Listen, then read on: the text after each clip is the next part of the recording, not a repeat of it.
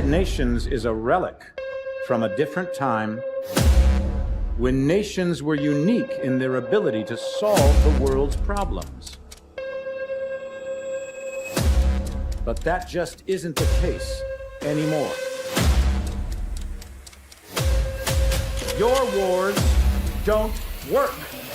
Politicians don't know how to solve problems. But I do. Which is why my priorities have changed. Ideas don't determine who's right.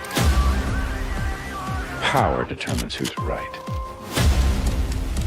And I have the power. So I'm right. Democracy is not what these people need. I know we're tired. All of us are suffering. People don't want freedom. Lost friend, mother. They want boundaries, rule, We will ensure it was not in vain. protection.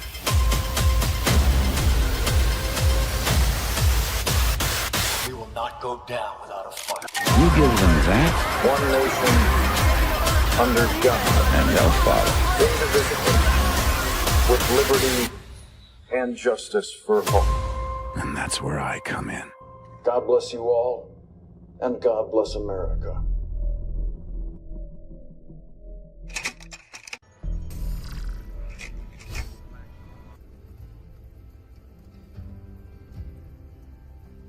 Hi, players. Hey, how are ya?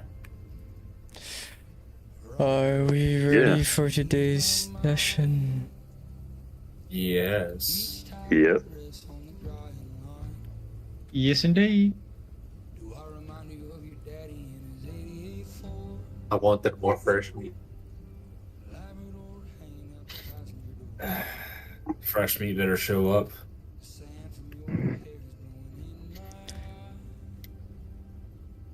Last, we left off our Rangers.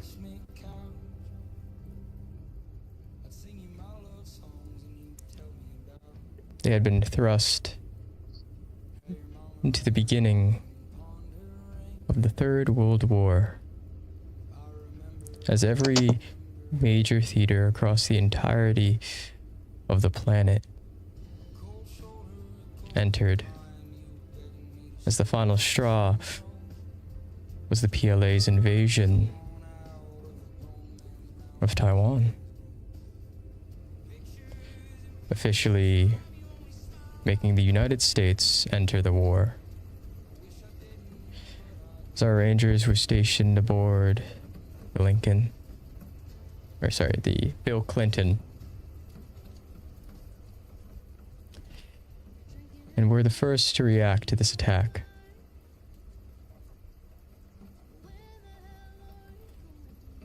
Making landfall, they met with the General Special Operations Command, who just so happened to be on that same aircraft. Introducing himself to the group as General Sloan. He got to know this group of Rangers as he himself missed his days being part of that same regiment.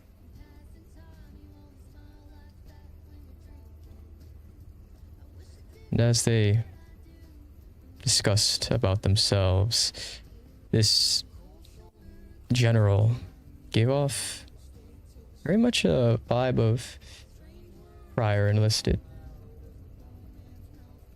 knowing the struggles that they all faced in the field, and thanking them for their service and everything they do.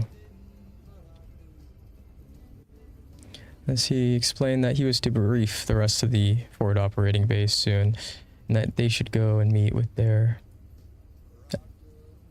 sister attachment, a group of MARSOC Raiders from the Marine Corps.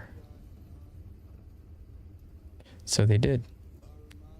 Leader of this small detachment of Raiders was Second Lieutenant Tyler Brooks, with his second in command, Andrea Washington, Lance Corporal,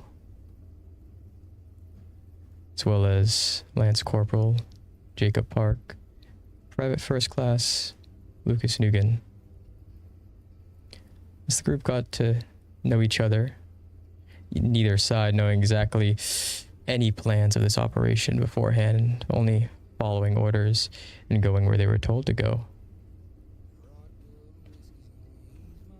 But soon enough, that briefing transpired.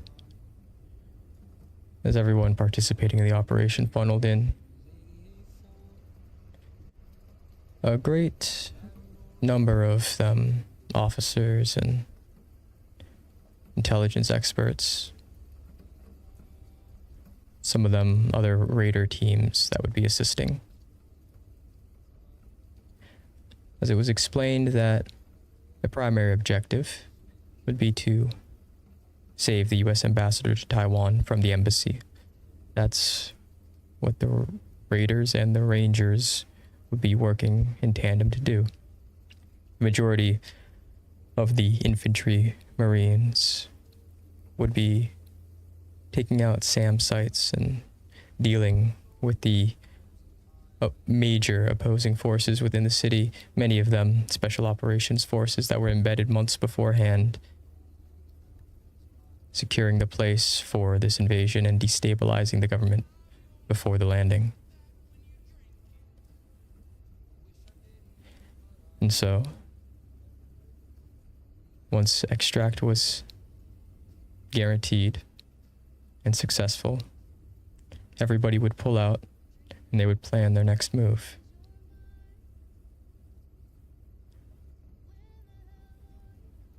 With all the questions answered, our troops loaded themselves into various aircraft, making their way towards the city. Down below, chaos was in every direction as both the Taiwanese military and the police forces fought against the invading PLA, attempting to extract civilians from fire zones.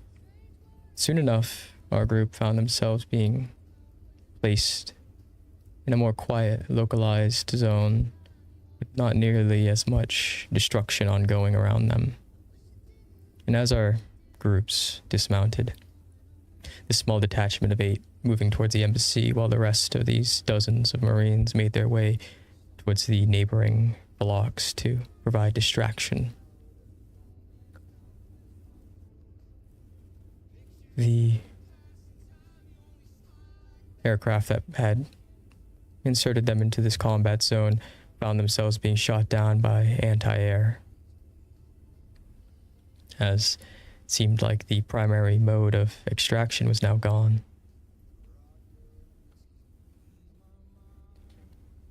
But improvisation is something that every Ranger and MARSOC unit is good at.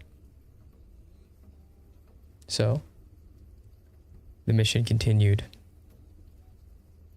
As the sound of firefights could be heard from every direction, making their way through the damaged streets, avoiding various drone scouts that had been sent ahead of the primary forces of the PLA.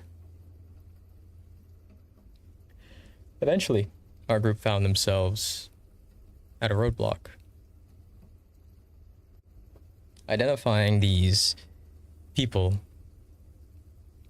as local police as they assisted with the wounded. Not being able to spare much time, our party tended to what they could.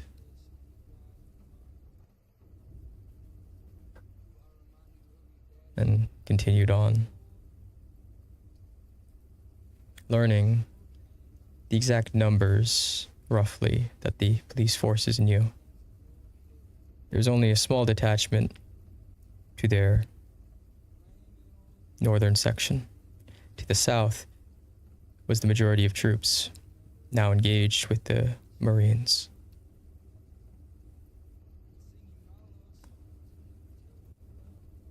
As our party made sure to avoid the majority of noises going on, sneaking their way through the city streets and taking out various PLA special forces as they went. Eventually, after incurring minor injuries, our group made their way from building to alleyway to building, eventually approaching the US Embassy, engaging their night vision gear, and making their way within. As they began to slowly take out the lower sections and floors, outnumbering any operators they came against, utilizing stealth to their advantage as best as possible, before, without any other choice, having to go loud. As they located the skiff that they were to destroy. But the more pressing issue is the fact that there was a tank outside, and that the PLA in the upper floors was in the midst of a gunfight, presumably with the ambassador himself. So, our squad made their way up, full well knowing that the special ops knew that they were there. As they fought through the embassy floor to floor, incurring their first casualty, Lance Corporal Jacob Parks, as flanked by both sides, providing covering fire, he was struck down in the ensuing combat. But with time of the essence before the rest of the armor rolls in and their chances of escape were none, they had to make their way towards the ambassador. As they approached the final floor, shooting their way through the many distracted by the embassy's ambassador, PLA, incurring themselves various injuries in the process, and in a hallway gunfight, losing Private First Class Lucas Nugan.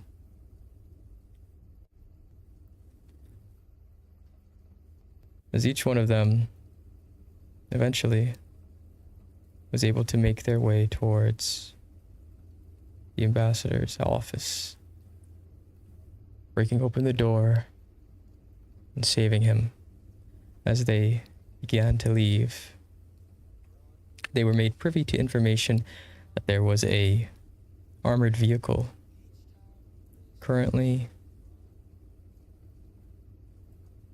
behind this embassy, originally planned to be utilized to extract him before the PLA closed in.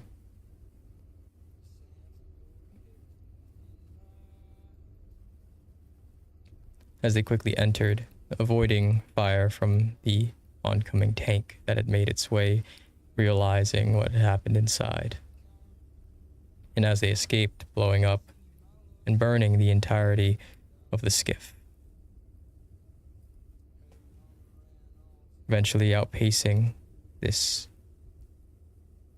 tank. They found themselves under fire once again. This time, not by any sort of PLA vehicle or aircraft, but by a Black Hawk. As ununiformed, unmarked figures began to fire at their armored vehicle, trying their best to fire back, incurring even more injuries in the process. But eventually taking both that and various other aircraft that attempted to intercept them, they eventually found themselves, albeit in an awful state, back in the airspace defense of the friendly FOB. And as they made their way out, meeting with the general once again,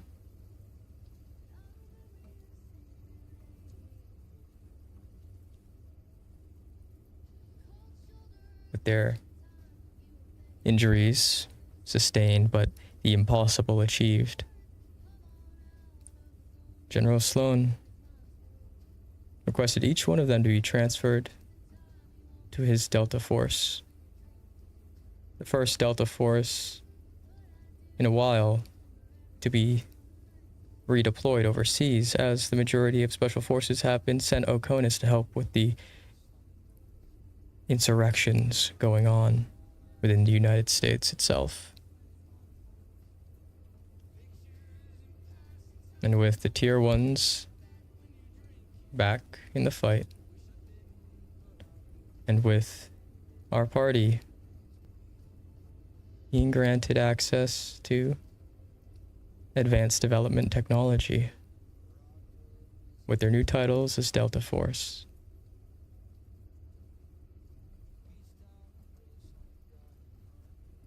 You may choose from this list of advancements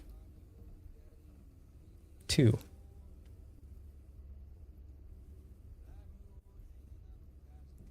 Okay. The awards and recognitions portion you all already got.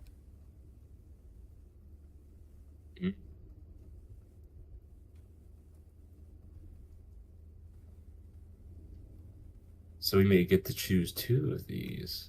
Any 2.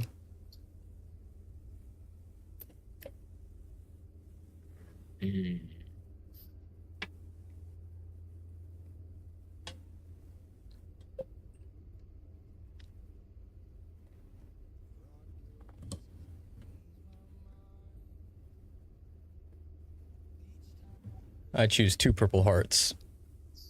I'm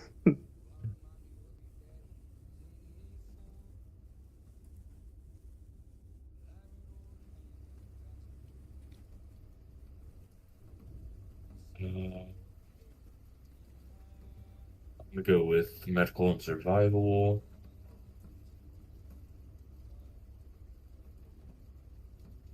So if I go with medical and survival, I'll get all the stuff that's under it. You can only get one of those. Okay. So is it 2 from each category or 2 of any 2 from any category? 2 of any from. All right, you get 2 options, and you can choose from anything on this list. The awards and decorations portion, you guys already got a shit ton of those. Sloan really did the whole North Korean thing where he just gave you every single possible medal you could achieved. So we have 20 pounds of medals on us now. It's more like a pound of little tiny ribbons, I guess. No one ever wears the actual medals unless you're trying to glaze yourself. Of course. I should do that next time I have a blues inspection.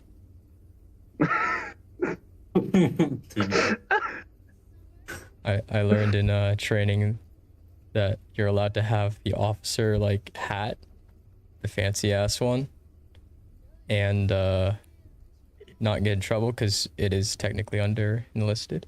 It's very strange. But if you combine that with the trench coat, you kind of look like a Nazi officer. It's kind of crazy. There's a group of 3 guys who were doing that in my tech school. It was great. I think I know what I'll go with. I think I'll go with cold stored whole blood pouch. And then I'll probably... Actually, can I use both to get, 2? Or does it have to be like one from one and then one from another? These are just like permanent buffs. Unless it explicitly says single use, it's just added to your kit.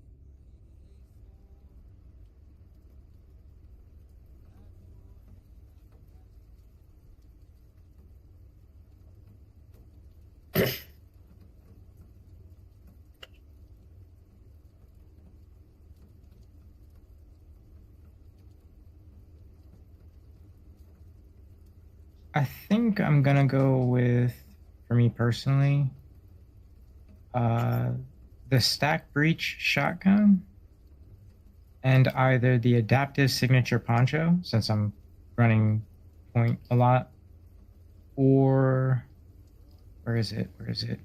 The tethered Overwatch quad.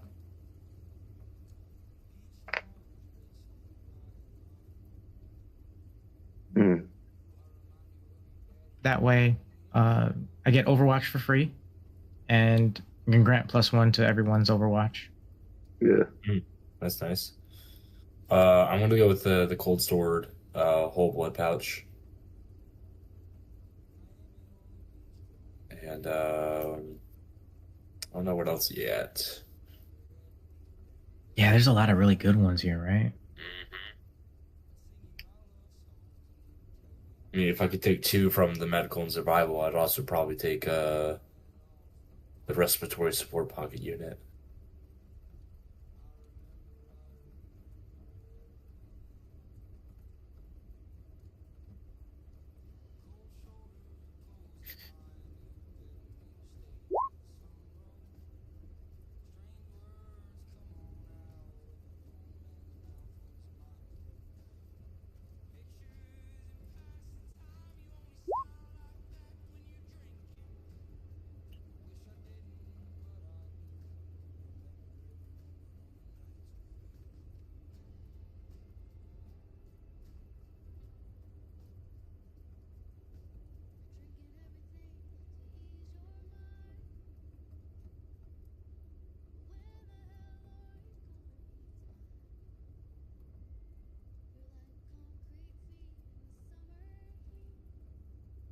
Alternatively, do you think the DMR would be a better choice over the Thunderstick?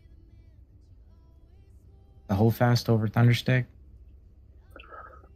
Alright, so I will say That's a tough I did one. change the breacher, so I got a shotgun now.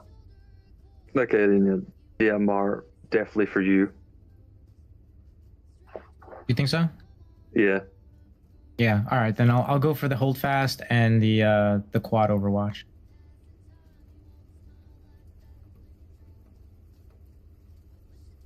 I was thinking of going for that tri-band optic. Tri-band up. I think I'll take thermals, dense smoke. Get that 15 feet heavy smoke for 6 turns.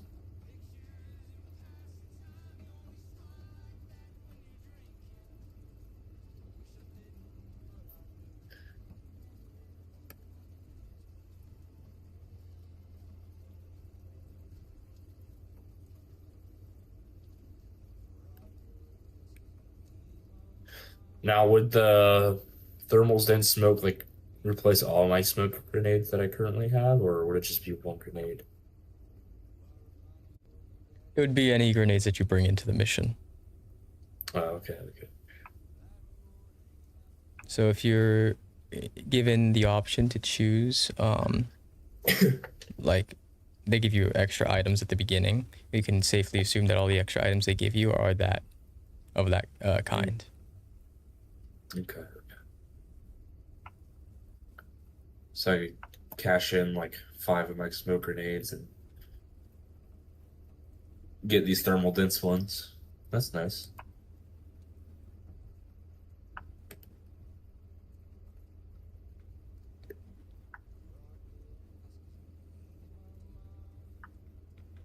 I think I will go for the Palm Recon Micro US UAV.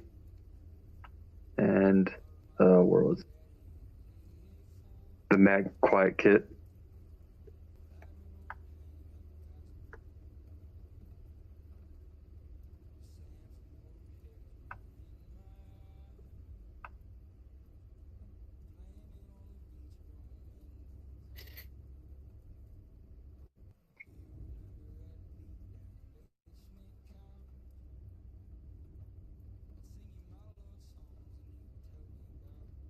Right. I'll be taking the poncho and the mag quiet kit.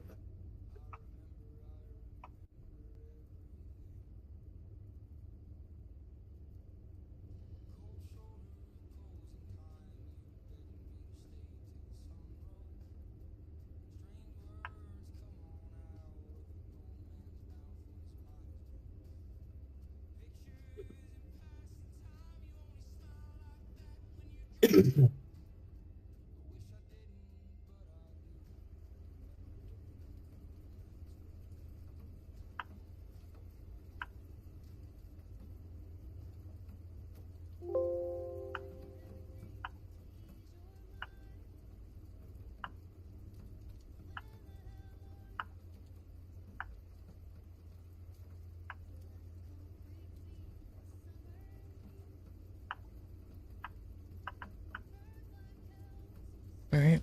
Has everyone chosen something?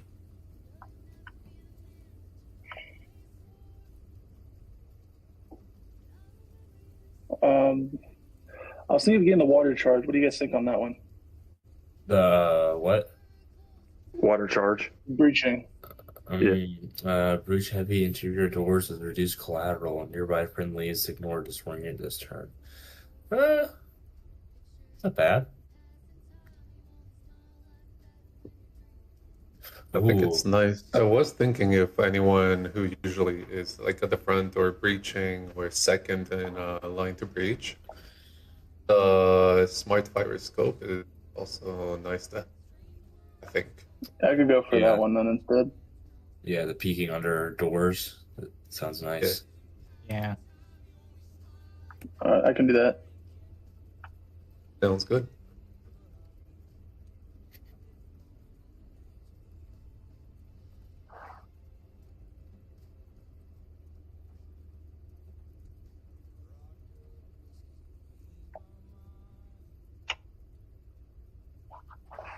All right.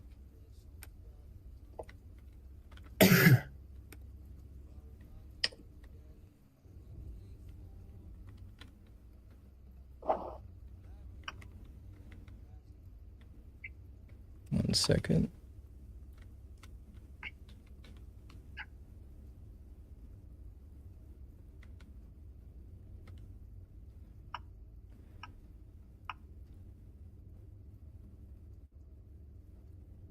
Gonna fix some stuff up on my end.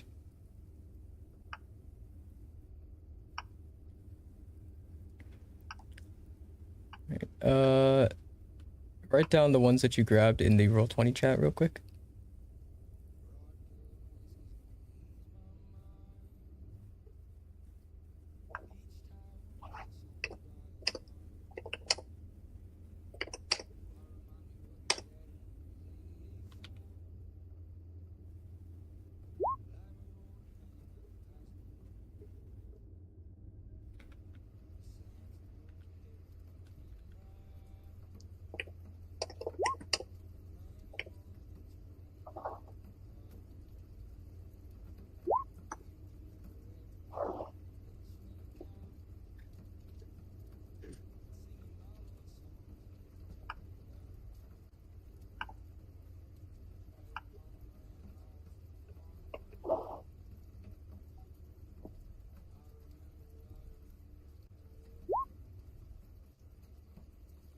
All right.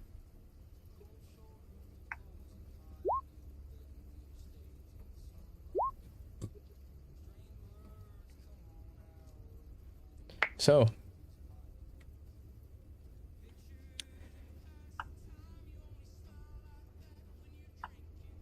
I additionally need everyone to roll a d10.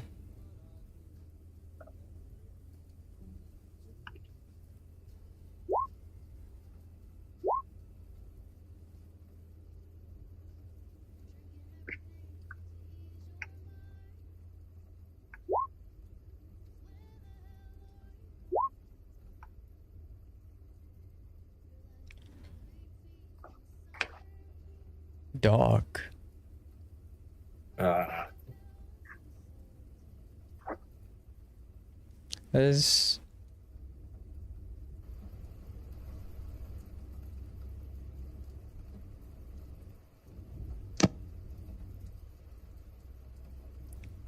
you find yourself behind the wheel. It's been 6 weeks since Taipei. You're CONUS now, continental United States. Hands at 10 and 2. Highway itself is humming the tires. The radio itself playing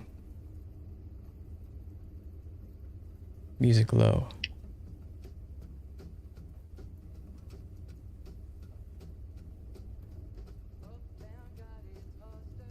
As the host, in between songs, is moving between sports to headlines without changing his tone. Here, mentions of an airbase overseas, Kadena being hit by a drone swarm. Parliaments all across the world arguing about red lines to avoid nuclear war. Markets themselves lurching. Gas prices have risen themselves to $7-8 a gallon.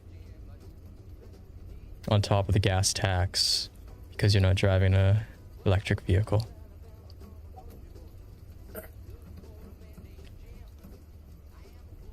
And between traffic updates begin to cut in, then it's back to the Baltics, convoys, closures, a refugee count that scrolls louder than a scoreboard. Warsaw again is a headline.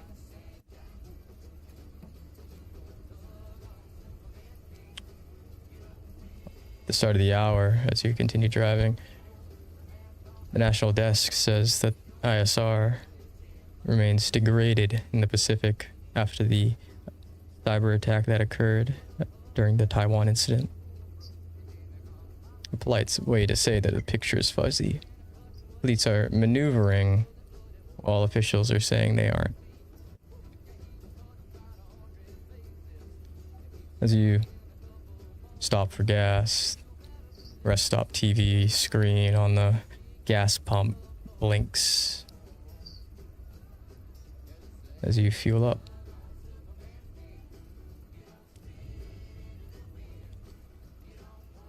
As you watch the little news report scroll going on there, seems like various news about people being deployed overseas en masse. Mentions of various bases all across the US being at reduced ops.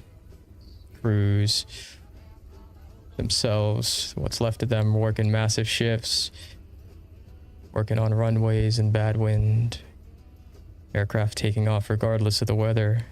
Anything short of a hurricane isn't going to stop the American war machine. Or it's like aid corridors and runway statuses begin to scroll across, all of them trying to sound warming to the public. Back on the road, digital signal flashes on nearby road signs, weather and unrelated incidents of crashes and stuff. State trooper eases past with his lights off. He was tailing you for a hot minute. You look at your speedometer, you're like almost at that 15-mile mark where they'd be like, okay, now I'm gonna pull you over, but you were just under it. Ah, son of a bitch. Pulls over. His lights are off. He's going past you now. As you're focused on that for a second, you watch as your phone kind of rings. As you look at it for a second, various friends checking in on you, asking if you're back yet, if you're all good. A buddy of yours from another unit says they got their leave cut short, and he's venting to you in about a paragraph or two about it. Then nothing. The connection's a little spotty. As you kind of look at the signal, any other incident, you would think this is the storm, maybe fucking up signals somehow. But you've been on constant edge ever since Taipei.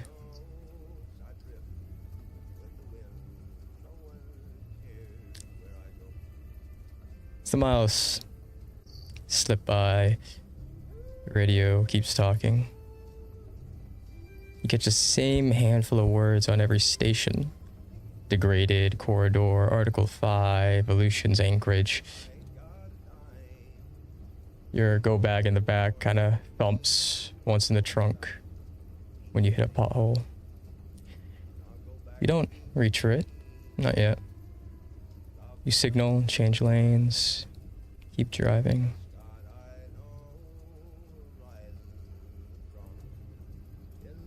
As you drive,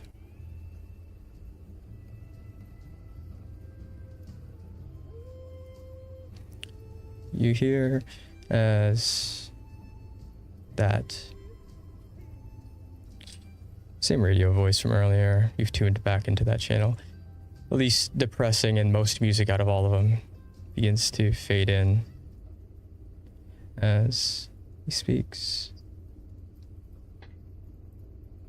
And that was Cowpoke.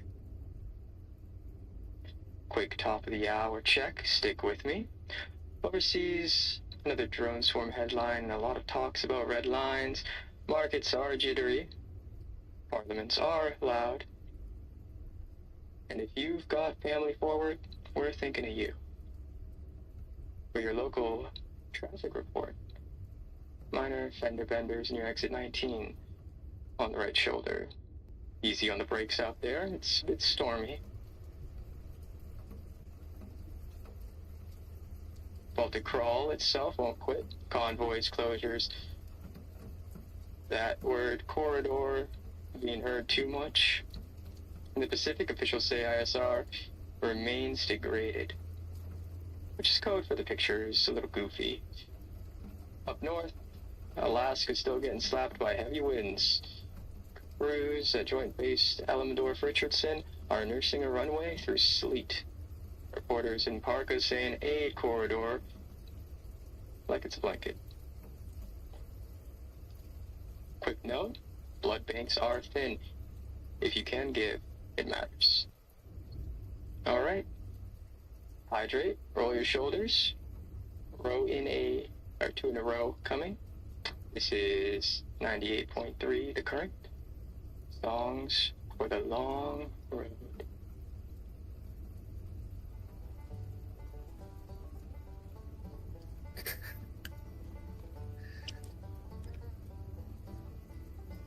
As you drive,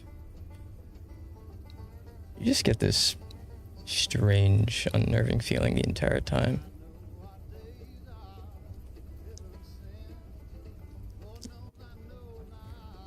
Despite everything that's going on in the world,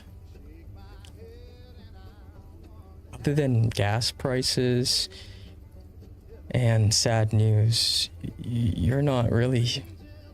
You feel like you're in a completely different world compared to what's going on past these borders. Sure, insurrections are going on all across the country, and after the attack in New York, nothing's really felt the same. Your older military friends would compare it to how it felt after 9/11. But this time it isn't a group of terrorists in the mountains. It's people you go to work with.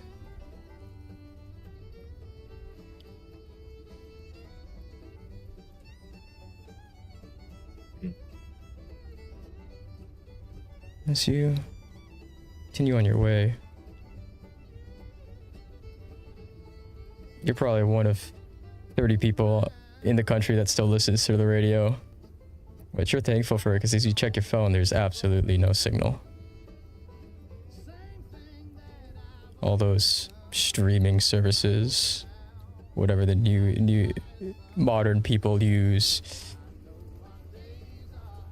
some sort of strange sense of nostalgia when it comes to radio stations.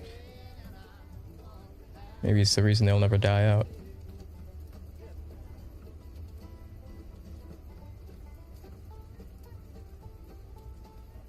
As you need to drive, suddenly the music cuts out. Doesn't fade out, it cuts out. Ah, shit. We're interrupting music for breaking news for Alaska. Multiple outlets and local radio in Anchorage report incoming strikes and explosions near the waterfront and industrial districts. We're hearing early unconfirmed mentions of impacts along the port approaches and infrastructure on the city's north side. Military sources are not confirmed, but police scanners reference shelter-in-place advisories for parts of the city. Flights appear to be diverting. NORAD, North American Aerospace Defense Command, has not issued a formal statement yet. Again, early reports of an attack attributed to Russian forces in the Anchorage area. If you're in Alaska, follow local guidance. If you're driving upstate, keep your eyes on the road and hands on the wheel. We'll keep the line clear for updates. Stay with us.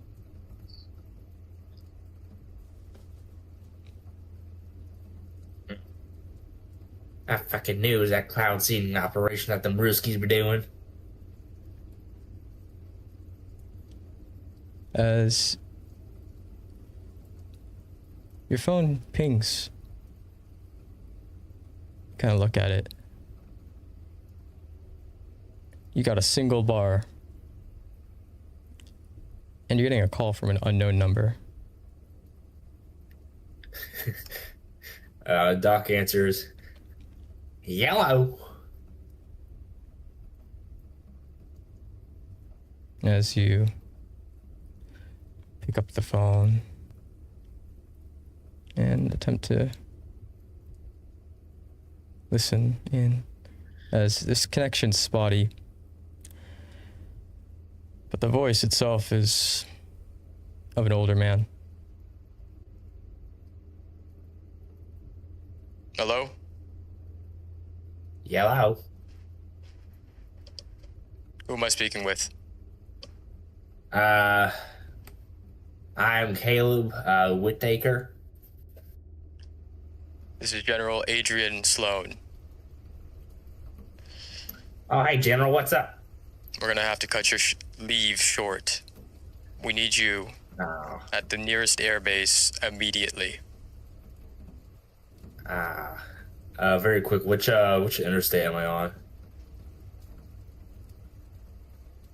Like, out of character, which interstate am I on? You're currently on the I-90 West. All right. I'm currently on I-90 West. Where would the nearest airbase be?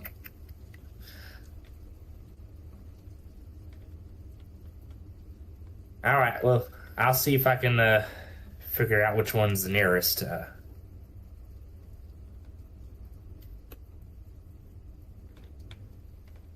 But I'll be there, sir. Understood. There'll be a C-130 waiting for you.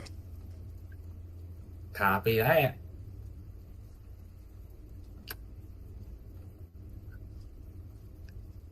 As the call disconnects,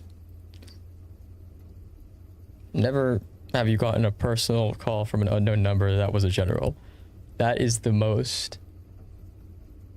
Typically, they designate that to whoever's next in your chain of command, but I guess since you are Delta Force, he is your next chain in command. You've only heard the moniker a few times, but people like to call Delta Forces, especially those directly under Sloan's command, his war dogs.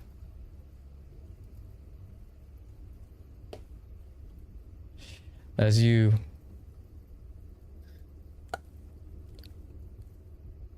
divert your path,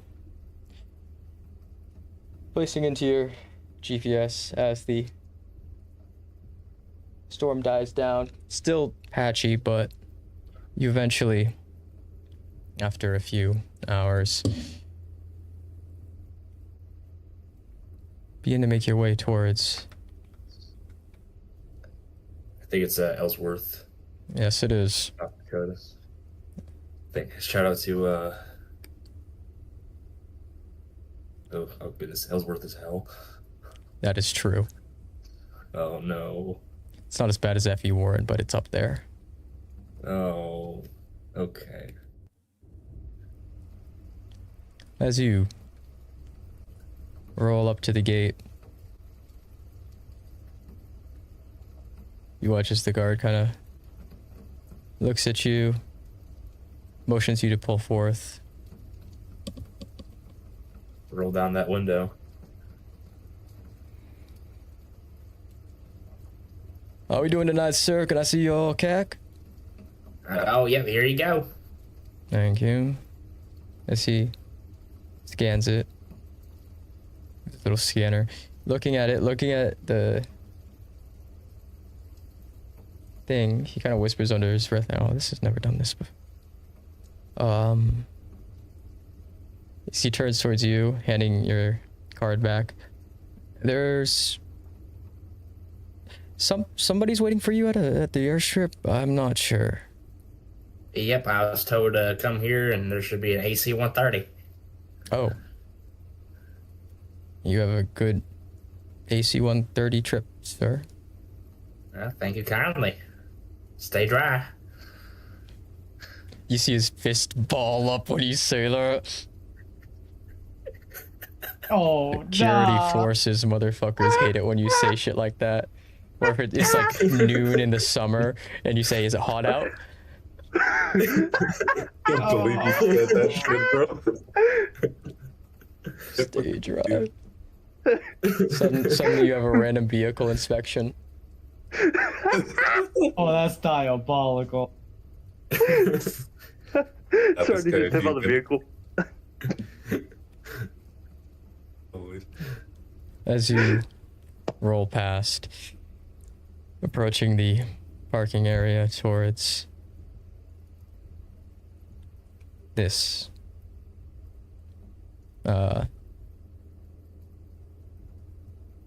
command post, walking through it, doing the whole check-in process before going through the other side. As you can see, you're not the only one here. There's a decent chunk of people. Many of them seemingly guard units that have been activated. Reserves. Every so often you see a person with a beard, which is a telltale sign of some sort of spec ops person. As you continue through the command post and out, seeing the massive C-130. They're decently big, especially in person, as you take a look at it, noticing... It's one of my headphones. Noticing that it's packed in here. The minute you get in, it is suddenly really cold outside, but you walk in and it's a bit humid. It's still that wetness of the outside, but now mixed with about 50 guys inside of a 30-person carrying limit. As you kind of find your own little corner, and without any sort of warning or anything, you feel the interior begin to shake as the vehicle itself begins to move forward. That inertia, no seatbelt, kind of pushes you back into the next guy and that guy into the next. Whoever's at the end of this line of falling into each other. You feel bad for him, low-key. Yeah. So the vehicle itself begins to take off. As it does, and you begin to get your bearing again.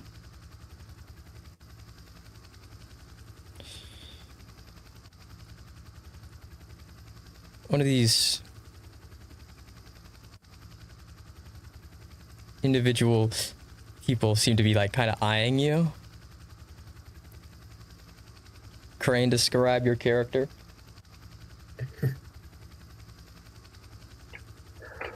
So Crane,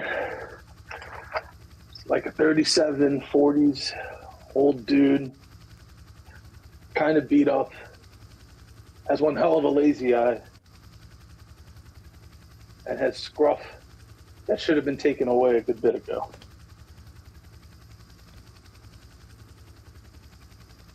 And him, he's very fidgety as well. Now tell me, where the hell did I put my goddamn cigarettes? Fuck, don't tell me I left them on base. Well, they say smoking's bad for you. You see what we're doing? I'll be lucky if smoke gets me first, damn it. Oh, I'm aware, but I mean, you're taking a chance of living to fight another day, and well, further down the line, you get that smoke cancer, and that'll take you out. Better to die in glory, they say. Nah, I need my nicotine. I'll get it one day, bud. I mean, I got some like nicotine patches if you want that. Give me one of them. I can't find my cigarettes. All right. And he's gonna pull out one of his like little packets and hand over a nicotine patch.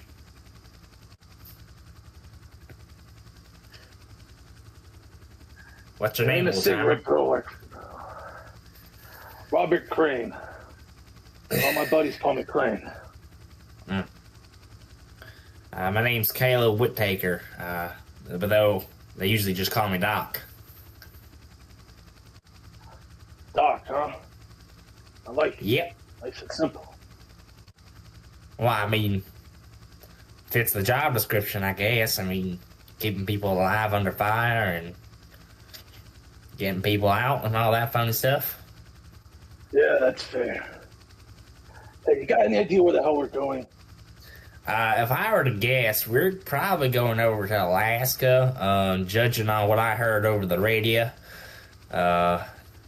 See, I always thought it was very suspicious with the amount of weather going on, so I see if it's between me and you, I think it's like, you know, cloud seeding that the Russians are doing. Here we go again. Oh, I've heard that one before. It could happen, I'm telling you. McCready just shakes his head, pulls a cigarette out, and sits back as he lights it.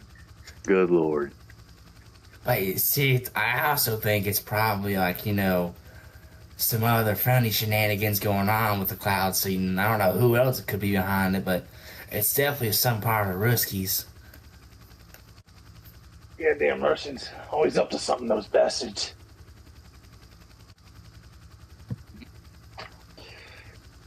Gotta give them a good what for, hopefully. Yep.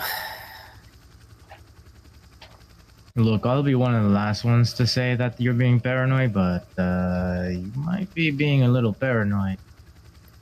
Which one? Which one of us are you talking about? Who? Yes. You see, I don't think I understand what you mean by paranoid. You see, I think what I'm talking about is you know, is more based on a little bit of truth. I mean, it could be like conspiracy theory stuff, but I mean, you never know. It could be true. Hey, if being paranoid means I'm being cautious, then damn it, I'm paranoid. Not the Zens on stream. I would never, I say, as I have a 6 milligram uppy decky in right now.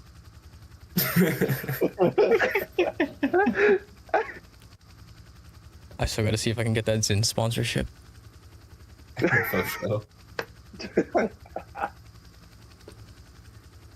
See, if we're gonna be going against some Ruskies, I mean, we earlier, like me and some of the guys here, went to Taiwan and shot some Chinese people. I taught them an insult, but now let's see, it's not sounding ma anymore. Shit, what's the word? It'll come back to me later, but I remembered looking up how to insult some Ruskies. Oh, you gotta teach me those. Yeah, so sounding means all I know means fuck your mom. Is when you hear them say "suka," you're doing something right. Yeah. Good. I think it's ya trak no to you mamu. That means I fucked your mom. Love that. So how many languages do you know how to say that in? Oh no, I don't know how to say it in any language. I just look up like how to translate it in like the Google Translate. So I'm not sure how accurate it is. I mean, I learned sounding ma from like a Chinese like exchange student. So I mean, I can't validate, ya talk to you mamu. Honestly, just like sage an American. I mean, there's also what else? Actually, no, that shit's too long.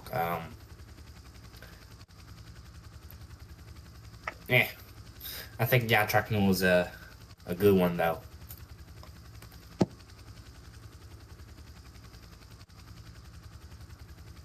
Oh, how about the airplane food, huh?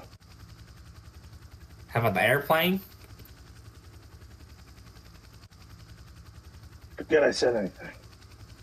Oh. So how'd you get in? I mean, I see you got a little bit of a little lazy eye right there. Test. Well, it all started when I was born.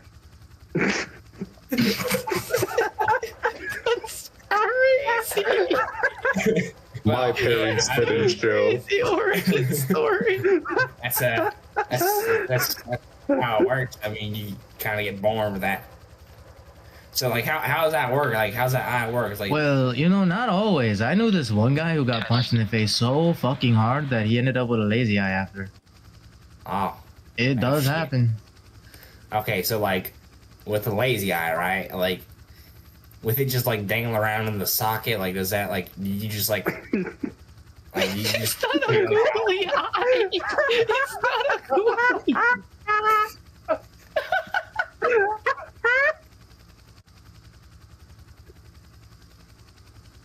Oh, it eyes, but it eyes differently. Damn it. okay, so like you can still see out of it. Yeah. Oh shit! So like you can see perfectly fine, like perfectly straight, but then the other eye is just like all the way over here, and just like you're looking at the ground in that eye, and the other eye is just. Yeah. Sometimes look at the ground. Sometimes look at the sky. Keeps it interesting, So like, is there like ever like a chance where like both eyes are looking in the same direction, or? Nope. Oh well. So how's that Damn, affect God your, must hate you, man. He said, "I'll let you see everything, but but directly forward."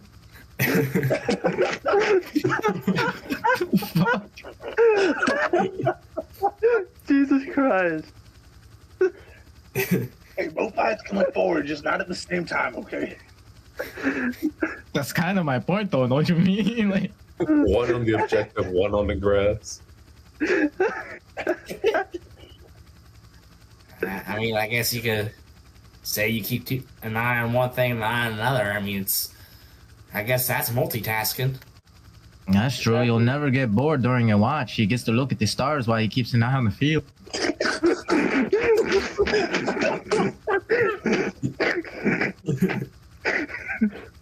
You see, this guy gets, I got my aiming eye, which is the good eye, and then I got my other eye doing whatever the heck I want to do other than that, whenever it decides what it wants to do. Where are you from, Crane? I mean... I'm from Texas. Oh, you're from Texas? Yeah. Good old Texas. All these years of queers come from Texas. That too. But nah, that ain't one of those. Why, you one of those? Nope, I'm from Tennessee, though. Tennessee? You one of the family people. I got you. No, that's West Virginia. Okay. I always get the two confused. Yeah, it's either West They Virginia... sound really similar. Yeah, I mean, we're very, nearby, so, I mean... But it fooled me. I thought it was Alabama. Yeah, I was about to say that. I mean, it's either West Virginia, Alabama, I think Florida, too. Florida's pretty bad, I think. Pretty much anywhere you can find a banjo. And this is Nomad 1. We are 100 mics, roughly 2 hours to Birchwood Airfield. Birchwood's cold and friendly. Guard ramp, park tents up, briefings on the ground, save questions for the canvas. The situation is as follows. Anchorage is contested. Russian ground elements are pushing into the bowl and along main approaches. Keep your heads on a swivel when we hit the tarmac. Offshore, we have reports of a Russian carrier putting metal in the air. Assumed strike packages can spool fast. We're staying under the weather and inside the lanes until we're done. For your comms, primary Saber, Alton Olney. Many of your Second Rangers and Army Reserve. But say hello to your Delta Force operators on board. You're all under command of General Sloan for this mission. Posture on touchdown is as follows. After securing the loadouts at the armory, safety's on, we're in amber, muzzle discipline, PID. What do you think about pointing the barrel anywhere off the aircraft? Weather's going to be wind 020 at 22, gusting 35 with sleet. The runway slick, my braking is poor. If Birchwood's a no-go, we're going to divert to Palmer. Same deal. Alright.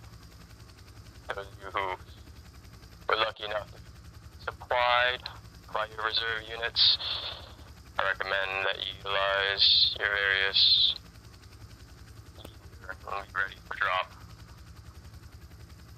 On ramp drop, follow the marshals. Eyes out, no hero laps. There's going to be a briefing in the GP tent. Hot chow if we're lucky. And that's the whole show. Bridge needs a quiet night. And we'll get you the landing. 1 hour out.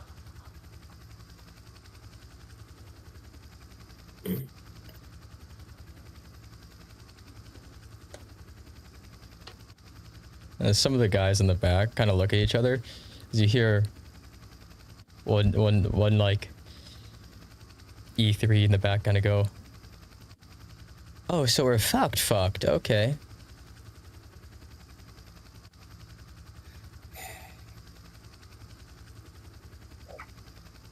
Ain't got the way. I'm too brown for this kind of cold. Well. Damn it, I knew I should have packed a jacket. All I know is that my nuts are gonna be like, scrunched up, and that's uncomfortable as shit. Tell me about it. It's gonna be so cold, my nuts are gonna be my throat. Damn right. I'd be lucky if they go to my stomach, but I think it's gonna go past my throat and into my noggin. It's not a good thing to have nuts on the brain, my friend. That's a good way to get shot. Yeah. You got a point. I'd rather my nuts not get shot off. As long as you wear your helmet, you should be okay. Oh, I mean, I got one, but sometimes them helmets don't do too much.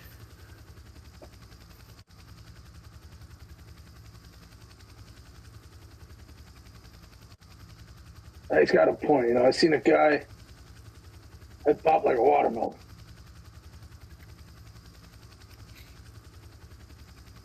Yep. It's it.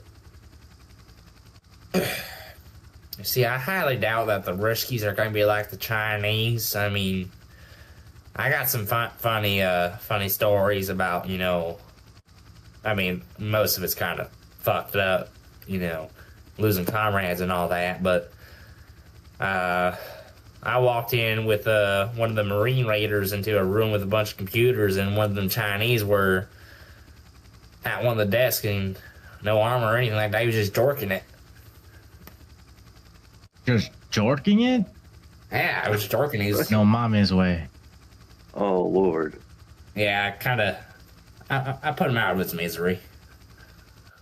Yeah. Well, from what I hear, these Ruskies, they don't tend to be too dedicated to the cause all the time, you know what I mean? Oh, yeah. I hear they get deployed with little supplies. Sometimes they even recruit the old people. Yeah. I'm surprised that the Ruskies aren't really, you know... I'm surprised the Ruskies, you know, kept going after Ukraine, if I'm honest. I mean, that was a pretty extensive war. Yeah, I mean, that 3-day operation turned into, like, multiple years. A fucking shit show, if you ask me. You all watch as this, like, captain who's kind of near you all kind of turns towards you all. But they did take it. Took them a few years, but they did still take Ukraine. Yeah, but they sure as hell lost a lot of people. And embarrassed themselves in the process. Yeah, they still took it, though. I see his point. I doubt they're gonna hold on to Anchorage even if they do take it. But having any sort of control over the place, I mean, for Christ's sake, this is the first time there's been an attack on U.S. mainland since World War II. I won't be surprised if they tried to use it as a bargaining chip like they did some of their other cities, especially in Poland. Well, see, one issue I will say that the Ruskies will be facing is that there's every gun behind a blade of grass, you know, with the citizenry of the United States of America. It's beautiful. That yeah, don't we have like 12 guns for every American, I think, or something like that? Something like that. It's probably a lot more than that. I mean, you got the registered versus the unregistered guns. Oh yeah, they did pass that ghost gun law a couple of years back. Let's hope see them get through Texas. The thing is, Ruskies got real good at drone warfare in the last few years, especially after Ukraine. You should see some of the shit they're putting out of their defense factories. Even the Chinese were trying to catch up with them for a while. I mean, you heard about what happened in Kadena a few days ago. Yeah, was the drone swarms or something like that? The entire damn thing was AI controlled. Yeah, it's the Terminator. Yeah, we're living in that timeline. That's a dangerous game to play. One good hacker is all it takes to steal your entire army from you. Yeah. We'll see how it all plays out in the end. You see, me personally, I think it's, I think it might end up going nuclear, in my opinion. The thing with nuclear, I wouldn't be surprised. We've already seen shit hit the fan with nuclear. I mean, first that was the domestic terrorist attack. Yep. In Wall Street. Yep. And then, I mean, the Iranians, they're threatening all sorts of things in the Middle East.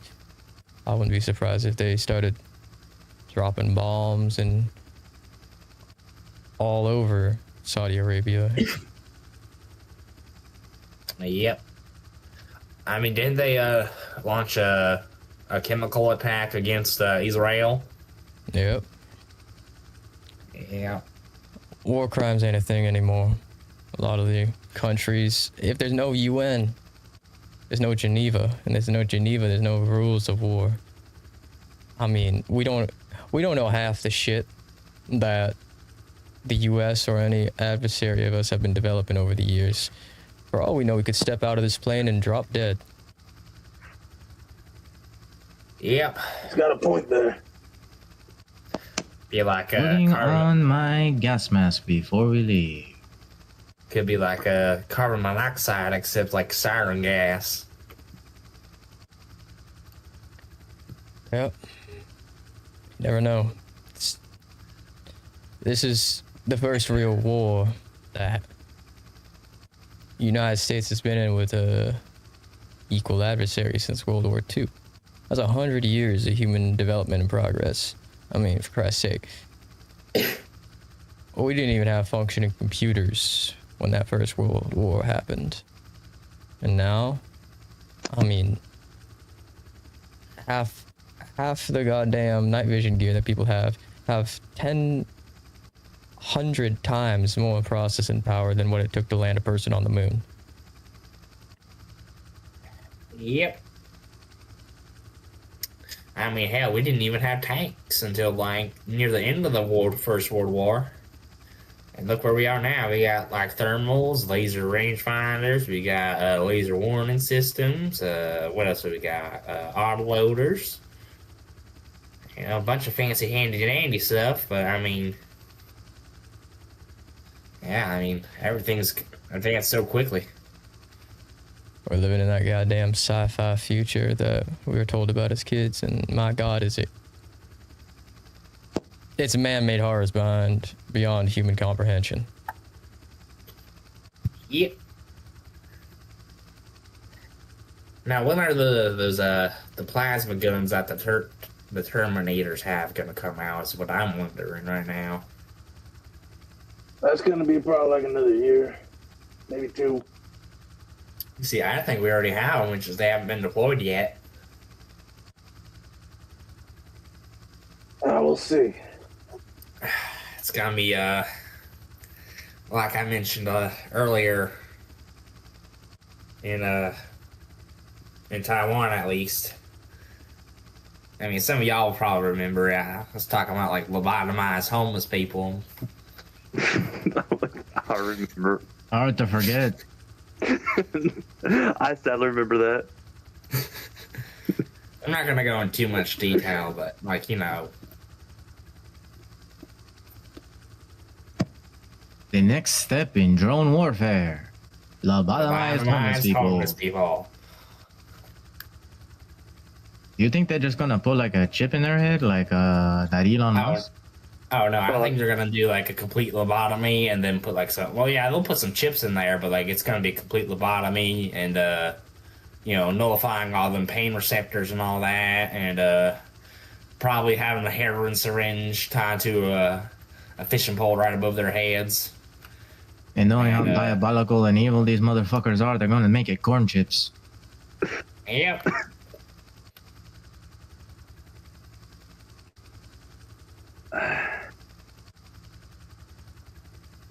We live in a modern hell, my friends. No shit. Is correct. You see, I think the Amish people got it right, is that technology can be quite evil. Aren't like they all almost dead now, though? I don't know. I mean, I wouldn't be surprised if they're like still kicking. Usually them people are pretty dedicated to the cause they're raised in.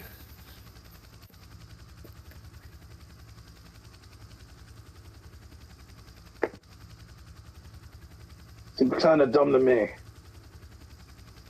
Maybe.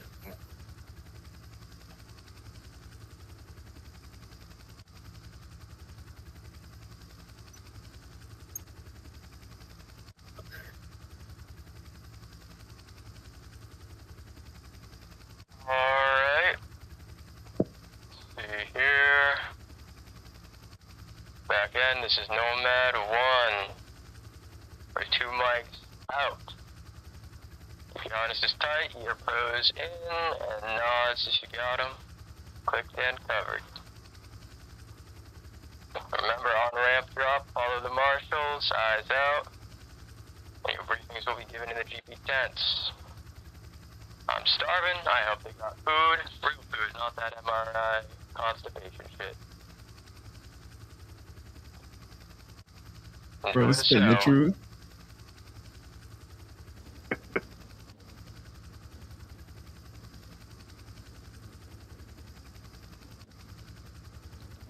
Man isn't kidding. That shit gets me backed up like you wouldn't believe. Man, it's like, it's almost as bad as actually, no, it's worse than Taco Hell. That's kind of the point. Yeah. Be shitting half your weight out. That's what happened. Yeah, they don't need you shitting in the field. Mm-hmm. I mean, hey, if you do, you got some TP on you. And if you need it, you always got the gum. Oh, yeah.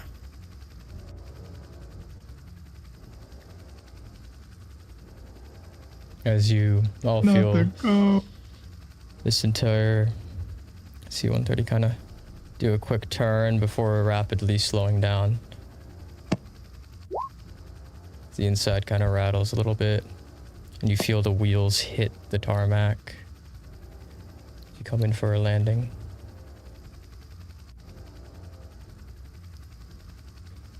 As you do, watch as everyone in the back kind of begins to stand up.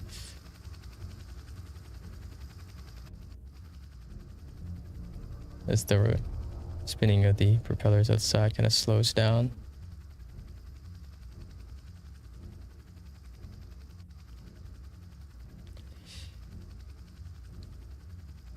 As they do, the captain who was across from you, he's the one who was talking about all that geopolitics stuff, kind of putting in his ear pros and holding his hand out for a handshake.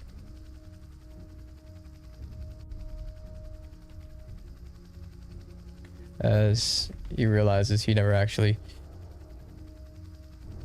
introduced himself.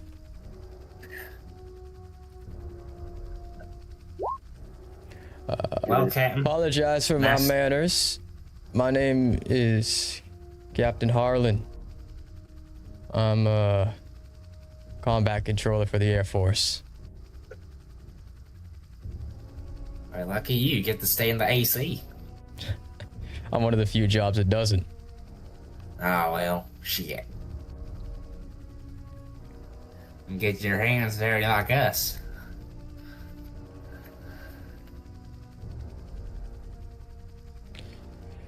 Yeah. I assume you guys are those weird war dogs I keep hearing about. You would be correct. Already got yourselves quite the reputation. A lot of the reservists, they've been hearing stories.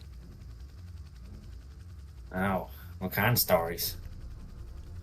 Very flattering ones, I assure you, but make sure you uphold that reputation. Don't want to end up like the SEALs. No, sir. We do not. Well, I don't plan on writing any books about any of this, so I don't intend on lying about my career either, so... Already doing better than them. That's for damn sure. Oh. As you see people begin to funnel out as 1:30 opens, and the entire area around you is just wet sleet, but now it's that powdery, annoying snow that clings to everything. Damn, my white ass can't handle all this shit. All right, let's go.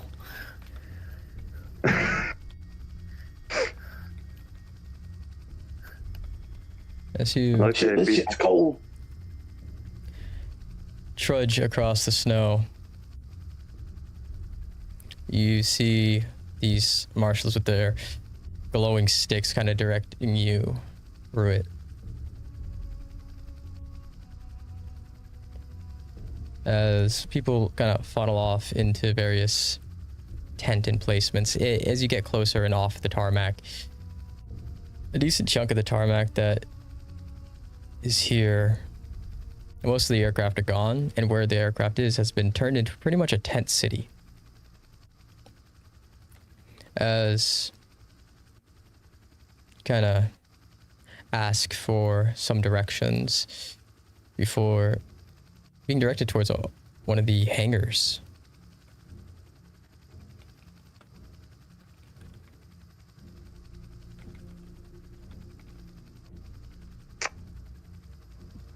Well, boys, we might be getting some VIP treatment. Yeah, think. Well, let's get going. Like to get out of this I hope fucking they got snow some as soon as cigarettes. possible. Well, I mean, I got plenty of Zans, so. Worst case scenario, I just give you more patches. That is fair. Zen's work. Do you guys think them riskies even have, like, nicotine patches like us, or, like... Probably not. How the fuck should we know? I don't know, I'm just asking, like...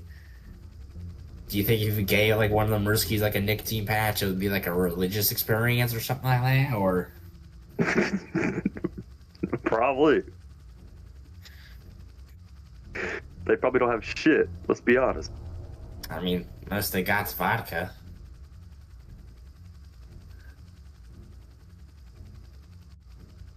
True that.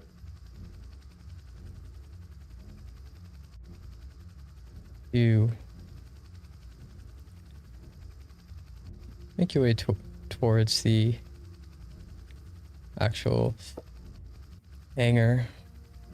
Entering within, you quickly take notice to the fact that this interior, outside it still looks like a normal hangar bay, but the interior has kind of been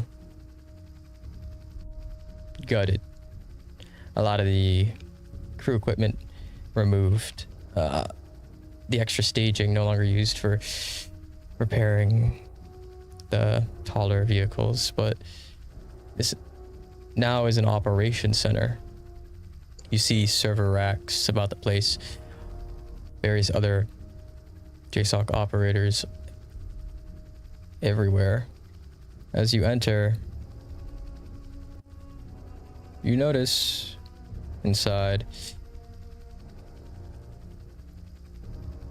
Raven first.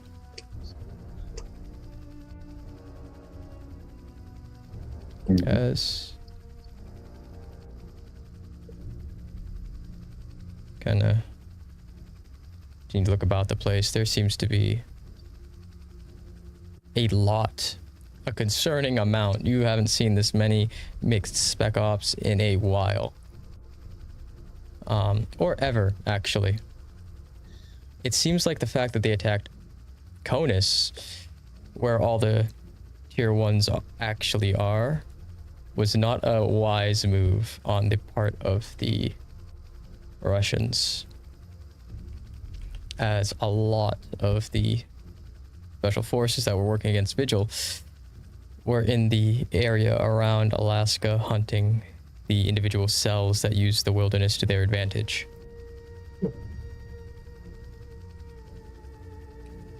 Do I see? Go ahead.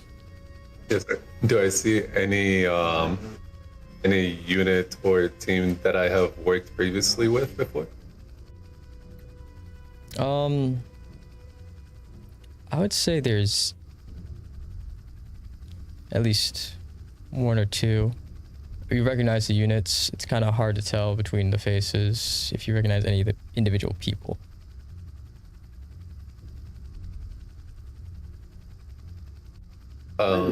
Yeah, I would make it a point given point ups in the past. SAS and Delta do a lot together, so I would think so.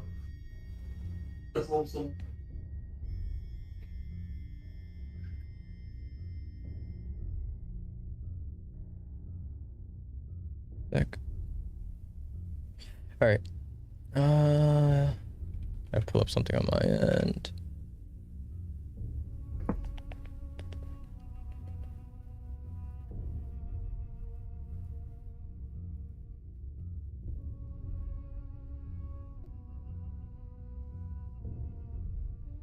As you kind of look around the place,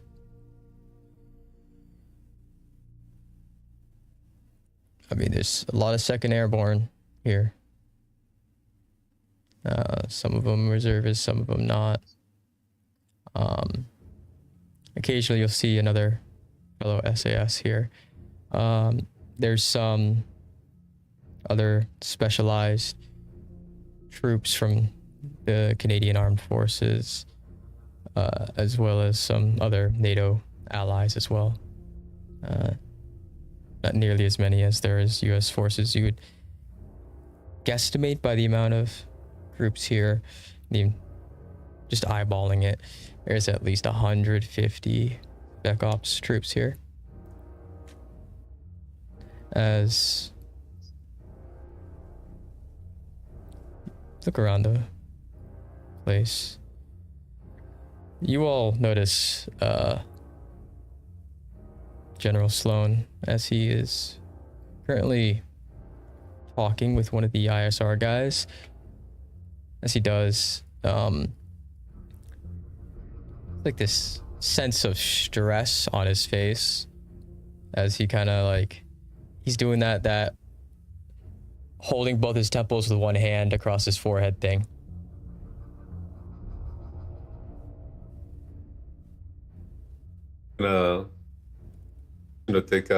Take stock of the situation around. The thought of fucking hell crosses my mind.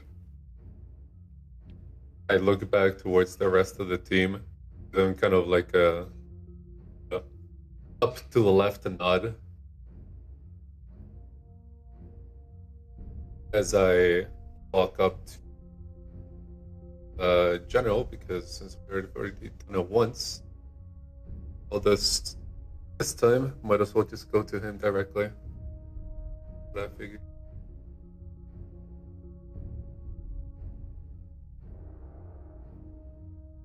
I walk up to him.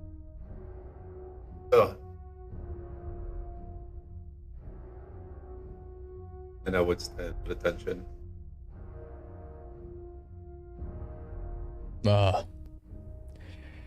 Good, checks his watch, whispering like, what the fuck time is it?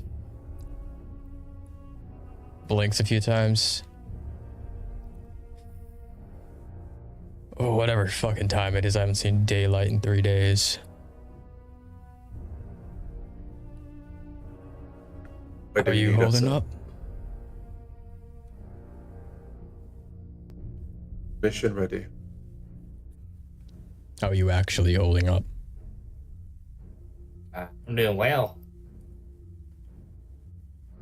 Could be worse. Solid, sir. Living, you know? Hopefully it stays that way. I'll give you all a little sneak peek since you are my favorite little group. We've got what seems to be an aircraft carrier, along with all the accompaniments of a fleet across the Aleutian Islands during our ISR outage in the Pacific. We were working with the freaks at Silicon Valley to mitigate any follow-up to do with the satellites in orbit over that section after the Taiwan incident, but it seems like either some sort of insider threat occurred or they're just better than this technocracy. We've got enemy aircraft over the airspace in Anchorage, currently engaged in fighting with our own F-22s. How much time that's going to buy us and how long we can keep air superiority is up in the air. Doesn't help that on the ground we have reports of Spetsnaz as well as other assets moving towards the city and taking it block by block. Police force isn't able to hold them off for very long, as you can assume.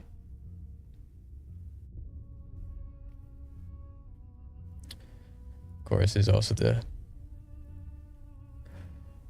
whole deal that this is the first time since Pearl Harbor that we've faced an actual attack on the mainland. That's a precedence for what the rest of this war is going to look like. He's just idly watching the screens for a second. I've got you all going in. Mission specifics will be given during the brief, but to summarize it.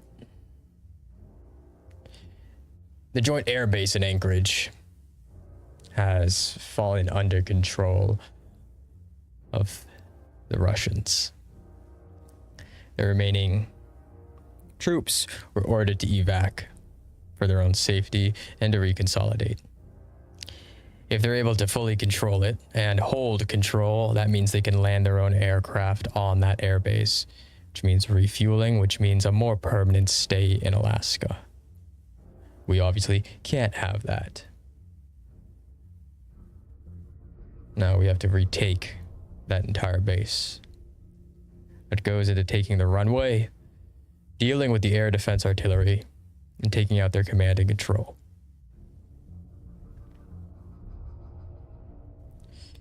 Second portion to that is, in order for that to stay permanent, we have to take out the head of this attack, that aircraft carrier off the coast. We should be able to move assets into position enough to either deter or destroy the damn thing. At the very least, distract long enough for our own submarines to strike. But we're still a day out from any sort of naval support.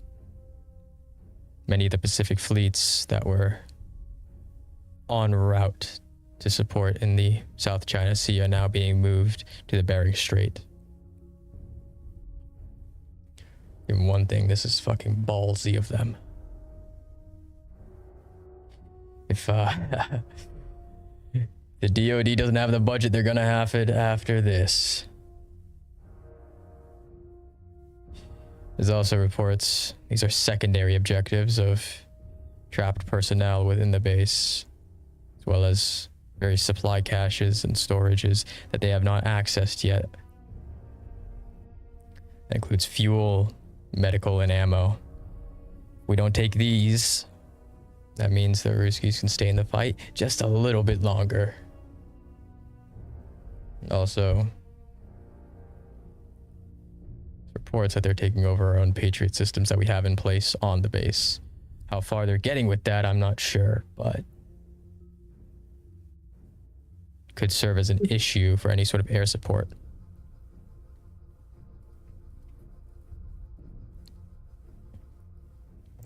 Any questions so far? Artillery support of any kind? You'll be under the support of the entire range of regiments and another group of local reservists maintaining artillery positions outside of the city. One of our issues with artillery support is the fact of civilian casualties. Anchorage itself is still full of civilians. Hopefully, they got the order to flee out of the city as far as they could. I wouldn't be surprised if some of those that would have their home taken are currently up in arms. Try not to get anyone killed, but if they get killed on their own accord, I mean, no better patriotic death than defending your homeland. Right. A lot of those preppers are finally living out their fantasies. Damn right. Right on, sir. ROE.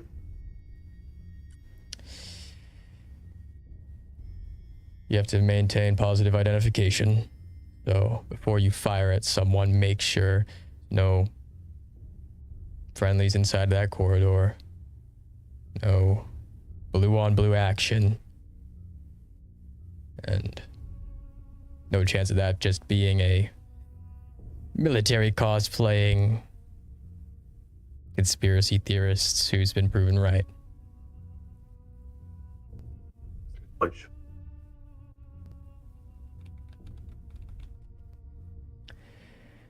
Now, civilians are going to also be a priority here.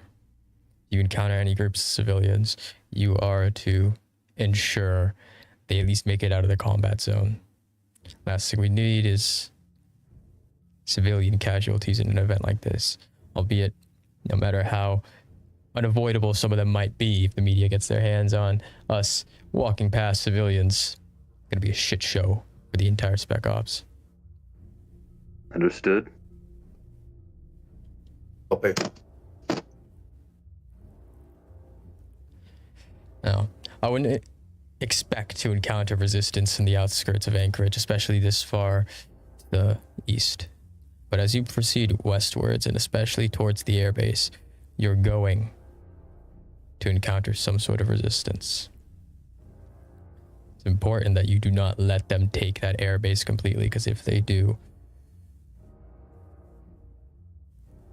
using a U.S. territory as a point of leverage, something that I don't think's ever happened to the U.S., and it won't happen under my watch. And as he kind of looks over towards the rest of the ISR people, as he kind of moves you over to the side underneath one of the stairwells that leads to the upper sections of this place, I am going to level with you. Congress is not happy about this entire thing. The president is not happy about this entire thing. I just got off a fucking call with senators from every single goddamn state.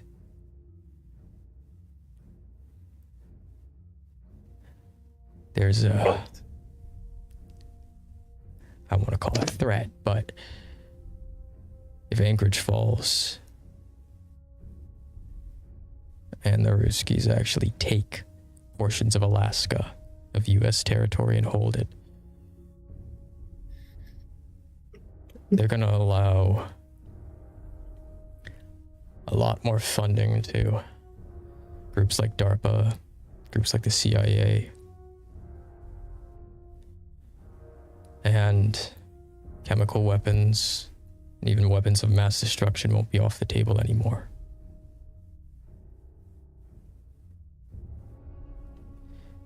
The entire future of this war hinges on this mission. Whether the United States goes down in a blaze of glory or is able to hold the line here is up in the air, but those congressmen want to get reelected. If there's a country to get reelected into, and they're gonna be the most patriotic motherfuckers on this planet, no matter how many of our men it costs.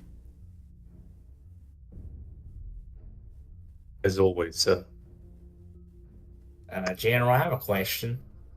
Yeah. Have you considered telling the congressmen and the president to send their sons off to war too? I told them to go fuck themselves. I mean, I like that response and that's too. verbatim. I mean, I fuck with that response, so. One of the things is, once you get to a position like mine and you find yourself in wartime, you're a bit too important to replace.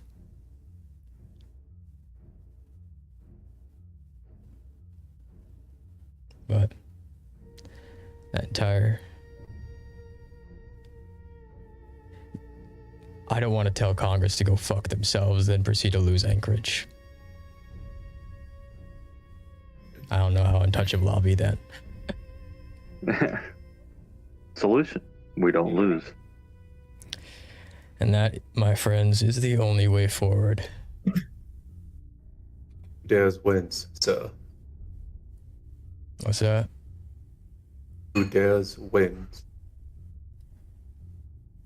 You know, a lot of the U.S. forces like to trash on other countries' spec ops groups, but one group they have never trashed on is the SAS. Well, we have utmost respect for your special. Delta, your And ones. ours, yours. Bullet. As long as our cooperation with your parliament continues, I guarantee you, at least so long as I am in command, there won't be Russian bombs over London. At least, No. hopefully not before they hit France first. Nothing lost there, so. Now, I'm going to be putting you all with various outfits from across the rest of JSOC. Oh, goody. Bit going from tier 2 to tier 1 comes with its perks, especially having those more experienced in the field. As I understand it, Taipei was some of your first deployment.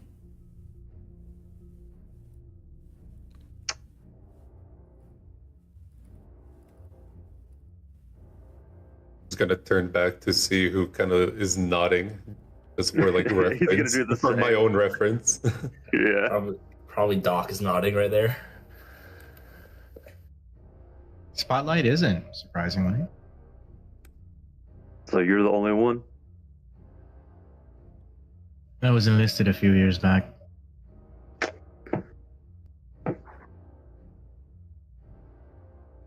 Combat tours for now, before this shit.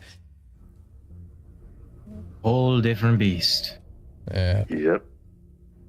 A lot less fighting Russians and a lot more fighting proxies. In a lot of wet work, they doesn't really reach the surface. I'm sure you're gonna have lots of time to talk to one of our members here about all that fun shit that gets up to in the dark. He kind of nods with a grim smile. One of your So, favorites? one of the guys you're gonna be working with wasn't here on my command. Congress sent him to, I don't even think it was Congress. Goddamn director of the CIA sent him. Oh, fuck. Special Director of the activities. CIA? What they want, I'm not sure. But I've never trusted anyone from the IC. Especially any 3-letter, 4-letter, 5-letter.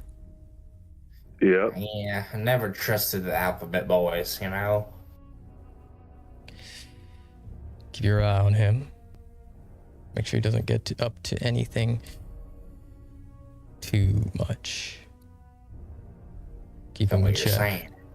So what you're saying is if he starts doing some suspicious stuff, we put him down under?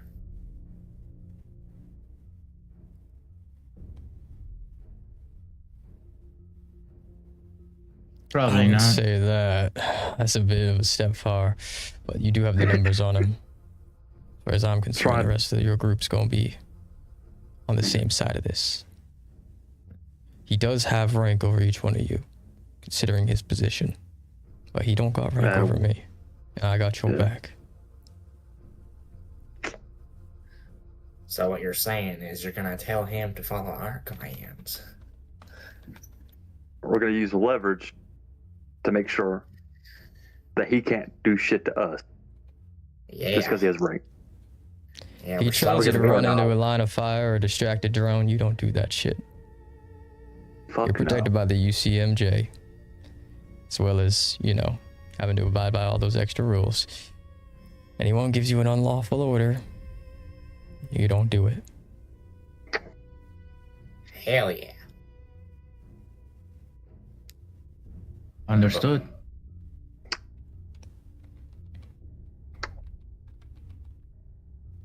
No. Any other questions? Anything you all need from me? Since we are on a U.S. airbase, there is a plethora of additional tools we can give y'all, especially since a lot of the reserve units and other JSOC units dumped a lot of their own gear here.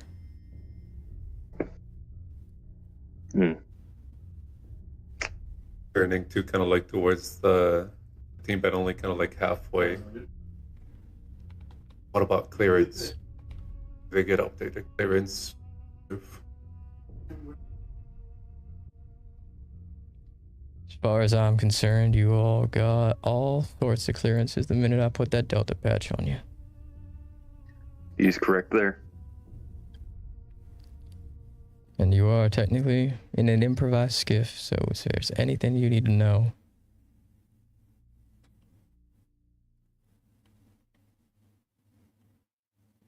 All good here. A1. I would like, if you do have it, a map of the area.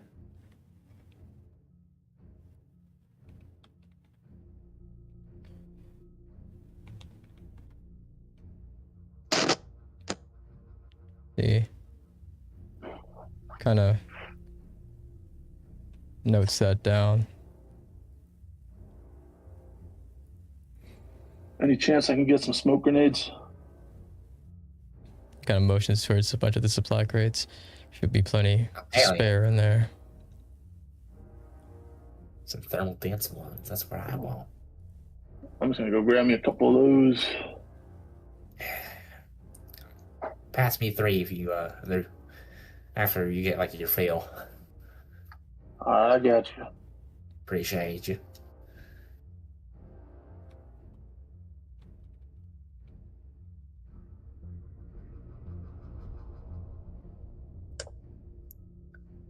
Anyone else need anything?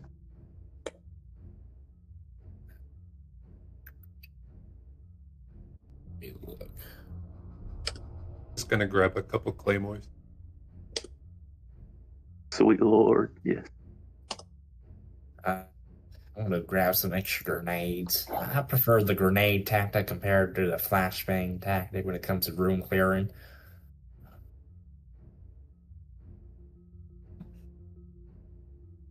Okay. How many grenades can I get?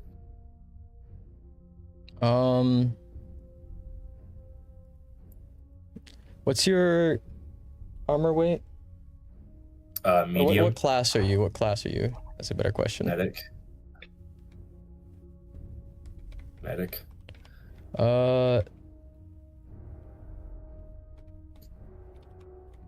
I pulled the medic thing. This is something I should note down. Since you do have medium, how many do you already have on you? I have currently 5 smoke grenades, 1 frag, and 3 flash.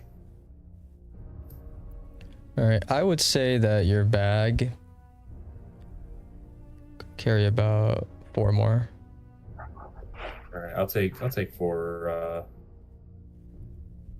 Actually, would that interfere with the extra 3 smoke grenades that I may be getting? What do you mean? I asked, who was going to get Crane. smoke grenades? Crane? Okay, yeah. I asked Crane to get like 3 smoke grenades since he's going to get smoke grenades himself. I would say that 4 numbers in addition to what you already came in with. Oh, okay. So I'll just take 1 extra frag, and then I'll take those 3 smokes. Just double checking for my guy, because I got a breach charge. So 2 flashbang, 1 frag, 1 breach. Can I get 3 smoke? And I have medium armor. What's your medium armor? Yeah, you can. Sweet. We'll say new roll, since this is a testing ground for this. On top of everything that you have, if you have light armor, you can carry an additional 3. If you have medium armor, you can carry an additional 4. And if you have heavy armor, you can carry an additional 6. I'll just grab an frag, be it. Yeah, I'll grab another frag then.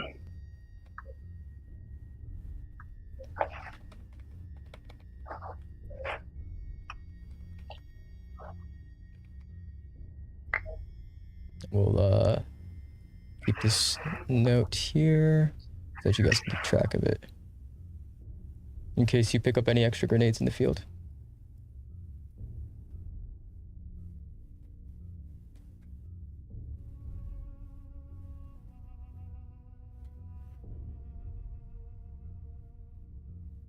Sounds good to me. Mm-hmm.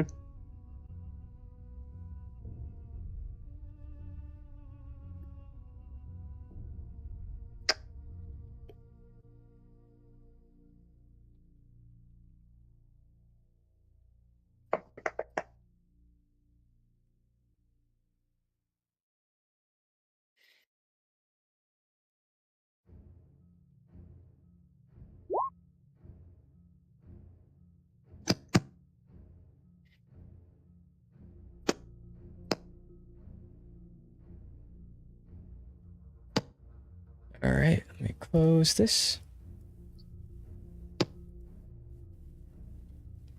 As you all kind of pack in the grenades into your kits, is there anything else you guys need to grab as well? Anything? Because the supply crates here are surplus from every other unit. Every unit brings surplus. They're all housing in here to keep it climate controlled. And, you know, logistics AFIs in the Air Force, they're kind of shit at their job, so they don't really track shit. That's why we spend so much money on goddamn ammo. So if there's anything else you guys can come up with that you need, now would be the time to grab it. Because I can guarantee you, you most likely will use it all.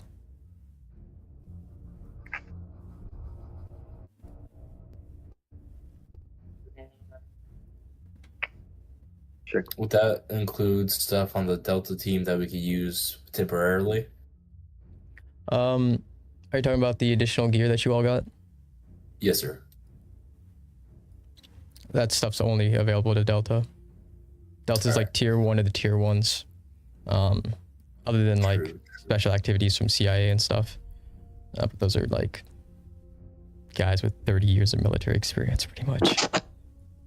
Yeah. There's no like grenade launchers or tubes or anything like that. There is, but you will have to either take the negatives that come with the speed for, you can switch out your loadouts if you want. There's extra weapons, extra ammo for those weapons. But if it's a heavier weapon, you're going to be slowed down to the speed of the heavy people, like the heavy armored people in the classes. So if you're carrying around an extra grenade launcher on top of whatever your primary weapon is and your sidearm and all your kit and stuff, you're going to be taking -10 movement speed. And what was the other one?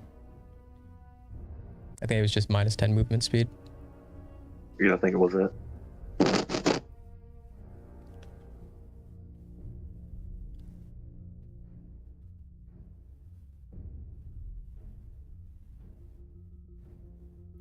So that's completely up to Is there you. like a mine? I can There's give a you a mine, I'll take handout one. of Yeah, that'd be nice. various military equipment they have available to you guys. If you give me 1 second. That would be incredibly based. Yeah, to understand what we can take and what we can't.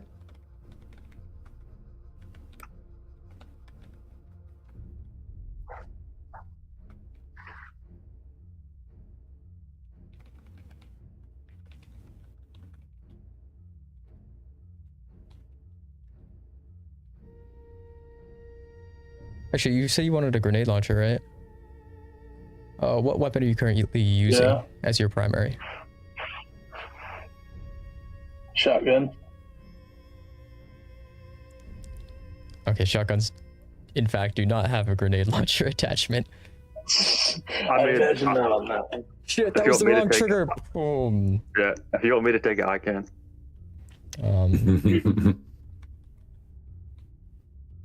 Just attach it to an M16. Definitely, yeah. Wouldn't Before hurt. everyone. Or an M4, yeah. Oh, what about The usual suspects. We've really just become the Marine Fallujah load out here. If Anchorage becomes another Fallujah, you can... something went horribly wrong.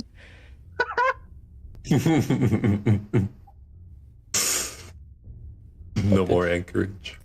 DOD and IC is gonna get an absurd amount of funding from Congress. Oh man, I can't believe I was in Fallujah 2.0. Boy, oh boy.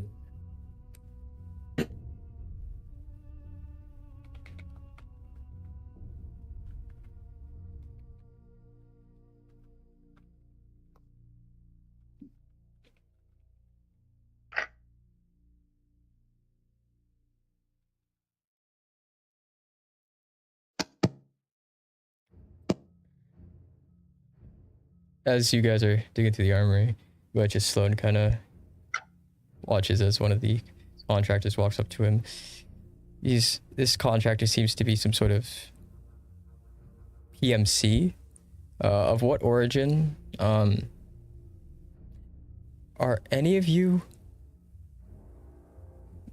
instead of doing like history checks in this game, it just asks about what your characters kind of would technically know about. Do any of you keep like either a close eye on the news or currently live in Cali? No, do not live in Cali, but I keep an eye on the news. No, he keeps Eye on the news, definitely not. Definitely not Cali. Thank God for that. As you look at this person, first thing that hits you is definitely more... The uniform isn't as militarily correct. It's definitely a contractor of some sort. And judging by the dude, he is a military vet.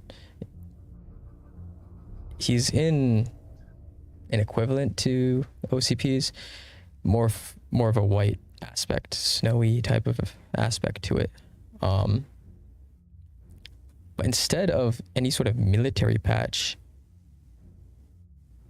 you look and you realize what the hell this dude is.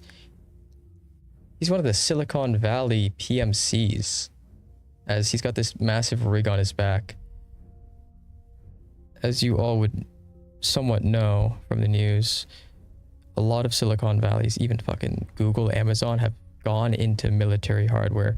I mean, General Electric's been doing it since the 60s. Even before they made furniture, they were making weapons of war.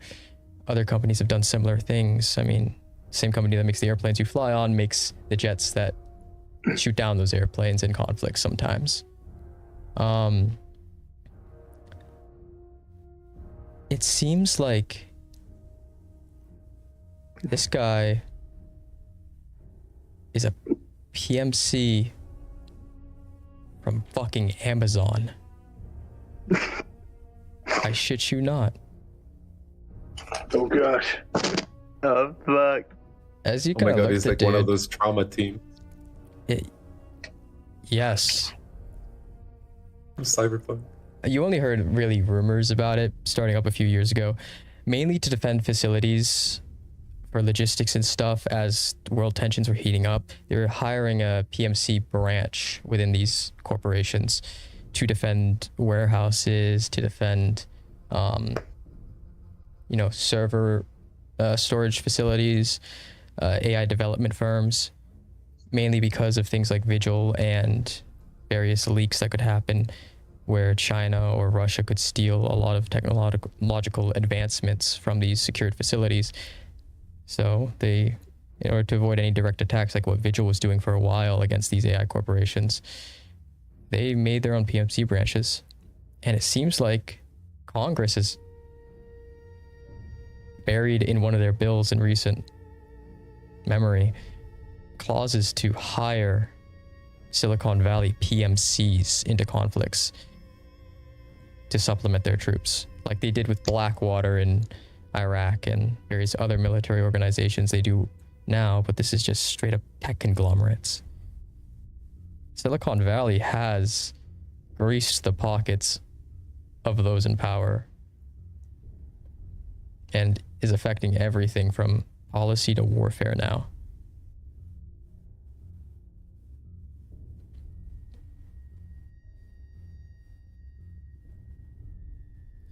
I fucking knew it.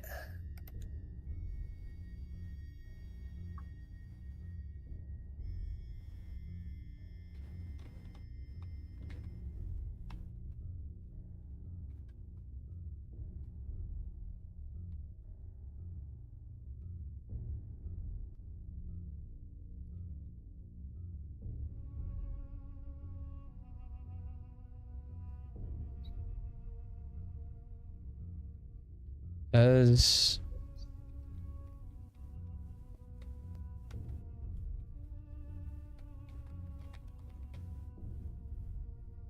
Sloan has a look of disgust as he's talking to this person. Like, he was very nice and cordial with you all, but his demeanor just did a 180, right? He's not outwardly aggressive towards this person, but there's a very evident, maybe it's like a resting bitch face to this guy, but to you, he just does not like this dude or what he represents.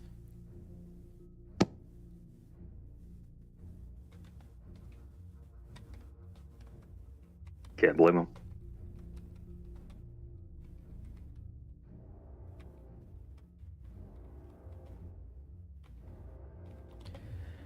As he goes to talk with more people, before he does, he kind of gives you guys a shout from across the little way. There's warm food. We're one of the few places that in this entire base that got it. As he motions towards what seems to be this little chow thing that's been set up for, because there's a lot of officers in here, a lot of contractors who expect not MREs. As Sloan himself goes and continues a list of briefings.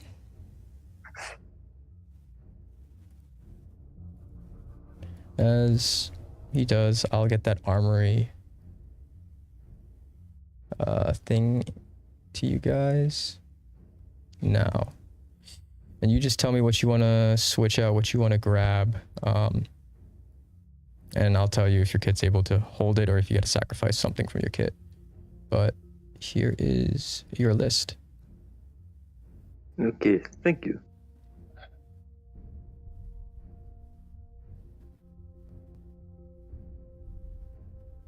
Do keep in mind with the 50 BMG, you have to be in a prone position to use it. Not and the 50. Overwatch, going from, if you have any ability that sends you from active combat straight into Overwatch, so if you're able to use an action then go into Overwatch, like I believe there's a breacher ability to do that, you can't do that with the 50. Why you would be breaching with a 50, that's kind of beyond me, but that's some insurgency sandstorm shit. Yeah. What do you mean? You can't stand up and shoot a 50 You're just asserting dominance. You're just asserting dominance. That's all. What do you mean I have to breach with the 50? I can just shoot through the fucking wall. What do you mean I can't 360 stand shoot a 50 BMG? Boom, boom, boom, boom. Hey man, dual wield is a bolter.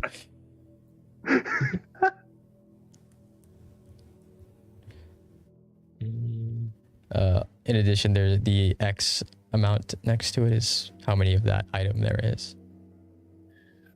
So I'll let you guys dig through that while I finish up this next part. Who will carry some breach charges, except you know the breacher.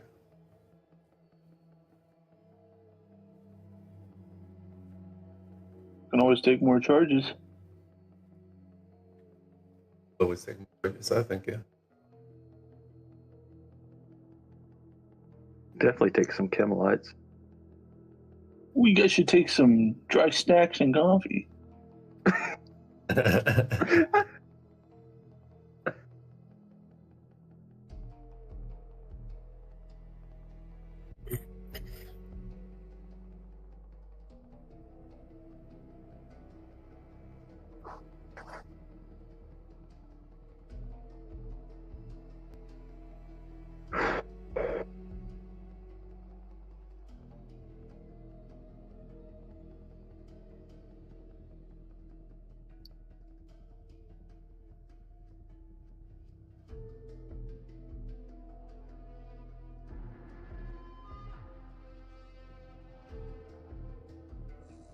Got my favorite fluorescent bulb background.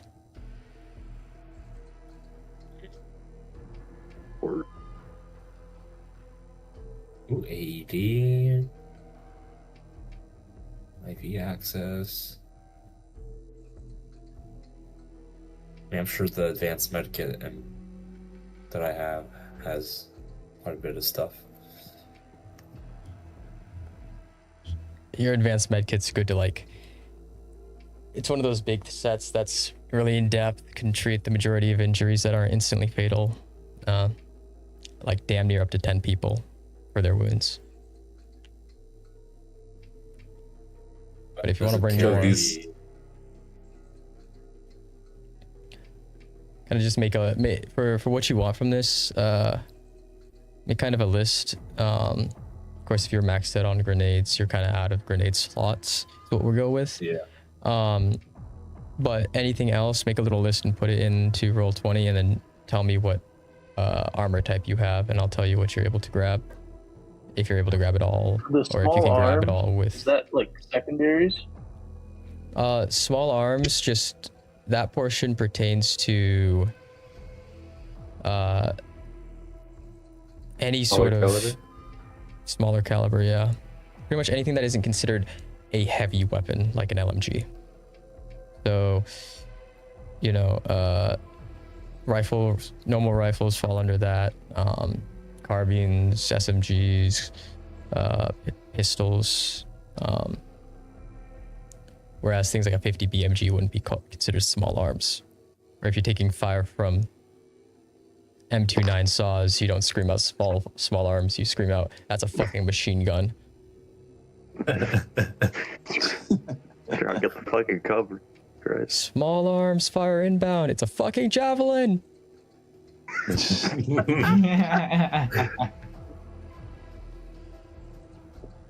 Disappears into a crater.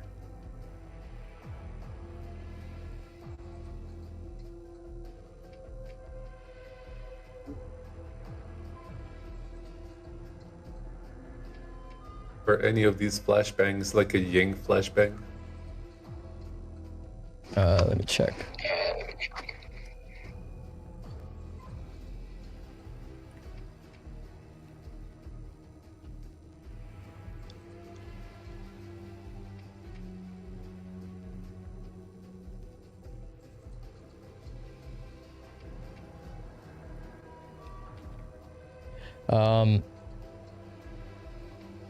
You mean like it would pop off multiple times in a row? Yeah.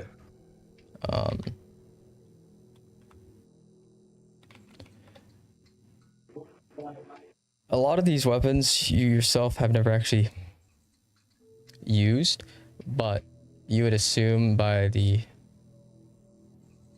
makeup of this thing, it's probably like that.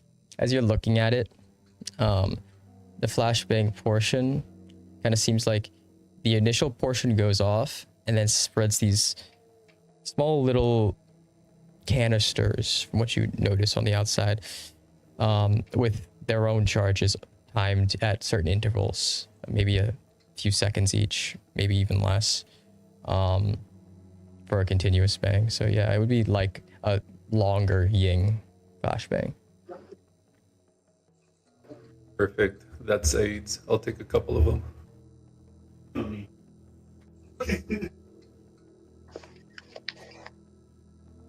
Be kind of wacky if all of us just got a 50 and just sent it. Just saying. Everything in that direction. Fuck everything Gone. in particular. We're moving that direction.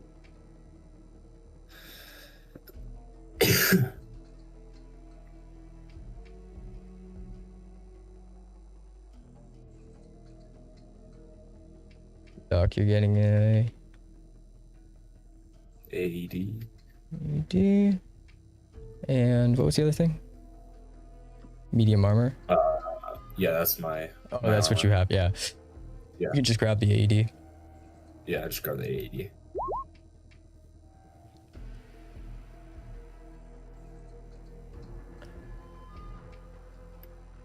Portable shield for Crane.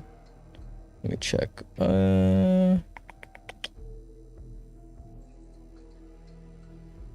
Keep in mind there is changes in types of ammo as well there.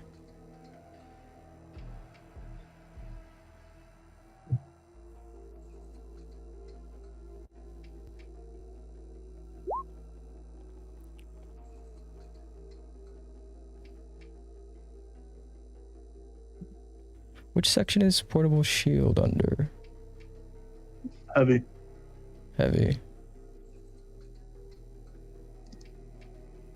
Oh, here we go. And you're medium. What's your class? Breacher. You grab those extra grenades as well.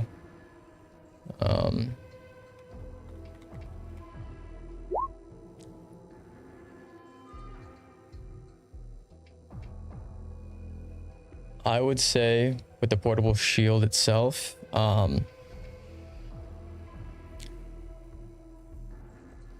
if you're trying to wield that and the shotgun at the same time, it's going to be substantially more difficult. You're going to have to stow one for the other. You can keep the shield on your back and still have, you'd have your back protected pretty much from the majority of small arms fire. But when it comes to, you know, breaching the door, you can't really hot swap to a shield. But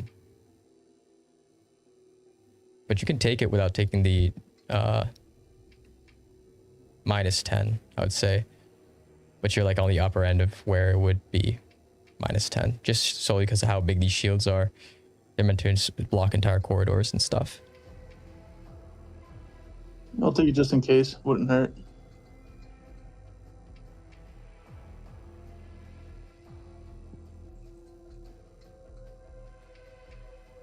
Can you also get additional attachments for your weapons? So you pass like the 3 limit? Or no? It depends which attachments you're trying to get.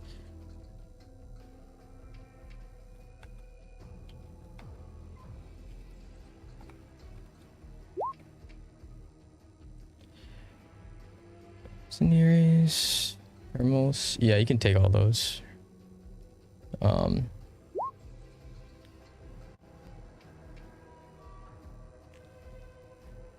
Just get a red dot sight on your shotgun. Yes. All right. Yeah, that shouldn't be an issue. And then just grab whatever you need. We don't really count ammo counts in the game. Solely because I'm just gonna assume you guys know, your characters would know when to reload and when not to reload. That makes sense. All right. I should hope so. I should hope so. You've made it this far.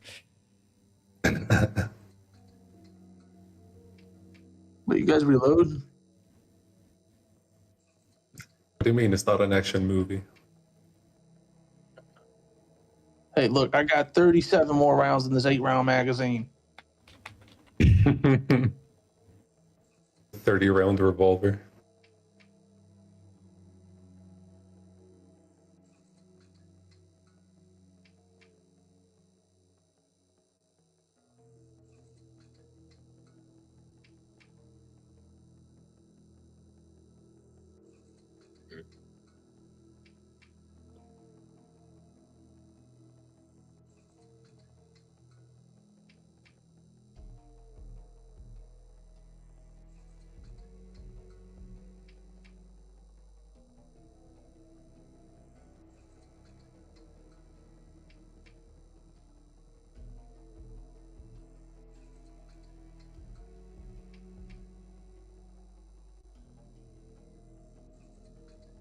With that map of Anchorage, did you want the actual map of Anchorage or the map of the airbase?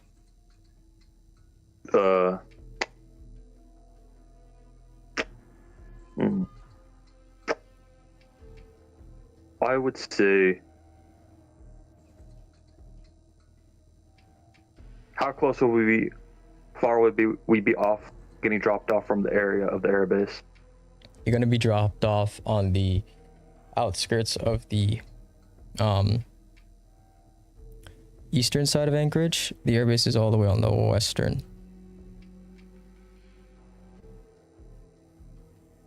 That's a hard one.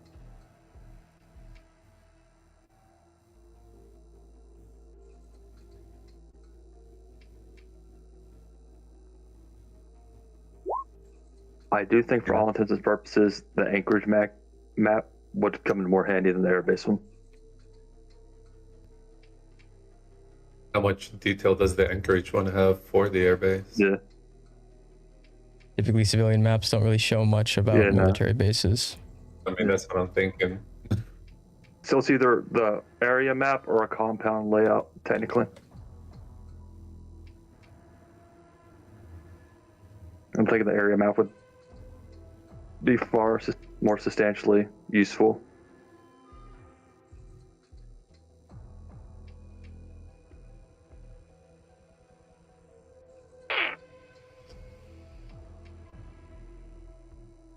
What if he takes one and I take the other one? Is that allowed? Is that legal? Second. Okay.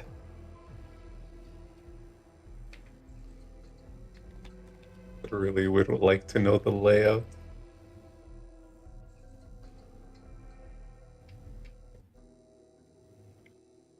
Question is if I can find one of good quality. Fair enough. Yeah. Here's your Anchorage map. Okay, thank you.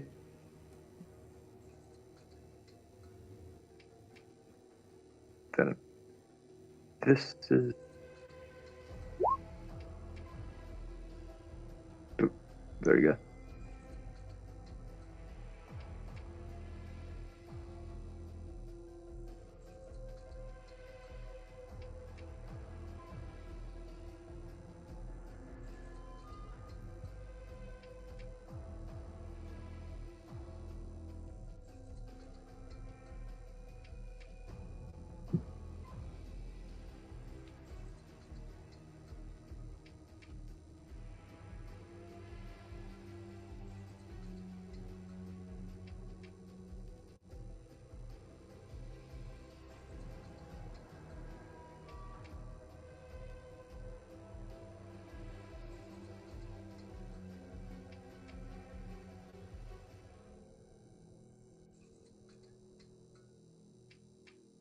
Here I go scrolling through open source military PDFs.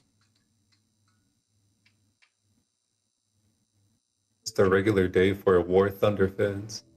Yeah. So, guys, I think we're fighting the Avatar today. At least the Avatars. Actually, that is. What?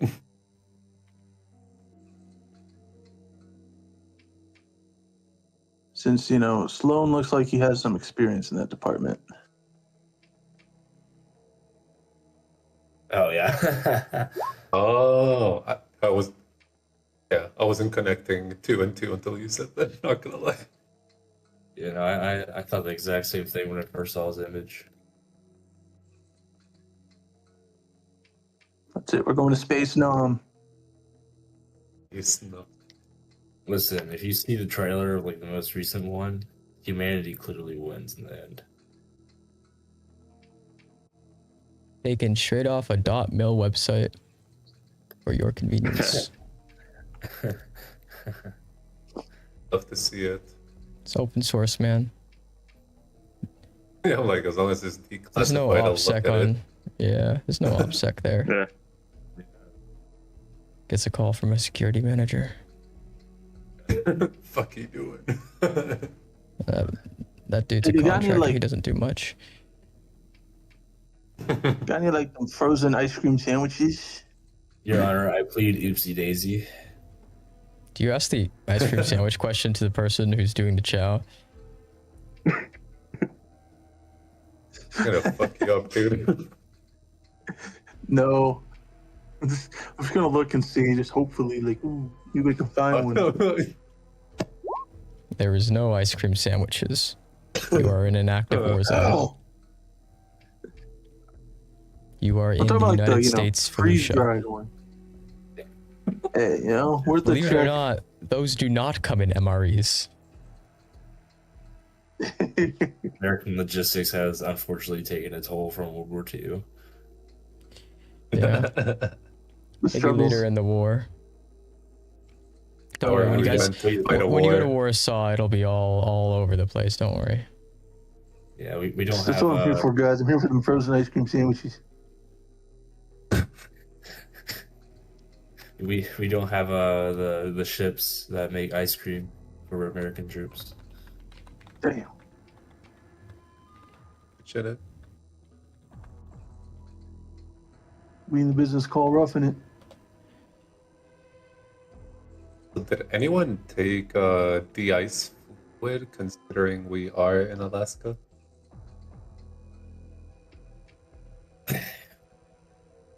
If not, I'll see if I can take it. Actually, that's a great follow-up question to that. Do we all have coats and stuff already? I also hope so. Yeah, I hope so. I'm gonna assume that you do. Typically, you get equipped with that shit in basic training. So, All right, checking. and you get a little military paycheck of $600 every anniversary to buy more ribbons I haven't owned or earned, so I can steal all the valor during my blues inspection. 8 Purple Hearts, 3 Medals of Honor, and 13 presidential medals, like a chain around my neck.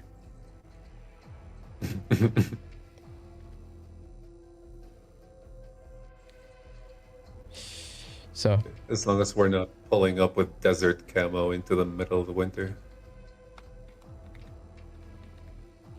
at a certain point in the snow, it's gonna be hard to make out anything. You just see the front lines of what the Ukraine war is like in the winter. Unless you got thermals, you're fucked. True. Actually, do I have thermals? Let me double check that. It's good. It's the I mess would of recommend white, you brown, and guys Colonel's either black. get thermals or night vision gear of some sort. I completely forgot about thermals. Hold on, let me check. Oh. Yeah, no, I would like to get some thermals here. Actually, yeah, definitely get that now that it's cold to hot. So Yeah, see the thermals little would be people standing out from the snow. Yeah. As go about this, kind of watches this figure kind of sits at the table in the chow hall as he's this guy's in an Air Force uniform, a little less used, seen combat in the field at least, as he's getting another thing of coffee. You kind of look at him, judging by the patch on his side, and the uniform itself, you would say that this dude's some sort of Air Force, Special Forces, probably a PJ of some sort. Mid-30s, Hispanic dude. As he's just eating away at an apple, putting his legs up on another chair, positioning the chair to the head of the table behind him and laying down, eating his apple, only kind of leaning up to drink his coffee, then laying back down. Well, I hope that's not the guy that we're going to be working with.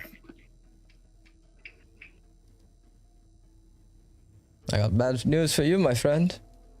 I am. That's why I was pushed over here. As he kind of turns to his side over to you, putting the coffee on the table, almost having it fall over onto his face before he stabilizes it. My name is Julio Serrano. I'm a PJ for the Air Force Pararescue. As you can see by the pajama. Kind of points at the PJ sign on his chest. Call me Icebox. They call you Icebox. Yeah. Oh, you must feel right at home then. Yeah. This was my last choice of base, and they sent me here. I wanted to go to Florida. I wanted to go to a Space Force base or something. Something nice. And now they send me here. And I've been here, and I can't PCS anywhere. They won't let me PCS. Have you seen that shit?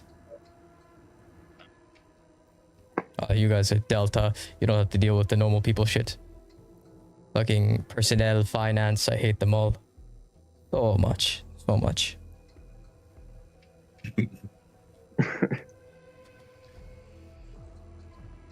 Take your word for it. No, you are all the war dogs I keep hearing about, right? Sounds about right. Damn. Well, as far as I know, you all were only in one real fight, and yet your reputation is preceding you far more than even some of the other tier 1s. My guess is because tier 1s are stuck stateside dealing with protesters, and you get to actually put bullets in people's faces, but it's neither here nor there. It's a little more exciting. I bet. I mean,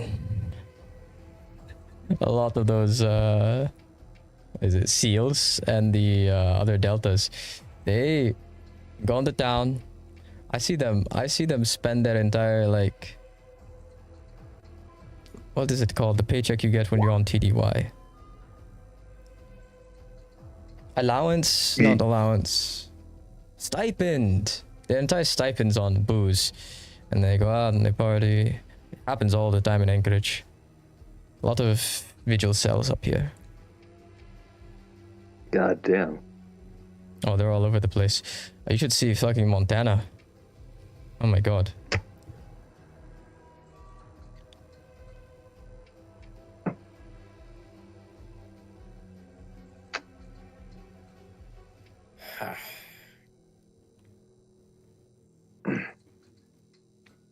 Looking You guys do forward to anything? putting a couple of them in the dirt. Oh. Fucking vigil traitors.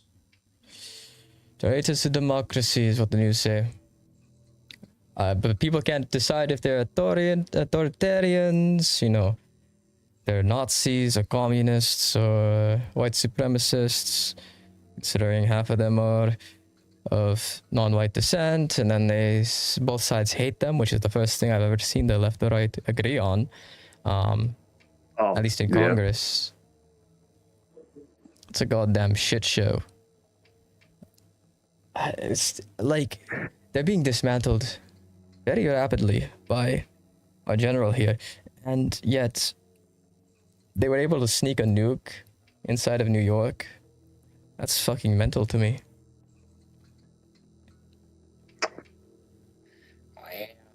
It's kind of weird, you know. I'm not sure. It's all above my pay grade. True that.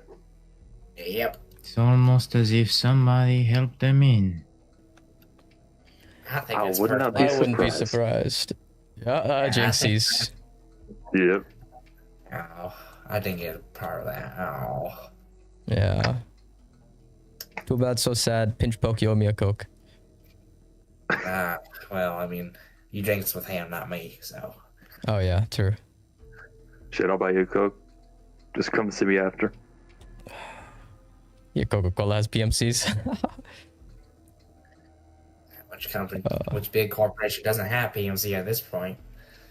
The fact that it's taking me a second to think about it is really telling. Fucking EA. Yeah, oh, fuck it. Oh, cheap bastards. There's someone I'd like to put a bullet in their head. Yeah. They are very cheap. Judging by their, what is it? What are we on now? 2K40 that came out a few months ago. Did you play that? The face scan portion still doesn't work. No.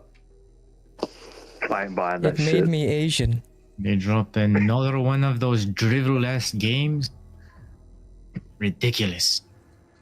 You see, I As long as never there's grew more up on- on those. I grew up on the Xbox 360, or you know, at least the old one. I mean, The only reason they keep on dropping 2K games is because the dumbasses keep on buying them. it's the same thing every time. I don't Yeah. Well, it's Just like put a little bit of seasoning on the shit and anybody will eat it up, you know? you'd be surprised. Have you been told about who we're working with? some person from the CIA. Hey, shush. Don't say that too loud, especially not around him. Everyone Don't here knows. spook. Everyone here knows he's a spook. But his official covers, he's a. What's the word for it? Some sort of. Asshole. Well, yeah, he's a spook. He's a DHS liaison from the Emergency Operations Center. That's what he's cosplaying as. Of course. So what you're telling me is he's bitch made. Yes. Well, he's doing a pretty shit job at it. These spooks always like to try and keep their cover. But when you're gonna be working this closely with them, and I have a few times with some of these guys overseas, you begin to understand how they work and how they function. It's uncanny. I'll put it that way. They're strange. A lot of them act in similar ways, two-faced sociopaths. But you have to keep it up. It has something to do with us being Title 10 and them being Title 50. Which pretty much just dictates our rules of engagement and who we can fight. The reason a lot of Tier 1s were sent to fight Vigil, or could be sent to fight Vigil, on top of the Congress demanding it, was because they were linked up with various local groups like the DHS. DHS works with CIA, CIA works with Spec Ops. Everyone has each other's titles. They've done it all the time in the wars in the Middle East in the 2010s, 2000s.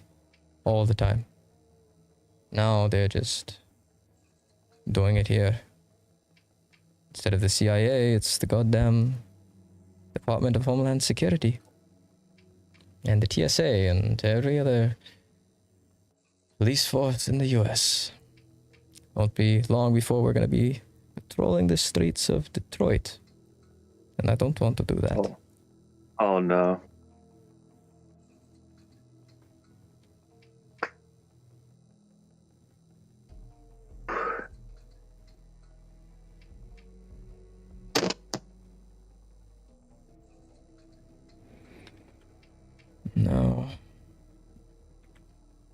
I do know one of the people we're working with.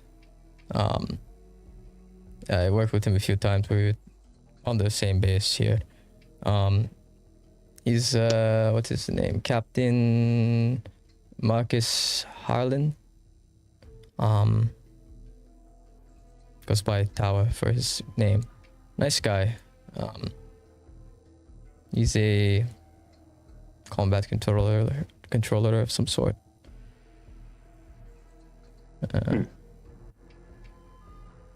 He was on a trip to, I think it was somewhere. What's the head of strategic command? What's that one?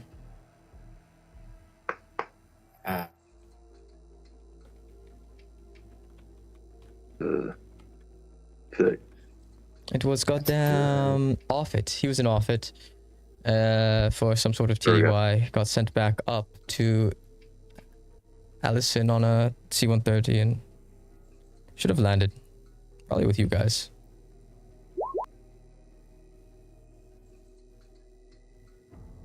Nice guy. Nice guy. Somebody you can trust. Somebody you can trust, but you're going to hate is the SEAL they got with us. Oh, they got a fucking SEAL. Yeah, they put a SEAL with us. Navy wanted their chip since they didn't get their fleet here in time. And after all, this is another Navy failure. As far as I'm concerned, we should have had the bearing straight under lock and key, but they wanted to put maximum force into Taiwan, when in reality, we're probably going to be ditching that place in less than a month. I already know who's going to bitch the most then. Yep. Bloody Muppets. Nobody Things in... to make fun of. One of the damn things with war is... I think it's bad on our end. I can only imagine what it's like on the other side of this conflict. I mean... to try to take Anchorage is an insane play on Russia's part. I mean, you thought they would learn their lesson with what happened in Ukraine, right? Yeah, no. Russia doesn't have the best track record of learning lessons. But, you know, I guess 14 years of recovery, they're very confident in what they're doing.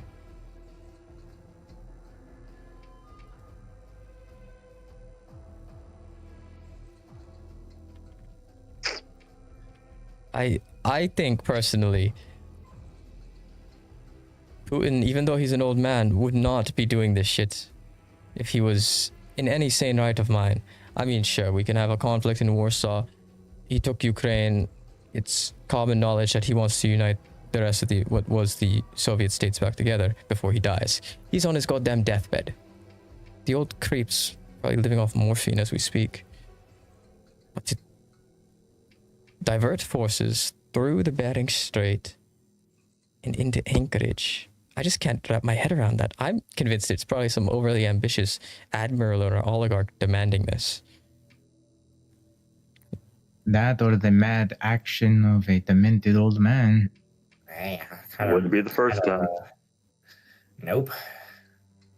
The one thing that stops us from utter world annihilation from these weapons of mass destruction is the fact that people want to have their history remembered, right? Yep. This old, decrepit man. I hope he hasn't given up on that. For the sake of the goddamn world, because if he knows he's gonna die of old age before getting what he wants, which is the reunion of the USSR, I wouldn't be surprised if he said he's gonna take the world with him. Nor would I. No. If the oligarchs agree to that, I could never know. But that's not my job. My job is to save some civilians and murk some Spetsnaz. Gotta make them Ruskies blank first.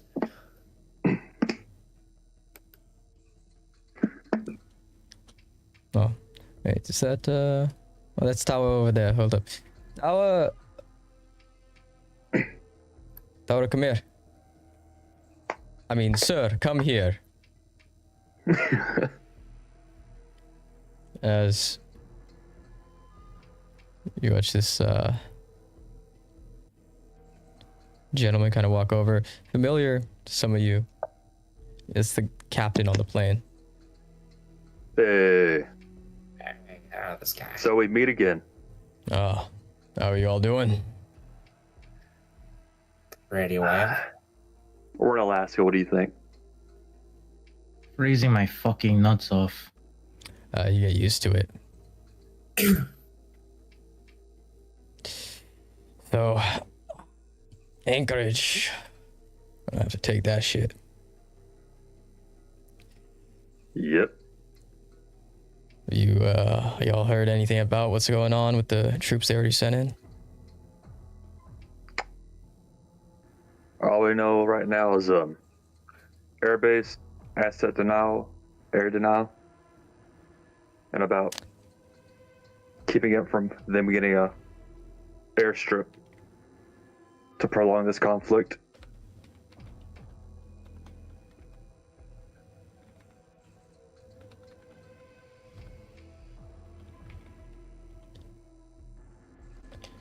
That's about the gist of it. I mean,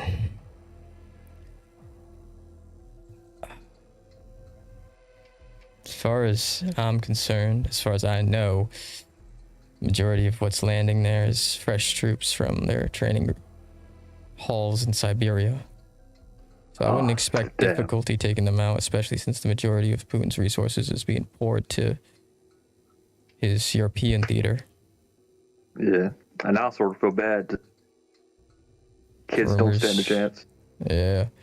There's rumors of some supplementary North Korean troops, which North Koreans in Anchorage is fucking insane. But yeah. There is also the Spetsnaz. I wouldn't expect many of them. Putin wouldn't sacrifice a shit ton of his most elite troops on this suicide mission, saving them for Warsaw. But there's still the chance that they are. I mean, there's paratroopers landing within the city itself, taking up rooftop positions. So watch your heads. I wouldn't be surprised if a lot of more snipers out of that same breath. So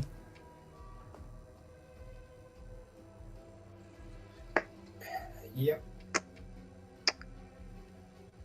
That's all we got the Brit. The last thing I need is some amateur sniper taking me out.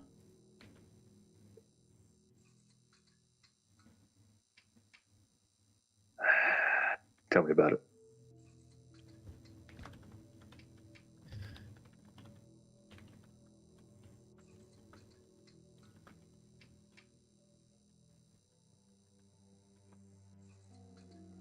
So,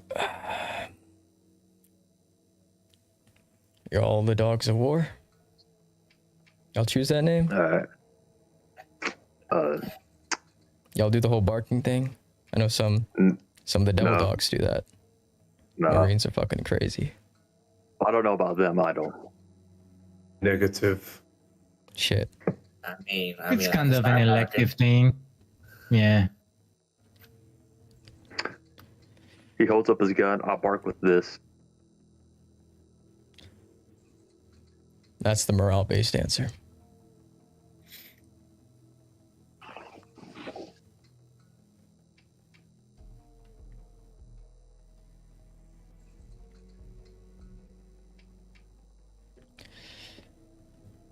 So what's y'all's plan?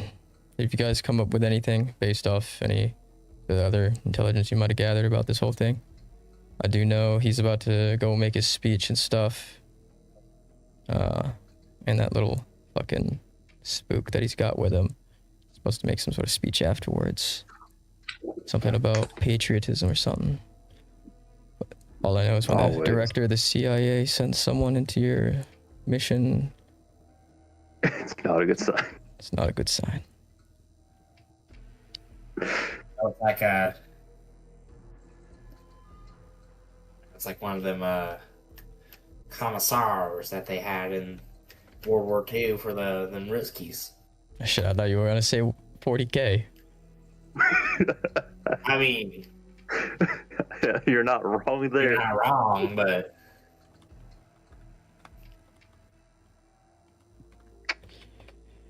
After Taiwan, I really do not trust the CIA, even the slightest. Not the CIA you gotta worry about.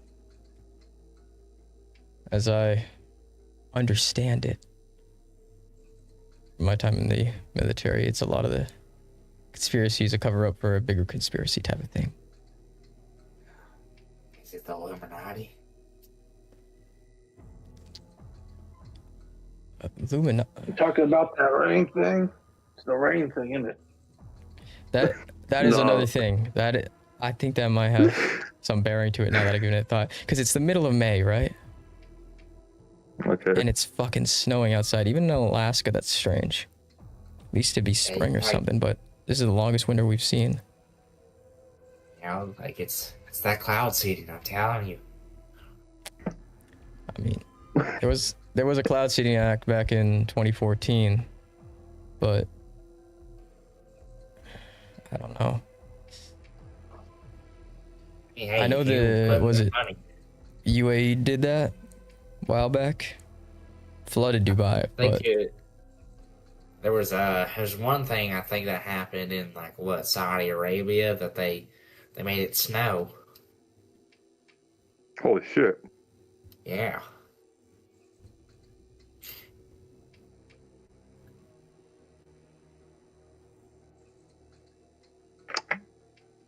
I would have paid to see that.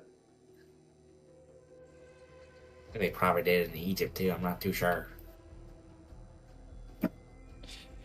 That's a mind fuck. Shit's apparently what we try to use in fucking Vietnam too. So. Damn, we tried using it in Vietnam? Yeah. Never heard of this one. Story time.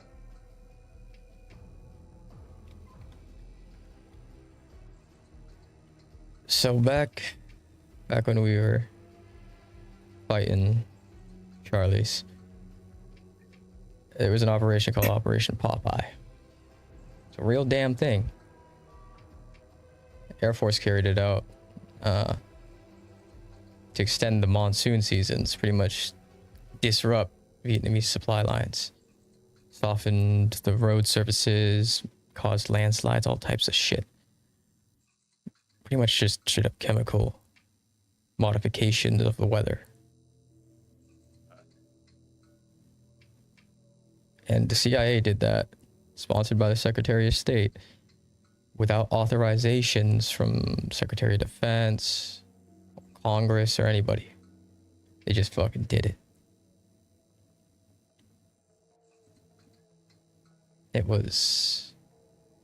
I remember the call sign. My grandfather worked that same squad, and the call sign with the slogan thing was "Make mud, not war." Damn, they did.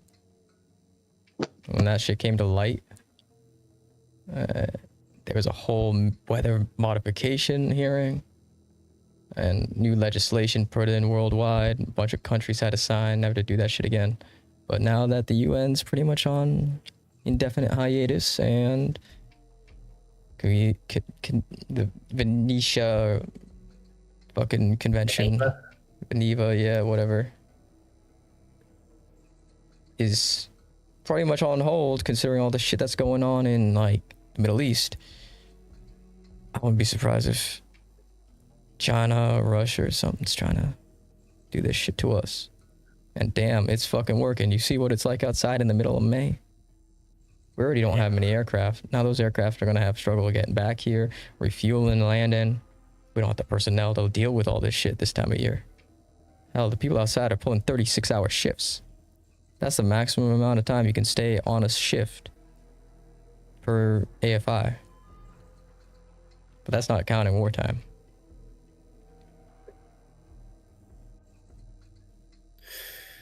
Yep. See, I personally think it might be more of an inside thing. I wouldn't be surprised if it was that either. Would explain the spook.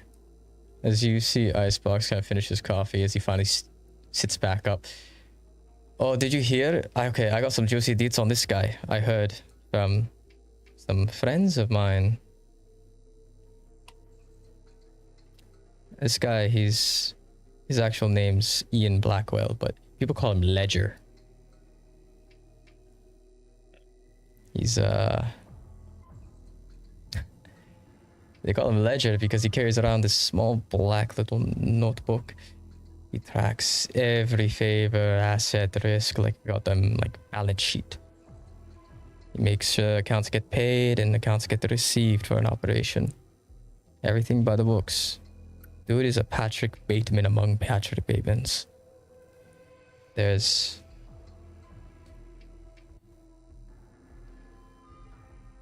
a joke that he carries around 2 ledgers. One he shows to joint forces, and the other one he keeps for Langley.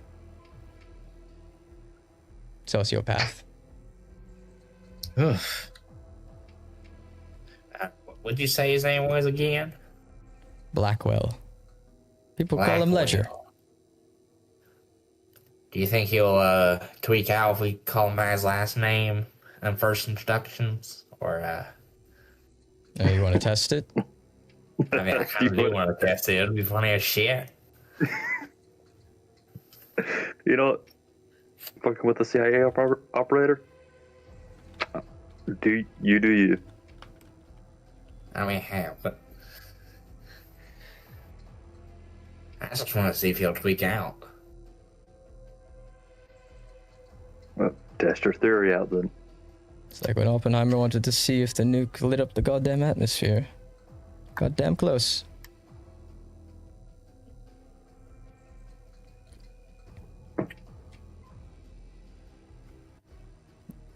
Apparently as well, you didn't hear this from me, because if you heard this from me, I'd probably get in a shit ton of trouble. He's involved in lots of incidents that have been covered up. Fuck. Oh, he's one of them. He's jumped a lot of the Title 10, Title 50 stuff, which is technically what we're doing now, but he did it before it was normal. He's a maverick, you could say. He's, you know, what's the other things? He's interfered with a lot of investigations by other departments. Lots of body cam malfunctions and such. Some ledger skims. For whatever reason, misuse of funds type stuff. Authorized a training breaching charge inside of a civilian structure to scare Jesus one of his Christ. sources.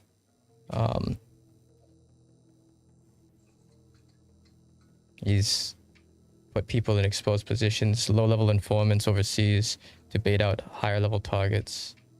Ended in both those targets dead, but the informant, you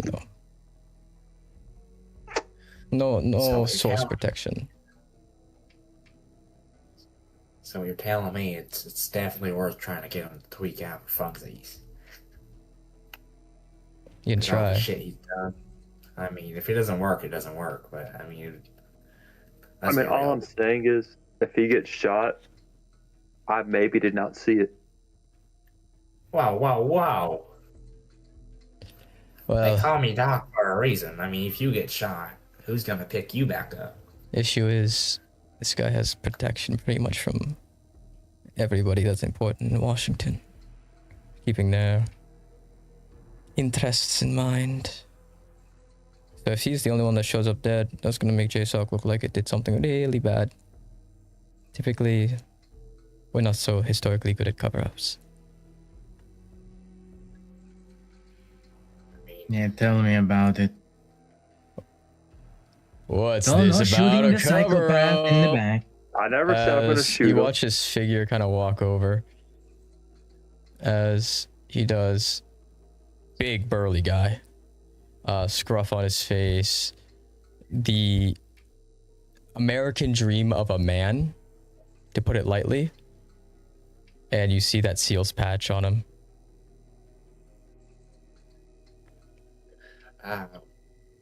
Oh, it's a seal baby.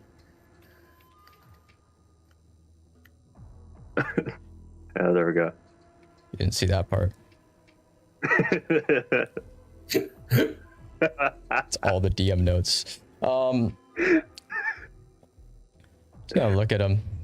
You can understand why he's named Hollywood, or why he's called Hollywood. He looks like he's from there. If it isn't the seal. It's a seal baby.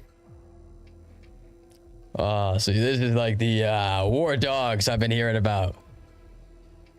Yep. Yeah. Shit. Some real wartime heroes. Kind of like goes up. Who's the nearest to the corner of the tables? That would be me. See, kind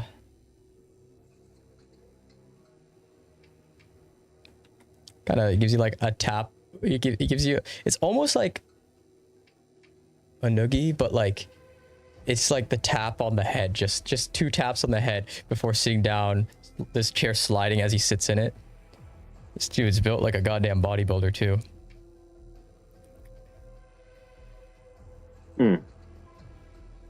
Well, shit. Y'all kicked some ass in Taiwan. Wait, what the hell? Even I pronounce Taiwan better than you do. What the shit? Shit, I don't know, man. I've been hunting terrorists. Those motherfuckers. They're way more dangerous than they sort of fucking Chinese or Ruskies I've been seeing.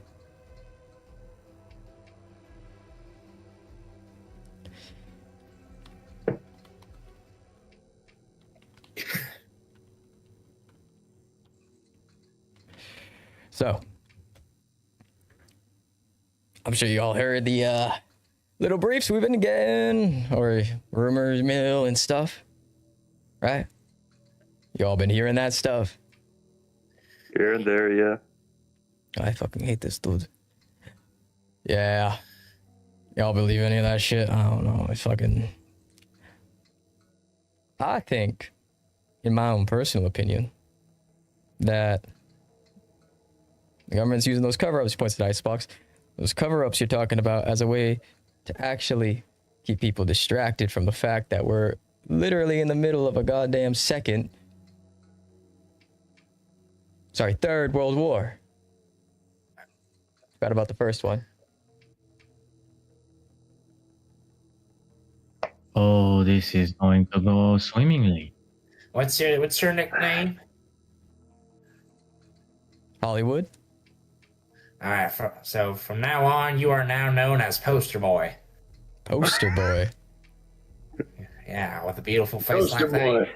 Shit. You look like you'd be on like one of them propaganda posters. I like to refer to them as patriotism posters, but you know, to each their own. Okay, Helldiver. Hell yeah.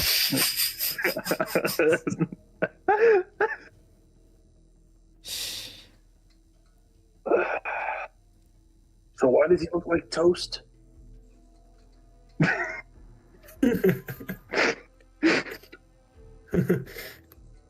Toast? What?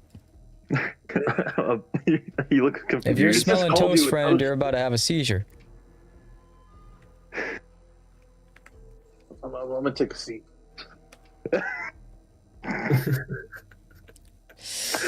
Sorry about him. Don't. Don't worry, every group's got to have comic relief. Like the war dogs, you're just a group of them.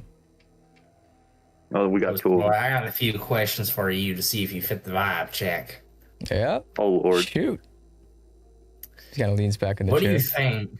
What do you think of lobotomized homeless people? I think I that saw this one lobotomized coming. homeless people would be more effective if they were lobotomized crack addicts. Or better yet, just normal crack addicts. You tell them that they're going to give them their next Either dose. or, they're kind of one of the same thing almost. Same thing, you know, cat and dog, same thing. Yeah. They both rain. Yeah. I would say more effective would be a crackhead, solely because of the fact that they have a form of determination and drive and purpose for their next snuff. Whereas a lobotomized person's gonna like walk like a zombie. And let me tell you something. After living in New York as many years as I have, there's nobody who has more ingenuity than a crackhead. Shit, you from New York? What part? I used to be from Manhattan. Shit, I'm from Near Queens. 14th. Shit. Small fucking world. Yeah. See, me personally, I think both would be a great option. But I say lobotomy because you could get rid of the pain receptors, and you have cannon fodder.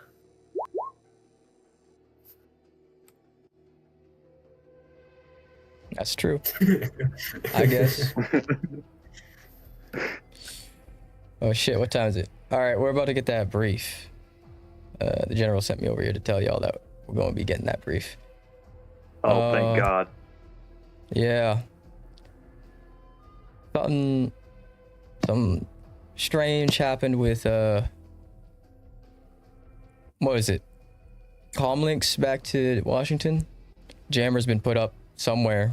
They're gonna send the SAS and the SEALs to kind of find it. They're thinking it's on buoy off the coast or something. But shit. He kind of turns around. All right, I think it's briefing time. And I motions you all to get up. Oh, let's get going. See some more questions later, but it's briefing time. As you all approach the briefing area, you see General Sloan kind of there. To his right, this dude, he sucks low-key at staying like incognito in such a way that it's like, you know, he's actually might be part of the DHS. As you can see, Ledger next to him. Oh my fucking God. He looks like a dad. Exactly. Right there. Sees standing, everyone as Sloan walks up, goes to position of attention. You see, I had the exact same reaction. All right, Addies. I know some of you were finally catching your breath. R&R cut short. That stinks. But the phone rang from Anchorage, and when Americans call for help, we don't let it ring twice. Effective now, all the units here are what we could pull in time for this operation. Everyone from second ranges all the way up to Delta to SAS, SEALs, MARSOC I see here. Every single one of you will be shoulder to shoulder because you all signed that same oath. No lines between us. Only a line that we're going to hold with the people behind us. The mission is simple to say and hard to do. We're going to keep the city breathing. Get the runway alive, keep the lights on, and make it safe for families to sleep again. We're going to kick the goddamn USSR fanboys out of the United States. I've watched you all work. I've picked the majority of you myself. As he says majority, you can tell he's meaning towards the fucking spook next to him.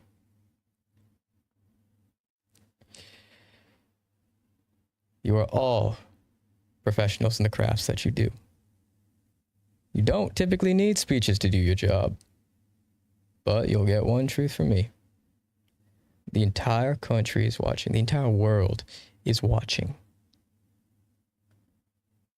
They're going to choose their next steps based off the courage you show in the field today. You'll be cold, you'll be tired, you'll be asked to make a hard call and the right call at the same time. Make sure you do it with steady hands. Keep our heads where it matters most. The first time in almost 100 years, the United States has been attacked on its own soil. We're going to make sure, since the Russians, Chinese, North Koreans, and the Iranians didn't learn the goddamn lesson that we taught the Japanese, that we're going to give them something that makes how we reacted to Pearl Harbor look like a goddamn fucking tea party.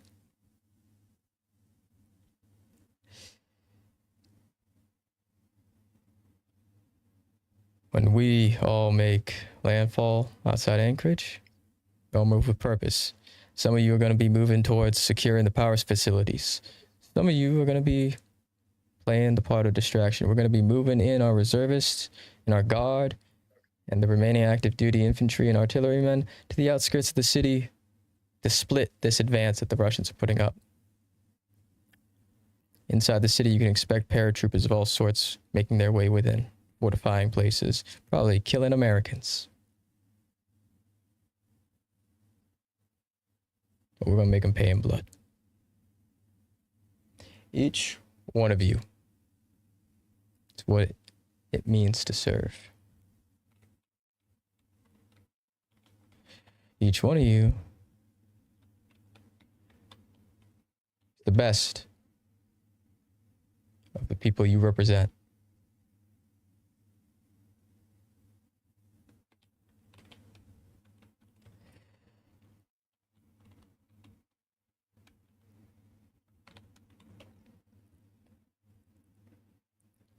Now, proud to stand this close to you before you go. I trust you. Your country trusts you. Anchorage is counting on you.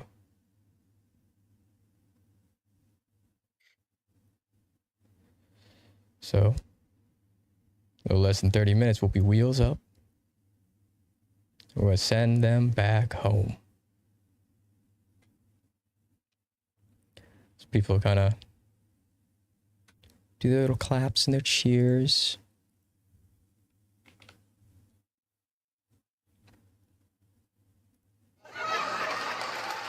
That's laughing. That's the wrong sound effect. They're not laughing at him. That's... I should have had this planned beforehand. That was a questionable sound, not gonna lie. Yeah. Sounded a little wet there. You know, it's snow. Sounded a little like something else. Yeah. Oh, nah. As approved. You all watch as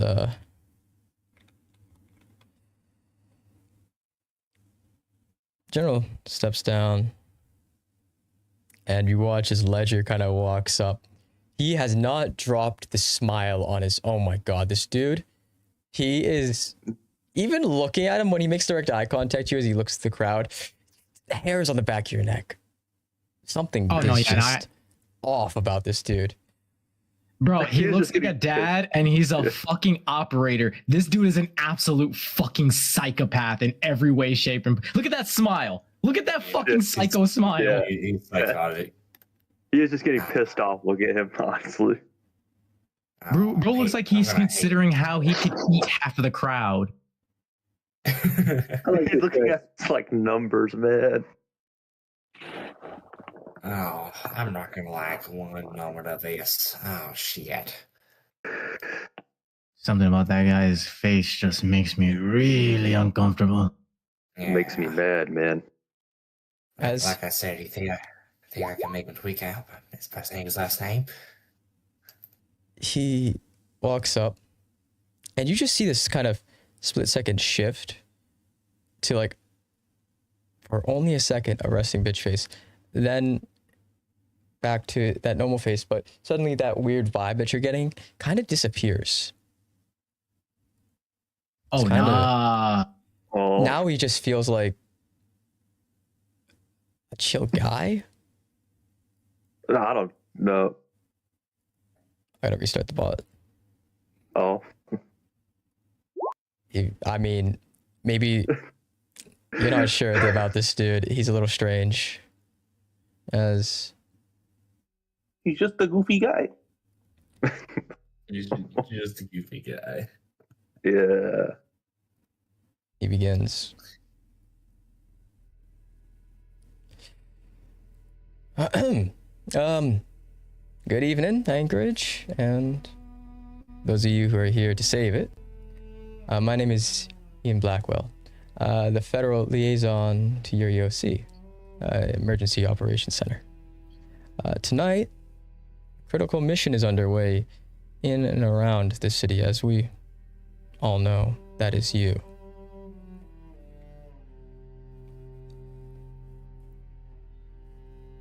And I, honest, right hand of God, can't thank you all enough for everything you've done and sacrificed for this country. Your country thanks you for everything you've done. Our job here is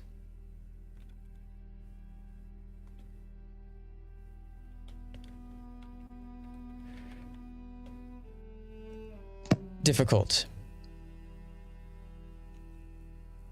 We're going to be fighting in people's homes, Americans' homes.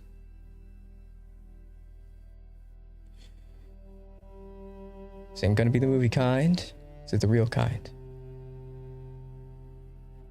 Every day we sacrifice comfort, sleep, warm hands, dry socks. We sacrifice time we wanted with our families. We sacrifice our ego, credit, headlines, the needs to be first through any door, so that those we love don't have to sacrifice. But we do not sacrifice our ethics. Rules of engagement stand. PID, before you fire. Civilian casualties are not a cost to doing business. They are a defeat. Many of you will have to take longer routes, move slower to keep civilians safe. You speak for that uniform. This is the reason why you've all been sent overseas so many times to give everything for your country.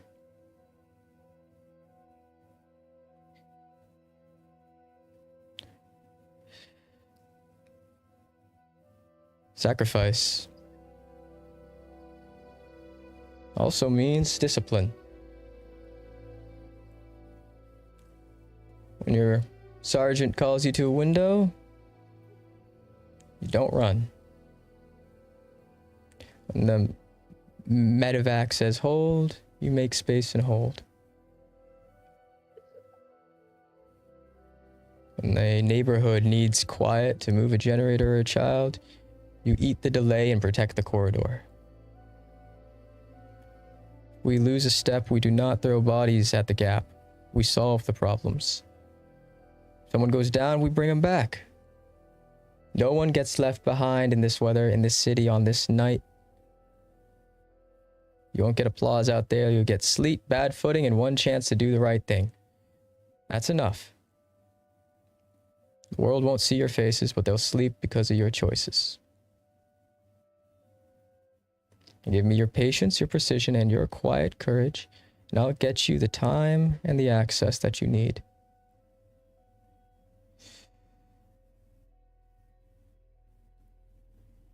And again, thank you all for everything you do. See, steps off. As you hear people begin walking about, you hear the commands that it's wheels up now. and start moving.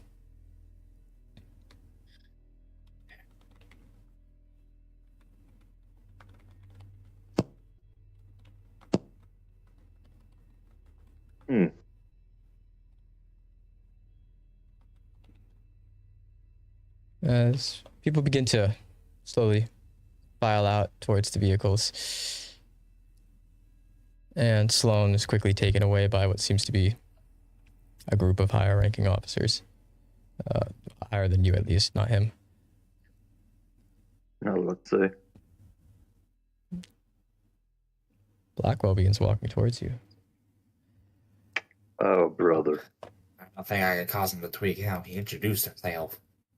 As he walks over,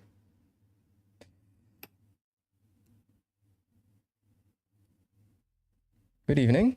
My name's Ian Blackwell. I'm going to be the advisor to you all for the night ahead. Creeks, nice to meet you.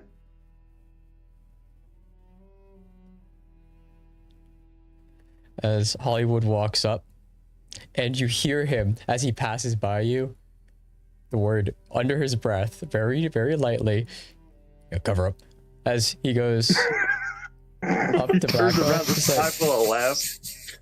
Blackwell kind of looks at him. What's that? I said, my name's Hollywood. I mean, my name's Cade Rourke, but they call me Hollywood. That's what I meant. Sorry. You seemed like a very nice person, so I got nervous. I'm not used to nice people. They're very mean to me sometimes. Who knows? Uh-huh. First, they just call him Poster Boy.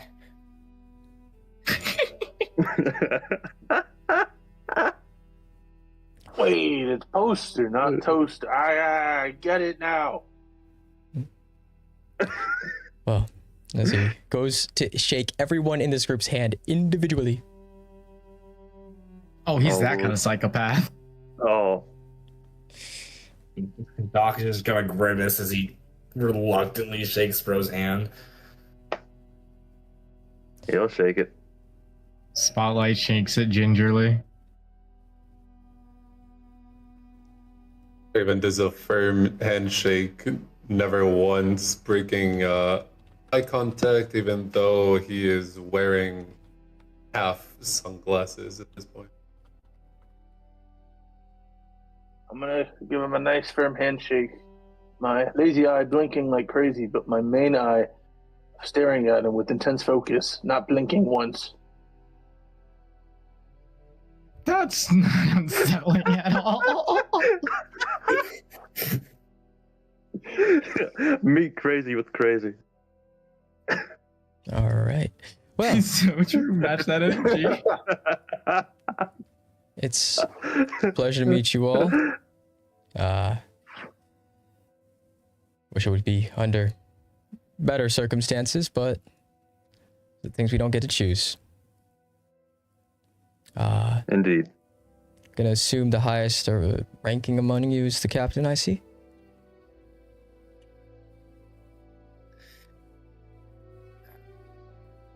Yeah. Mm-hmm. I know you guys, a lot of you guys are Delta and whatnot. Myself, I was an infantryman years ago.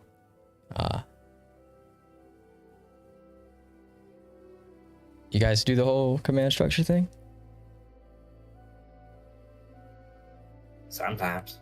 He's fucking lying. This dude he's no way, he's just infantry. He's kind of staring at Raven in the back, kind of like, is this dude? I don't know. What's this fucking...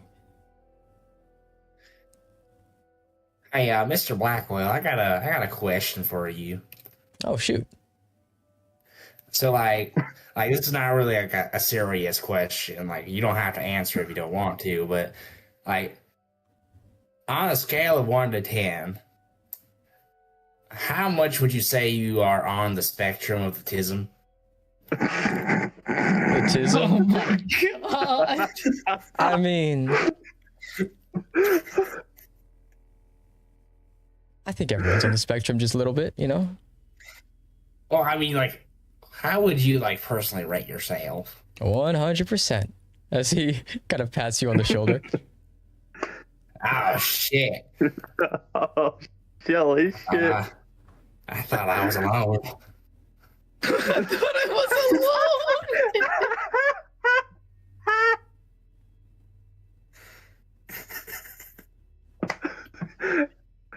He mutters This is a himself. fucking legend. He mutters himself. How do I get paired with these people all the time?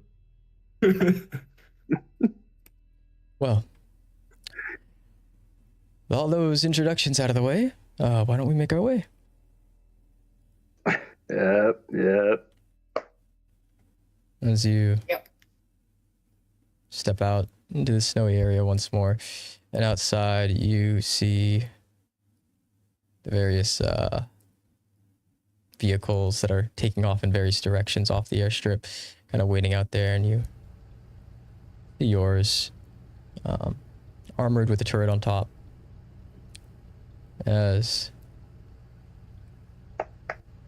you watch as Blackwell kind of gets behind the driver's wheel, not asking anyone anything about if he could drive or who's driving. He just gets behind it. Duly noted. Feeling about the guys. Who's taking the turret? Well, it's not me, because if one of y'all gets shot, it's me tending to you. I'll take it if no one wants it. Raven will get in the passenger seat. Doc will get in the back. Yeah, I'm gonna get in the back.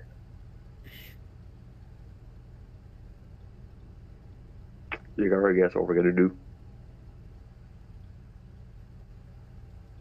Right. Did any of you want to take the turret? Yeah. Yep. All right.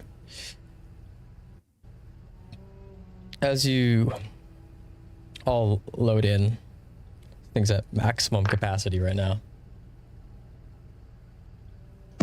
As there is a total of 9 of you. Yep. As you all load in, the last of the doors shut, and the vehicle begins to move.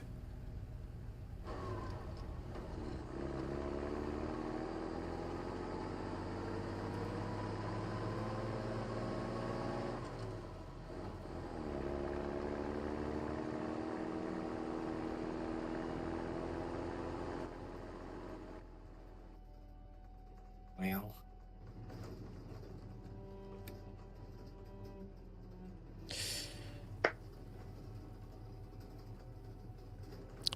Well, that's a somber sight. You see Blackwell say as he looks off into the horizon and Anchorage is just fucking on fire. Oh, home sweet home. The battlefield. Yeah. But yeah, I never fought in the snow before. Your icebox all the way in the back. I've never done the snow before.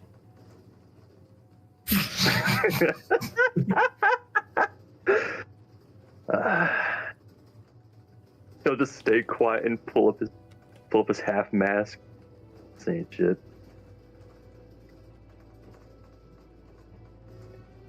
Bro is absolutely gonna get us killed by the end of this mission. Bro is definitely gonna fucking body us by the end of this mission if he can. If we don't die, I'm gonna be shocked. Yeah. At the end of the mission, it was all just a setup, motherfucker. Game was rigged from the start. I wouldn't be surprised if the guys that were shooting at us from Blackhawks were involved. Right. You hear Hollywood, who's in the shotgun seat, kind of go, I spy with my little eye something white. is it snow? How the fuck did you know? Turns around, gives you that deadpan stare. I don't know. I think You know, I must be actually like one this of guy. those psychics. Yeah, you cheated. Whatever, man. Must be one of those psychics. You know, I read your mind. tower, who is in the back, hasn't really said much of anything, looking out the window as is just fumbling between a 5.56 round in his hand, twirling in his fingers.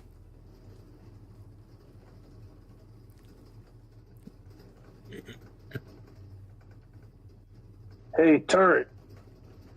How the hell's the weather up there?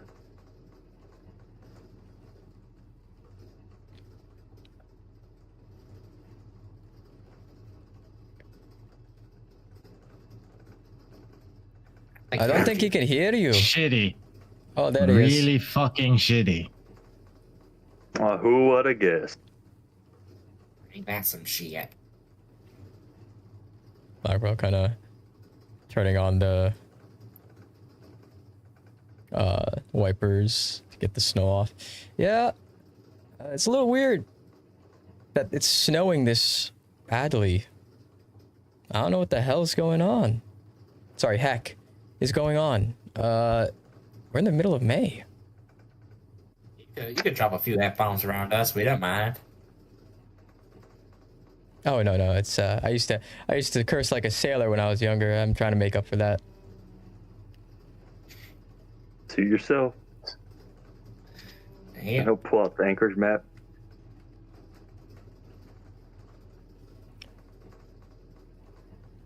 So do y'all know exactly where we're supposed to go, or we're just following the main road here for a bit? I know we're supposed to. Anchorage. I mean, that's right there, but the airbase, right? Yep, the joint airbase. Supposed to go from, other side to the airbase, yeah. And he'll set the map down. All right. So we could do the quick route or the long route. One, we skirt the outskirts of the city. One, we go straight through. I personally think the faster we get through would be best, considering the longer we wait, the more they might, land troops over there. Ability would also be able to get the isolated cells of our brothers in arms. Get them liberated and into the fight. Tower, Icebox, y'all got anything to add to it? Any opinions? Kinda looking up. Wasn't the entirety of the rooftops near the center of the city reportedly full of snipers? That is what we're told. Yeah. Say, better to get there alive than dead.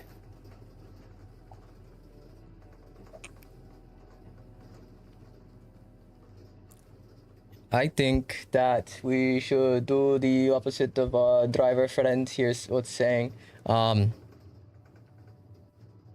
Because he kind of looks out the window for a second, trying to come up for a reason to go with the opposite of whatever Blackwell's saying. The snow this time of year is very nice and safe. Because if we're in prolonged firefights going through the center, it's going to take longer than going around too. Yeah, that too.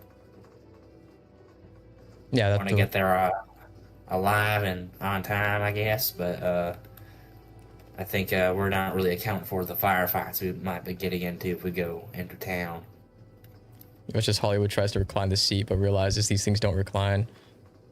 What the fuck?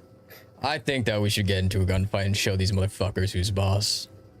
I don't really care which way we go. Okay. Shut up, poster boy.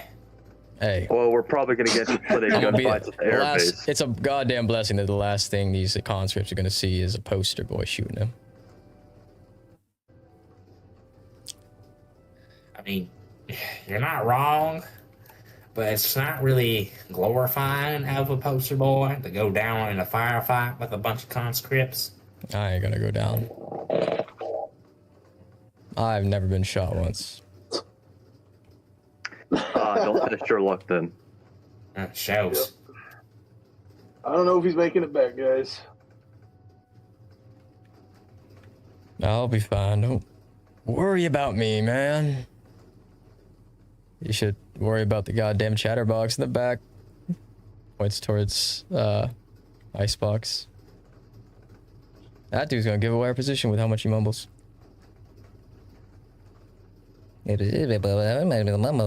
Shut up, man.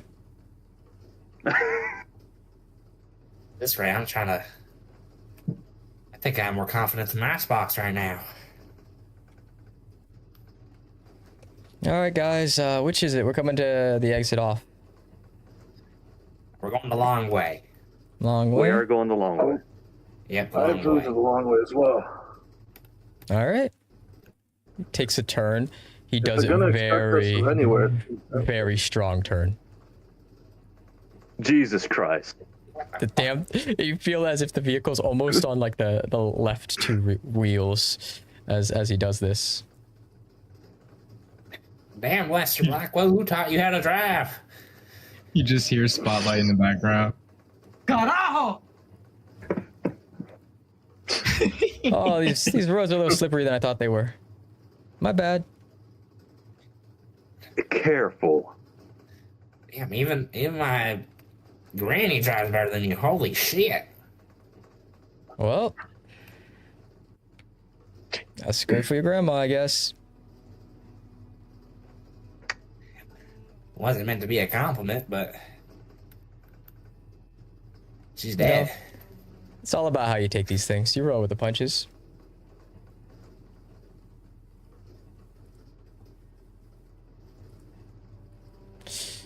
As you continue moving your way through, go ahead. Actually, never mind. I almost instinctively said go ahead and roll perception. But I realized wrong game.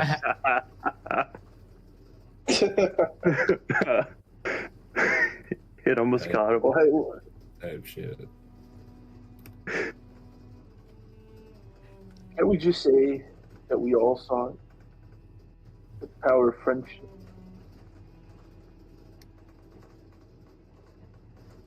No. As you continue going, you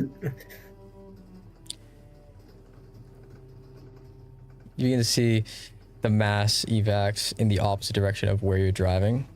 There's a lot of them. Thousands of people kind of stuck on the road as they're trying to get out of the city. As you look at the clock on the wall, it's about, you want to say 5 in the morning. Sun's rising in the horizon. Storm's still raging, but not as powerful as it was. As Blackwell kind in the morning. of goes, as he kind of turns around a little bit. And y'all know, actually I can trust y'all, right? Guess so. Sure, why Alright. the hell not? Uh-oh. I believe that in a group, honesty should come first, you know? Or second, technically, because mission always comes first.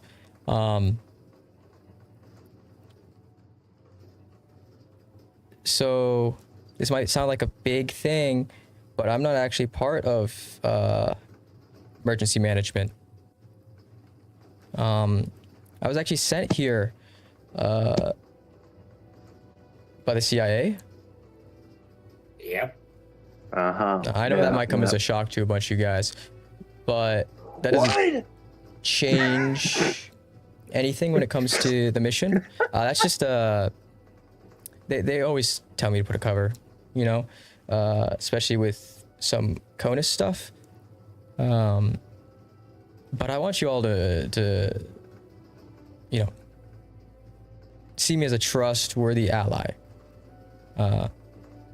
I know there's a lot of bad blood between JSOC guys and 3 letters because of the shit that happened during the Iraq war and all that. I want you to know that I'm willing to put that all behind me if you all are. You know, sins of the father and all whatnot. I mean, me personally. Oh no, you go ahead. You want to hear a secret, CIA man? Yeah, shoot. you're pretty shit at hiding your covering up who you are. I just think you guys might be a little Yeah, insightful. he's, I don't know. I think he was pretty good at it. Oh, thank you. Anyway, so like me personally, I wasn't born during the Iraq War, so I couldn't really tell you the full thing. So,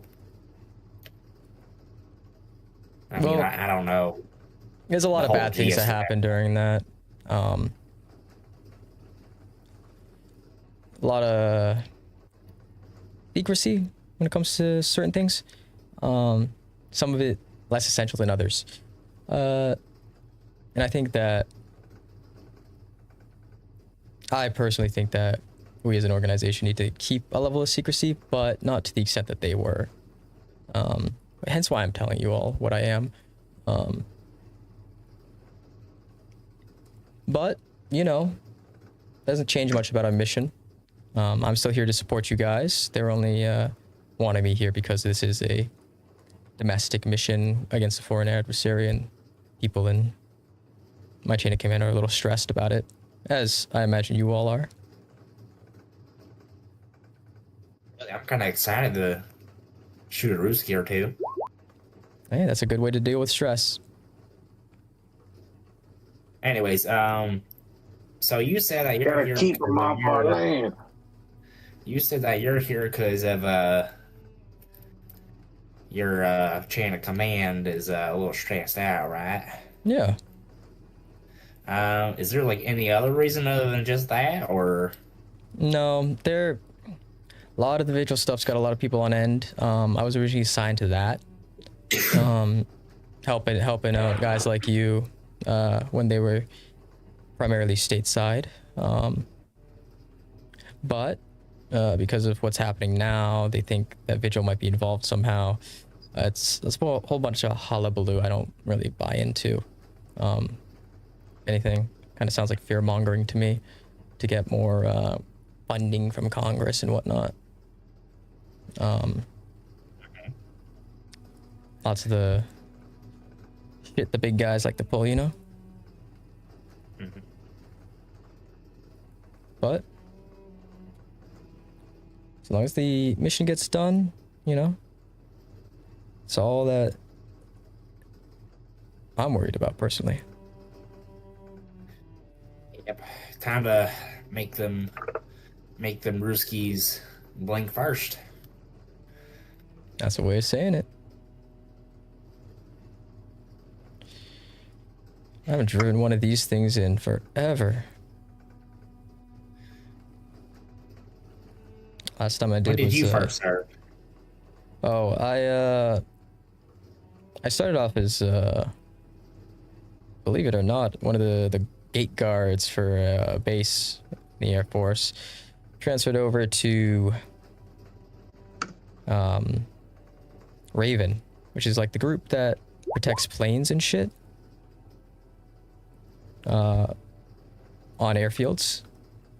And then after that, I ended up getting a gig because of some overseas stuff that happened. Working directly as a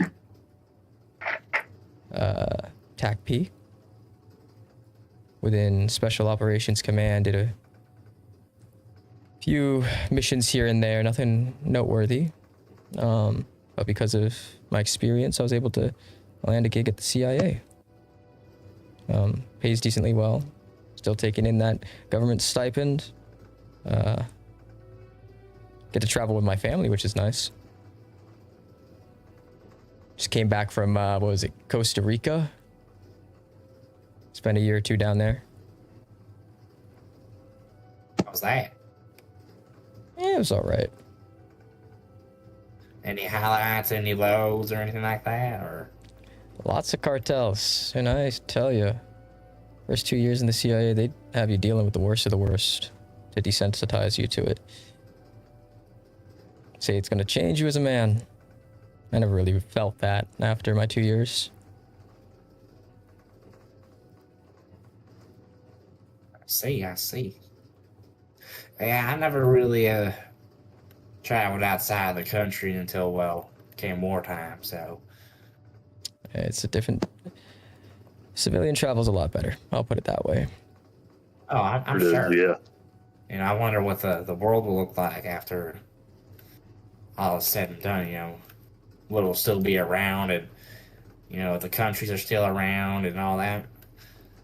You know, it just makes you wonder. I'll tell you one thing for sure: the United States ain't going nowhere. No matter what happens. Do you think that they should just, you know, increase the funding? Because, like, well, I mean, the draft has kind of gone a bit more extensive. You know, you got to pay all the dudes and get them the necessary ammo, equipment, and all that funny stuff, and make more tanks, drones, and yeah, I could keep going on, but you know what I'm saying, right? Ever since Ukraine fell, the West has been preparing for a situation like this. It was going to happen sooner or later in my eyes. But unlike the other sides, we have both combat experience and the technology to match anybody who meets us, and the tactics as well.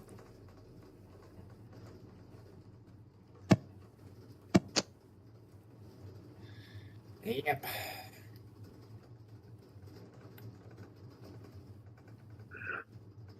ETA. What the fuck is that? As he looks ahead, in the road there are skinned bodies. What the shit? Just what lined the up. fucking hell? That's new. Must be. You do not see that every day. Yeah, it must As be a risky you thing. kind of look at that.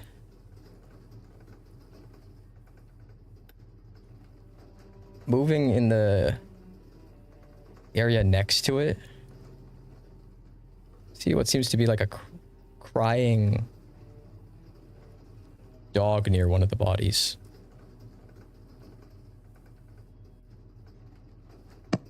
Seems to be a Labrador of some sort.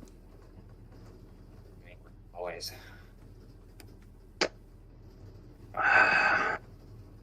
Doc is gonna pull out his thermal monocle or I can't speak. Monocular, and he's gonna look through, see if he spots anything. As you peek, and the car itself kind of comes to a stop.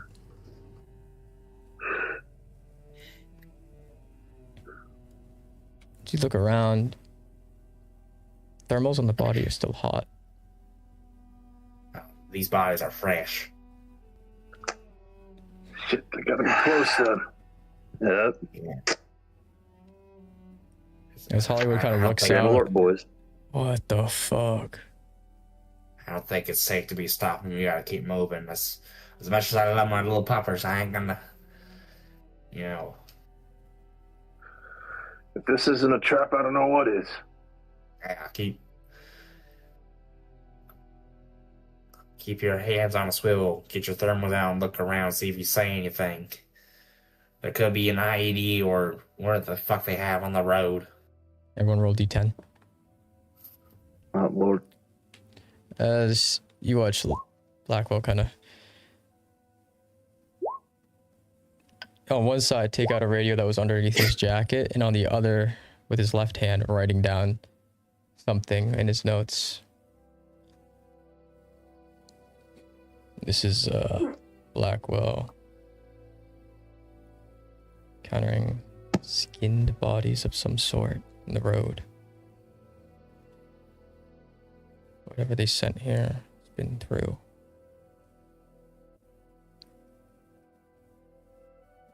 Shit doesn't look like Spetsnaz. Whatever they sent here, or what? Fucking Wagner.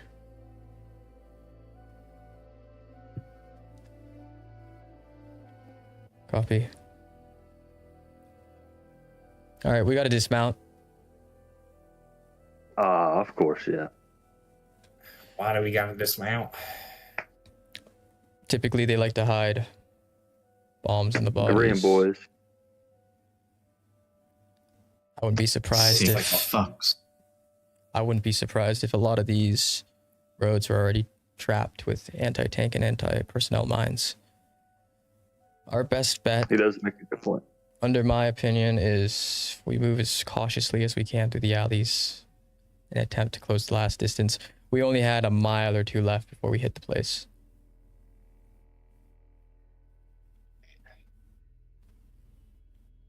Copy.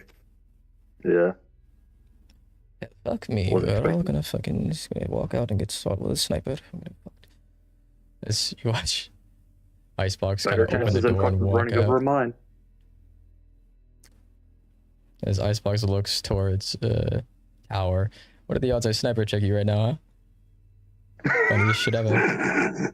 This tower looks at him. Say, Do not fucking joke about that. Sorry, lighten the mood. There's skin bodies in the road, sorry.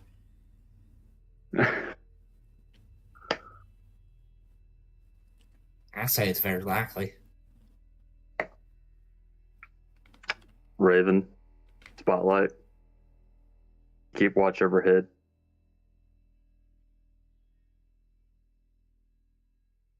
And All right. Doc is checking windows and rooftops with his carbine.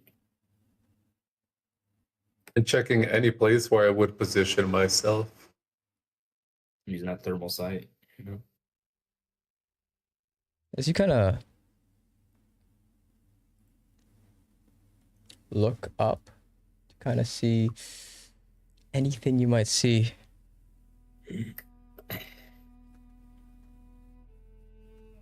And you see some movement coming from behind a curtain on one of the higher building tops. We got movement.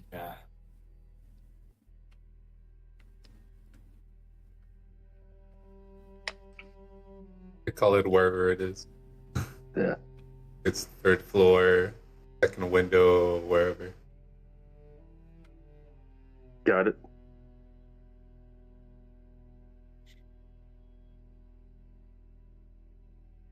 As you all keep an eye on that area, roll another set of d10s to see who sees it first.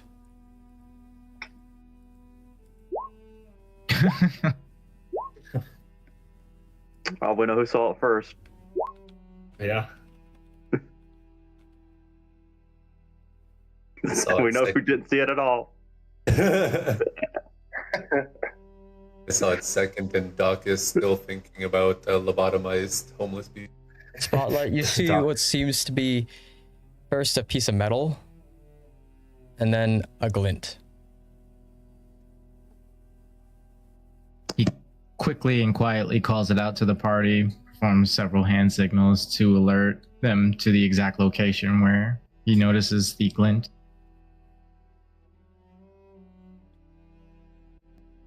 Upon hearing about a glint, Raven is going to take cover first. Yeah, so is Doc.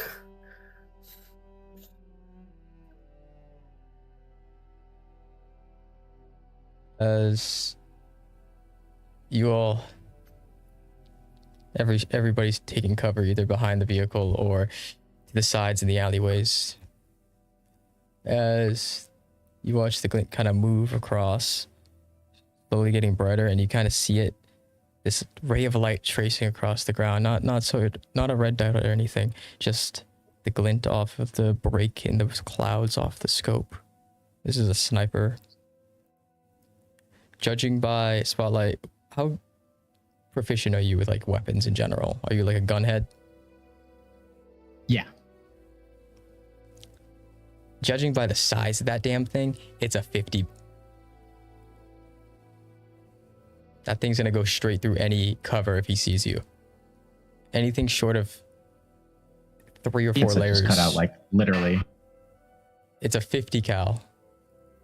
Fuck. It's gonna rip through short anything. Of a massive block of reinforced concrete. That thing is gonna hit you anyway. Bro, it takes like 3 shots to go through a fucking concrete divider. that thing's gonna fucking chew through us like candy if if the sniper manages to figure out where the fuck we are. He's gonna signal 50 cal sniper, and then roughly the distance that they are from our current position. Raven is gonna 0 for that position. For that distance, probably.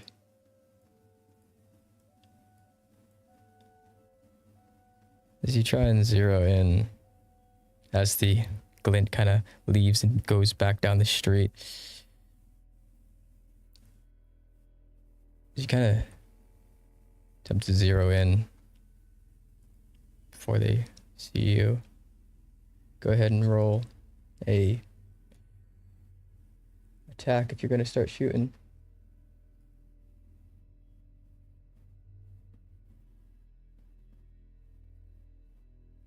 Since it's silenced, he's gonna use his new gun.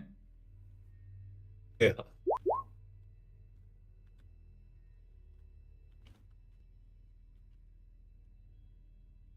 Ooh, piece of Kicks. Yep, on a DMR. Oh, there you go. Is that in your lethal range or wound range? Let me double check just to make sure.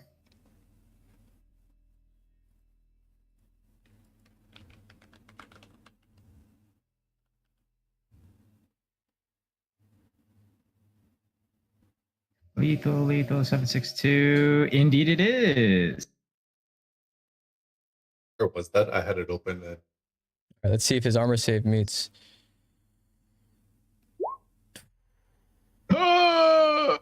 You watch as President of the United States. As the shot kind of comes flying out from your gun, as it shoots out.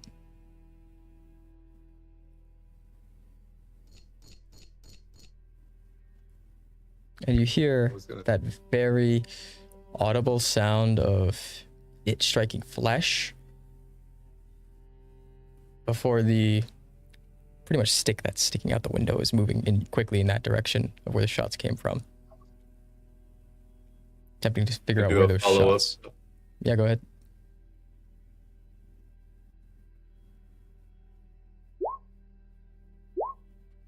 That is definitely lethal. As the scope trains directly on a spotlight, and you yourself send out a shot as it goes flying in that direction, striking directly into it as the body kind of falls into the road. Impacts.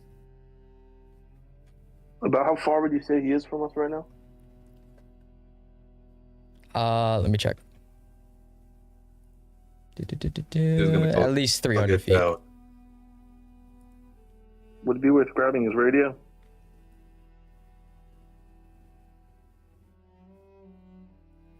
Oh no, man. I think Hollywood kind of looks over at you. I think that's not going to be the first of the Russians we fuck up.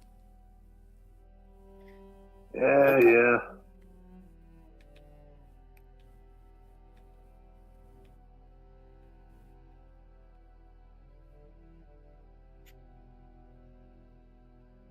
You ought to move, just in case they called it in.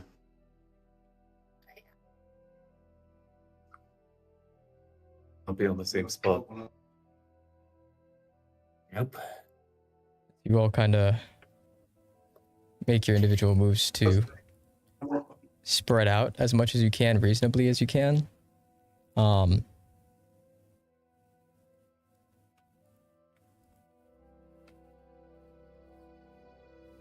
The alleyways around you seem to be relatively safe. There's no straight line of sight in your directions as you watch this Blackwell, Icebox, and Hollywood kind of go to the right side of the road, and Tower went left. Which side are you guys going?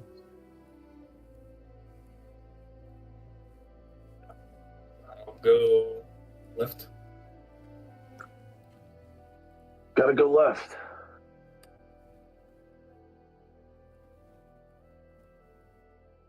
I'll go with tower. All right. Taking right.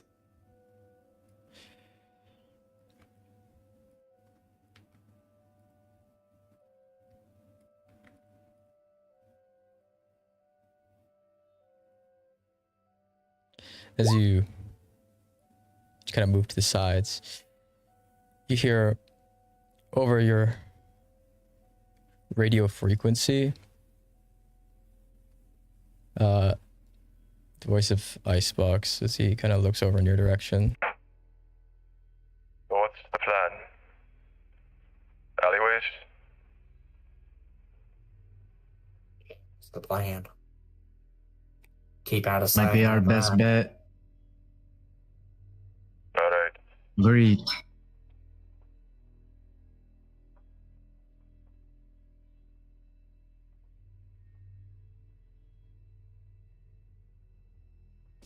This is Hollywood kind of gets onto the mic, his own. Alright,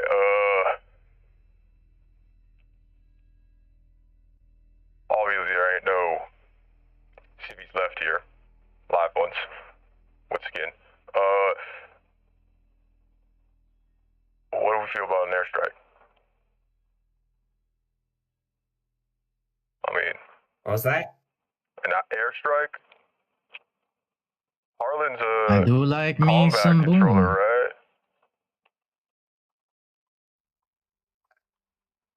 Think so.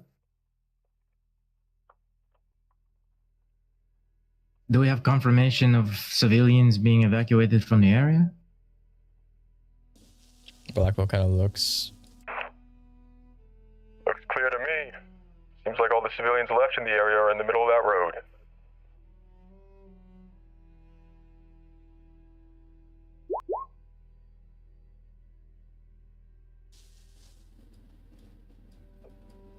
As he says that, you watch as Harlan's kind of looking out, looks towards Skull, Spotlight, and Doc.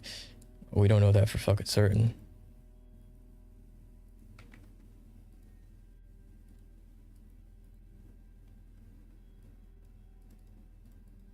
We don't want to mess up this fucking call.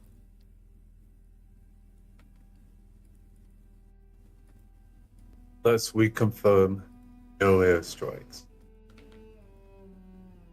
Agreed. Only if necessary. I feel like would be a good idea on that.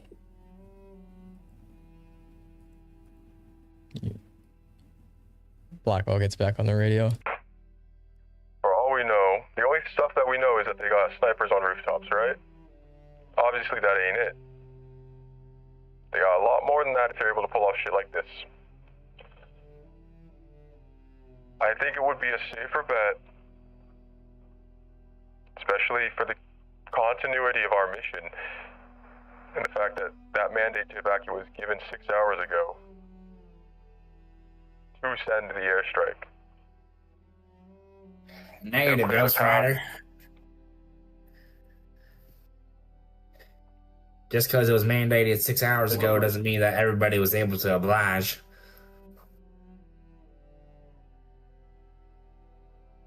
Not only that, you're going to put the enemy on higher alert than before.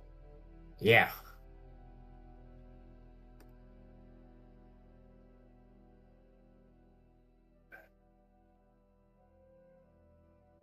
As kind of watch Harlan as he finally gets on the radio. I ain't calling in any airstrike.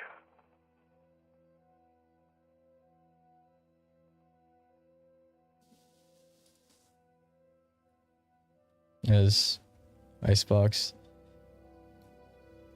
turns towards Raven. Do you think he's actually a nut job, or if that was a good call? Kind of motioning towards Blackwell. It's kind of like looks at him, looks over at Blackwell, And slightly shakes his head. Looking that one.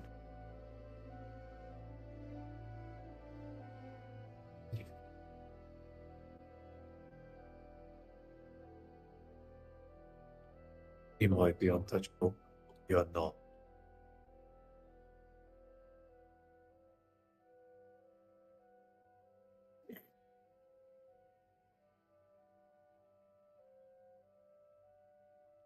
This.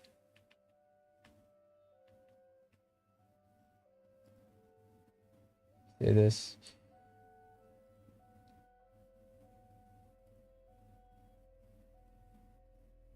Blackwell definitely was in earshot of your entire conversation, but he hasn't said anything.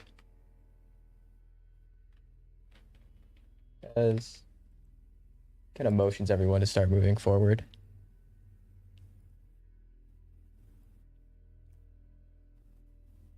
As you begin to move forward, roll another set of d10s as you're watching for any sort of contact that could be happening ahead. Damn, that was a lot of 8s.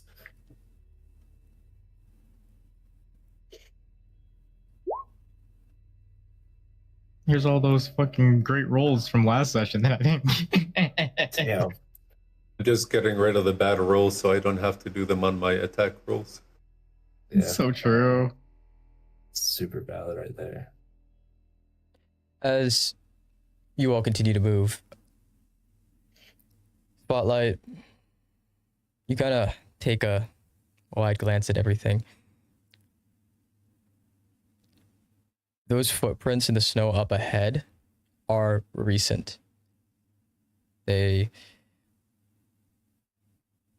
were heavy as well, judging by how deep the boot prints go. None of them are covered up. To your left and right alleyways, there's a high chance there might be someone.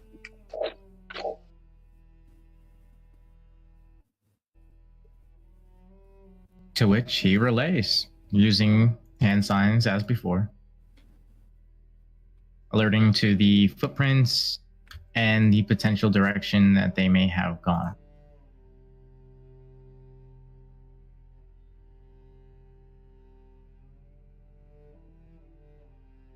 You will take notice of that.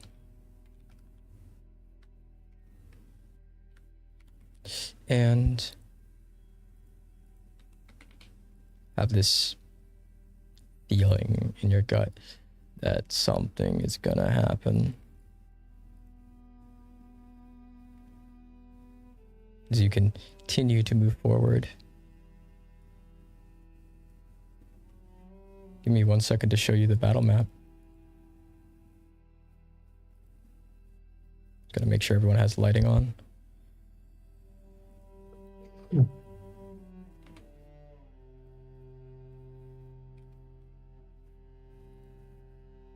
make sure that, okay.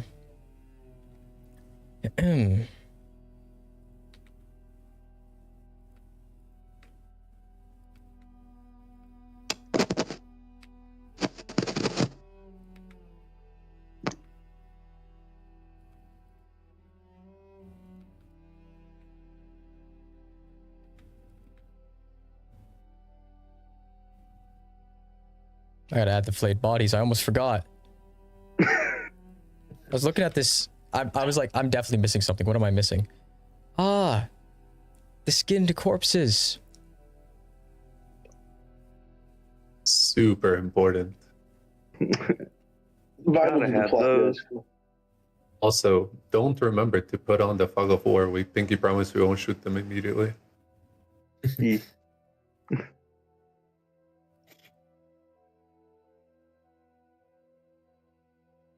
Trigger discipline, people. Trigger discipline. Yeah. Yeah. So Everybody. shoot on sight. Everybody likes to wear white in these places.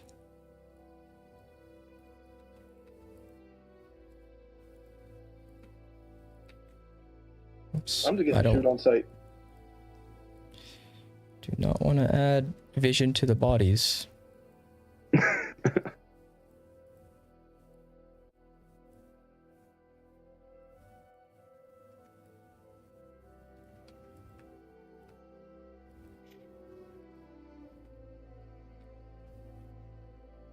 That's all going to up there. Go to the bathroom. Yep, you're good.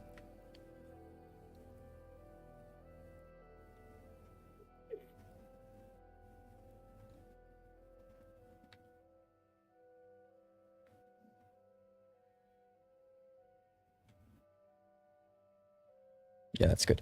All right, here's the map. You should only be able to see what your characters are able to see. Hopefully.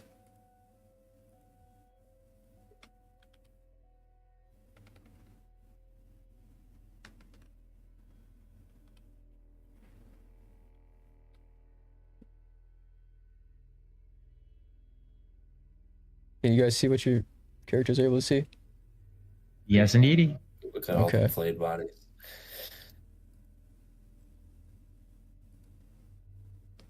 That's not working on my end. Oh, there we go. I had to reload the page. Alright. As you're walking, you watch as Ledger does a peculiar thing. He kind of dismantles a portion of his gun and begins to flip pieces and change pieces on it, and then place it back together into a long rifle. It was only a carbine beforehand. Bro, hot swapping in the field? Oh, nah. It took him less than 5 seconds. You know, that's a good idea. As Where do I get one of those? Can I switch my shotgun to slugs? CIA money. Yeah, I got slugs. I'm good on that one, Chief. As you all begin to make your way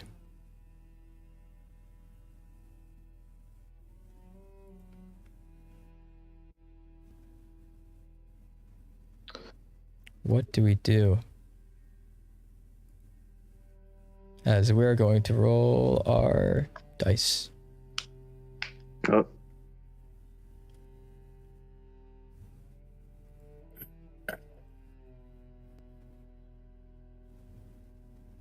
And because of Ledger's passive, let me check if you guys are in range of it.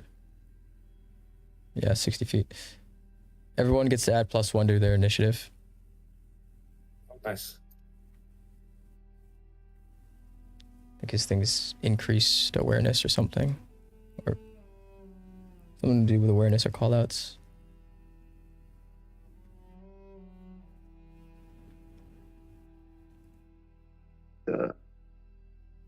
Reload.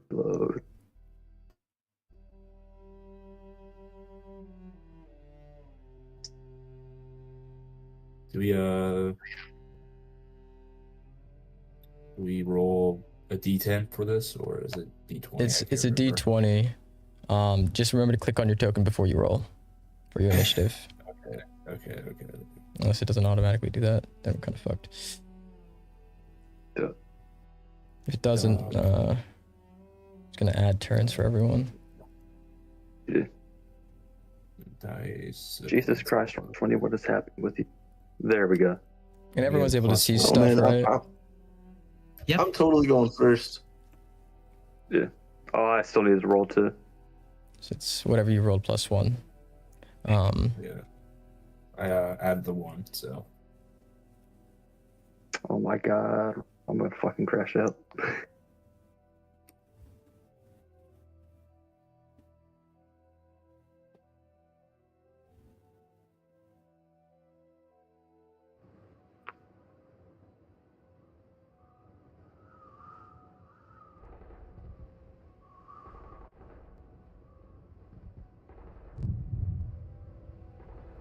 As deeper in Anchorage, you hear the battle begin. As the sun begins to rise. Snow is almost blinding at these angles. Seeing further up ahead is surprisingly difficult. I wonder if it'll let me do this. No. I was gonna see if it could make I could make the darkness actually just white. That'd be sick. All right. That would be sick.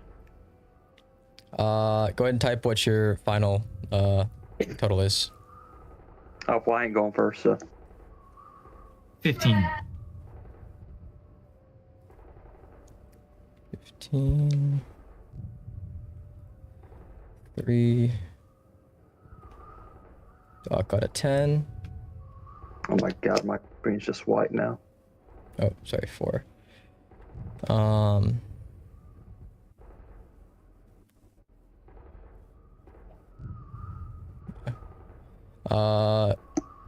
Crane and Raven still need to roll theirs. Unless you already did. I got a 4. You got a 4. And the Raven, you got a 4 too. Hell yeah, brother. Hell yeah, 4 squad. Woo! Let's see what Blackwell gets. And Blackwell's just gonna have everyone else's on his turn. I can never fucking roll a good initiative. Lord. What'd he get? I didn't see. 2. Ah, thank God. All right.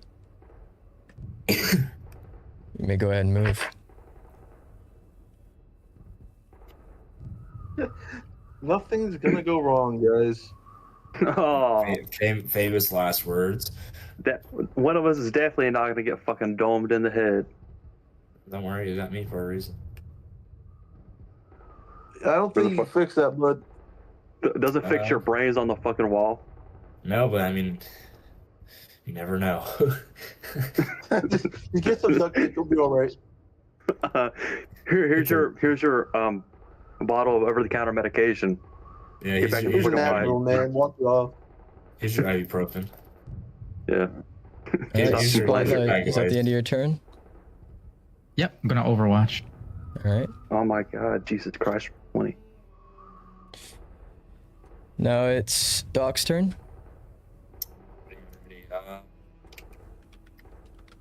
I'll move up to about right here. Crouch into Overwatch. You know, get a little bit of cover right there. Overwatch. In the macro section, there's a new end turn portion. Oh, really? Yeah, so that you can just click that whenever your turn's over, and there's going to be another one that says end turn to Overwatch. Where'd I find that at? That's going to appear in a second.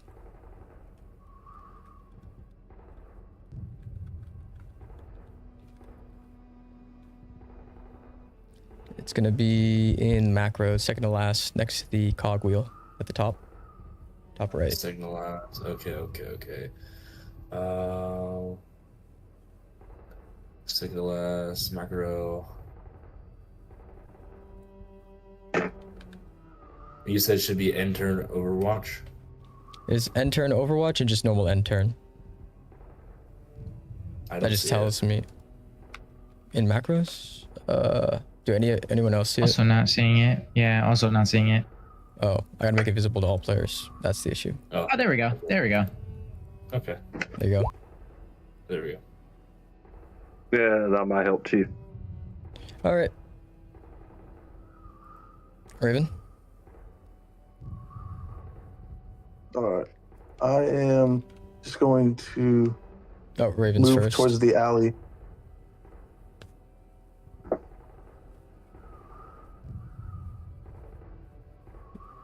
Is he there? Yeah, I'm here. Oh, shit. No, you're Crane. Talking about Raven. Oh, shit. My bad.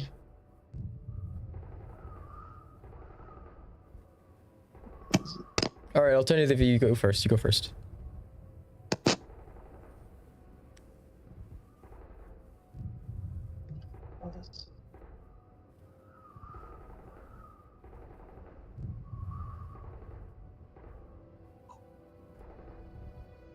Alright.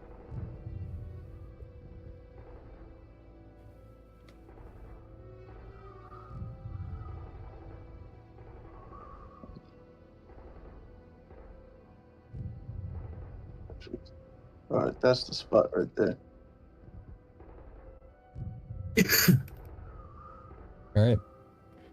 I'm gonna move there, and I'm just gonna pull out a pair of binoculars, see if I can see up ahead, see if I see any movement or anything. Nothing directly up ahead from what you can see. Squall. Just move me up to the closest cover, and then I'll do Overwatch. My roll 20 still freaking refusing to load properly. Nearest cover would be this pile of rubbish, I guess. Or the bodies. Raven, are you there yet? The bodies.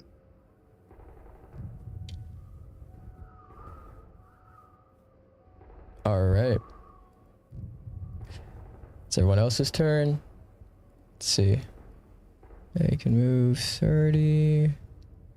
Ledger can move 35. It's them to about right here. As Ledger kind of takes Overwatch here, and the other two, Icebox and Hollywood, do so as well. As Marcus, the tower's gonna attempt to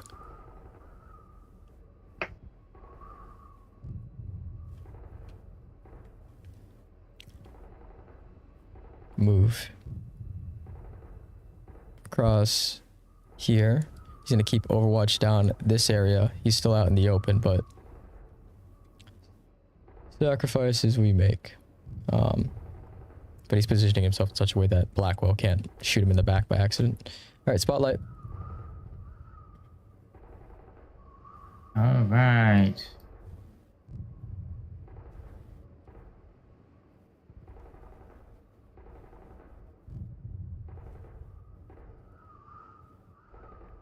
And he's gonna pull up into the alley, and then don't Overwatch.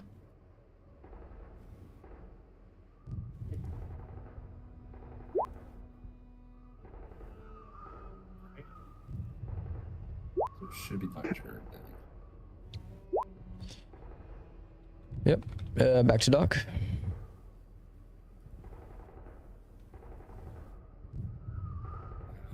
How much movement is it again for medium? Right there. 30. All right. It's gonna go right there and turn an Overwatch as well. Watching, this area.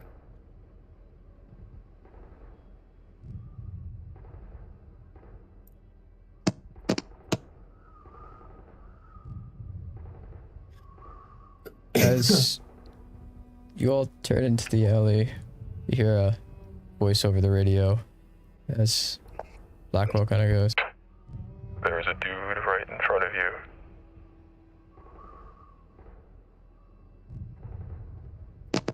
This dude seems to be smoking a cigarette, staring up at the clouds in the... As he's smoking a cigarette, staring up at the clouds and shit. As these jets, you watch as one kind of comes flying overhead. This is not an allied jet.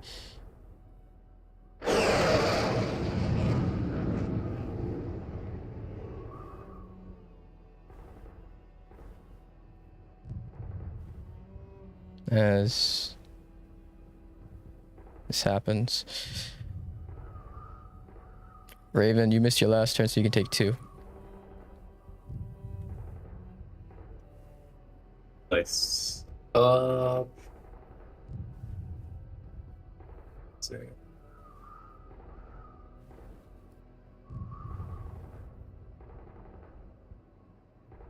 Open.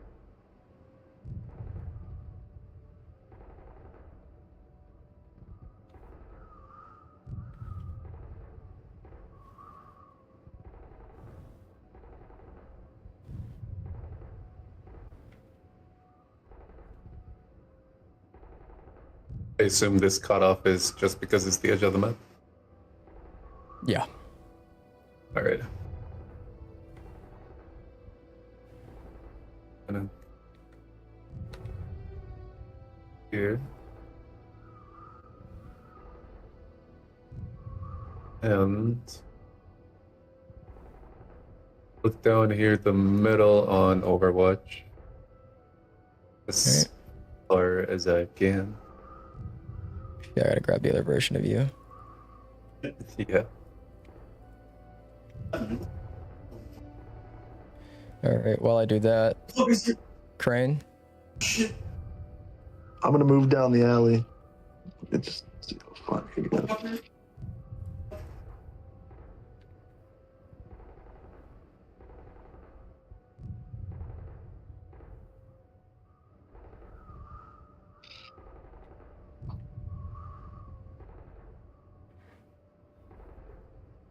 Go provide some support. Alright. Squall.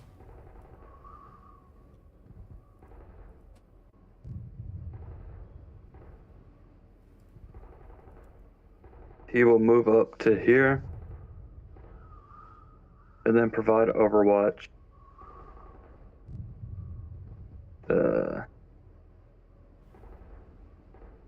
To the section to the right.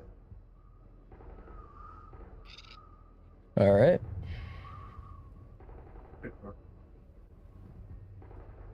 I can't see shit, by the way. Tiny, like, weird triangle shape behind me. Oh. It was facing the right direction originally.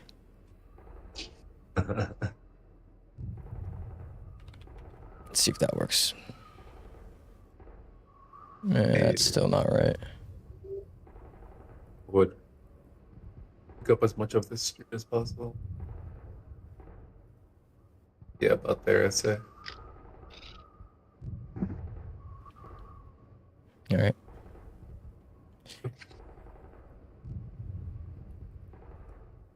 As Ledger's turn comes around, you watch his Hollywood and Icebox kind of move.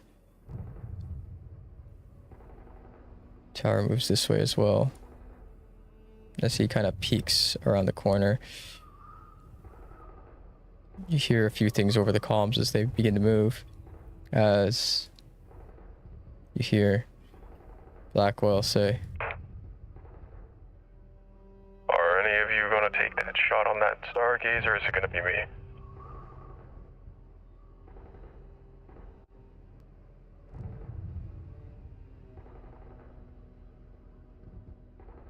Well, do we know it's just him, or? I don't know how much longer he's gonna be interested in the stars. Oh, shoot, if you got a shot, take it.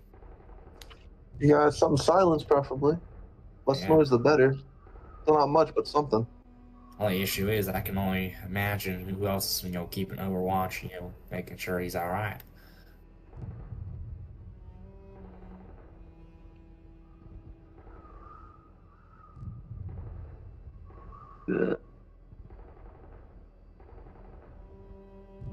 Fuck this shit.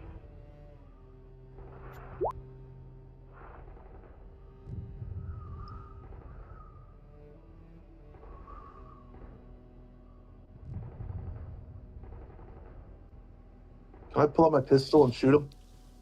as you watch Ledger send a shot straight towards this guy's center of mass, but right where the plate begins on the torso at the top, and Spalding just go all over this dude's face and into his throat as he kind of falls backwards into that snow pile as he's trying to regain some sense of composure, as the others are just going to end theirs on Overwatch. Spotlight, you see this guy kind of writhing on the ground, reaching for the weapon. He can't really see it because the Spalding went into his eyes, but he's reaching somewhere around him and he's getting closer and closer to the weapon.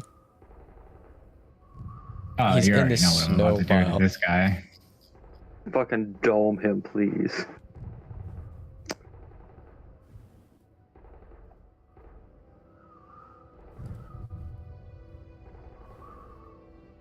Let's go.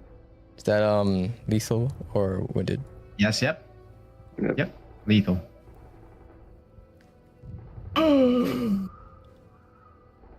He does What not are you save doing? with that. He is dead. Let's go. As he grabs for his weapon, and right as he's about to just like fire it randomly in the direction, you drop him through the throat, slightly above where Blackwell hit.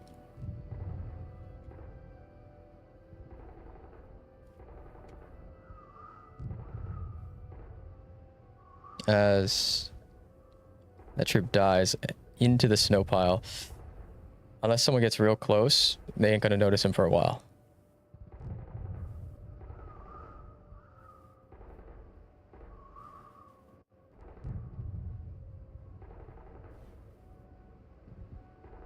And with that, he's going to move like so. And since I shot, wait, does that count as Overwatch? That shot I made on that Wagner troop? That shot? Yeah. No, he didn't move, so. Okay. Yeah. No worries then. And that's where I'm gonna call it.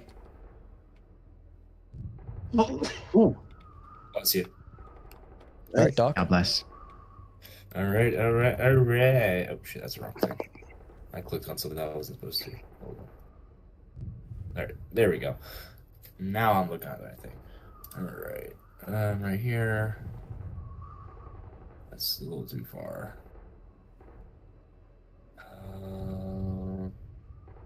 Go about right there.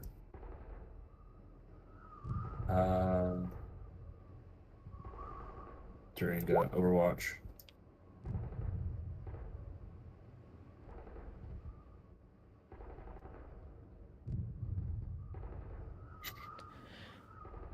As you take up Overwatch.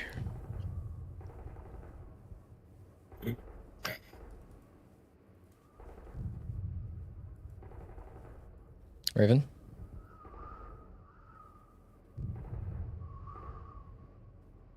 It's your turn. Oh. That crane, so. Yeah, no, but technically before me. It's you, because your actual token is on the GM layer, so you're not appearing on anyone else's screen but mine. Ah, alright. Fair enough. I'm gonna shift my scope just a little bit to the right.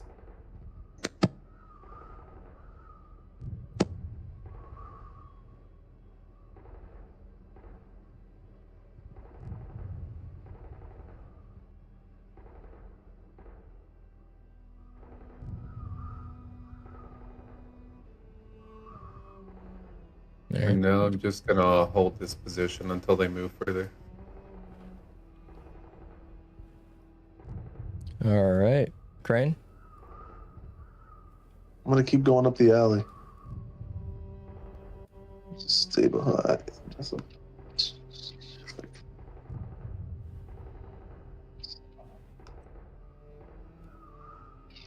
you might able to stay right about next. Stay next to Doc.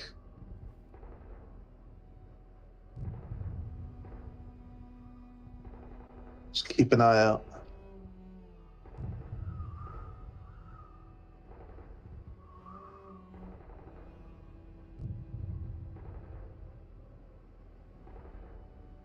Squall.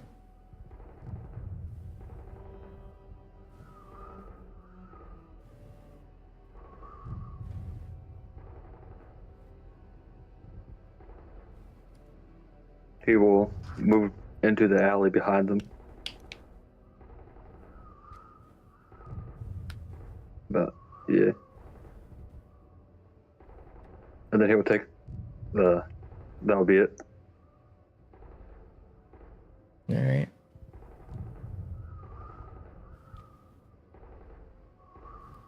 I want to send a message over the comms. Another enemy spotted down the street. Right side.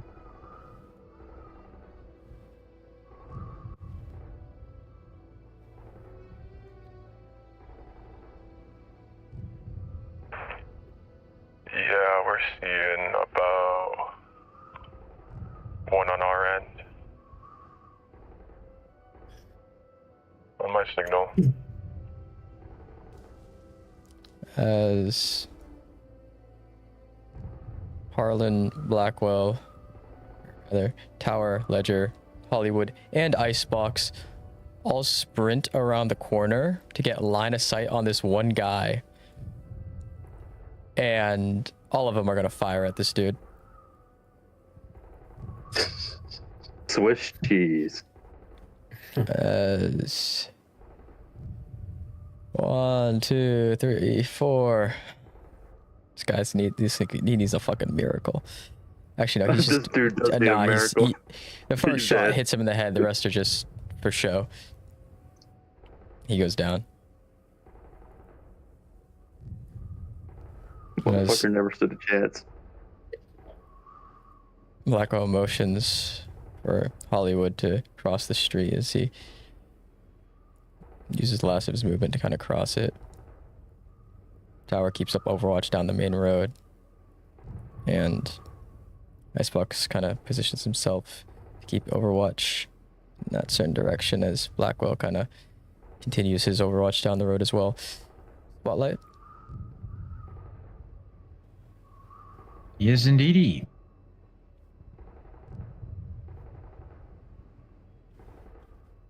He's gonna move to this position, and he kind of catches sight of a soldier at the edge of his vision. Before he's spotted, he's gonna drop down and.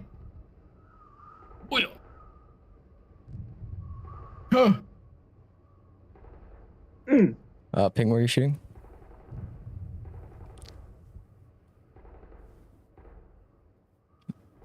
That's your wounded, right?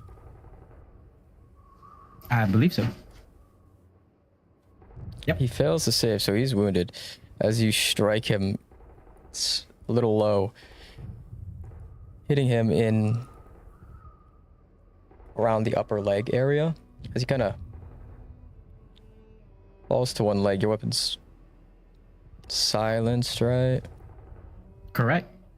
And because I hit, I'm going to reposition using half my movement to this little edge of corner to take cover. All right. That's me. Doc. All right, Doc is gonna come up to this corner. About 10 feet of movement right there. Well, it's just another corner. He's gonna see about do the rest of my movement out right here. About right there. And he's gonna end an Overwatch. Looking down this way. All right. Raven. Is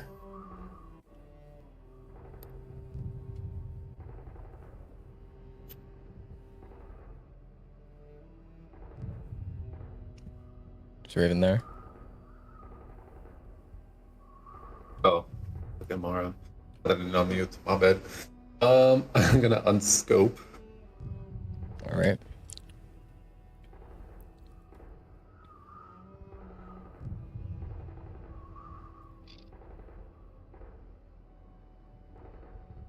I'm moving my position up.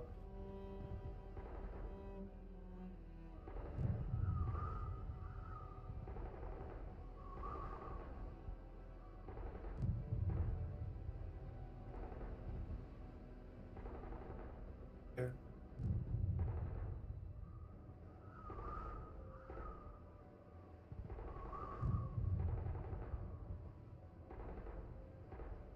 Little. And maintain overwatch again down the street.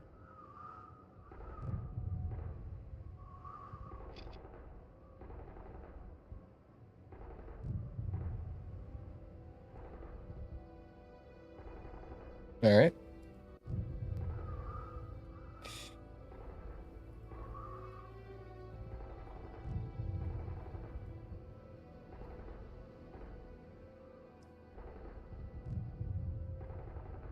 All right. I'm gonna move over here and hug the wall. Keep an eye out. Sounds good, Squall. I'm just gonna move up here, and then look back down the alleyway. Keep for security overwatch.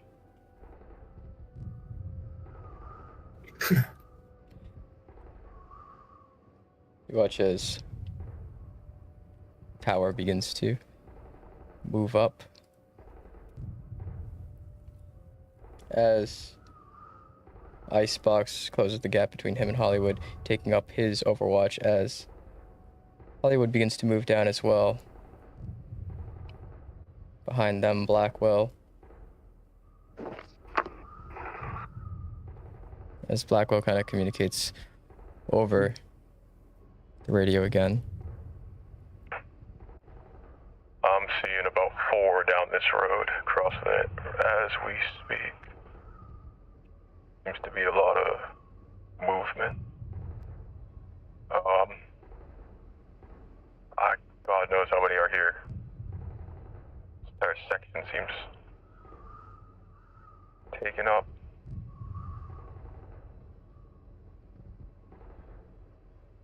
How do you guys want to do this? We do 2-prong or 1-prong?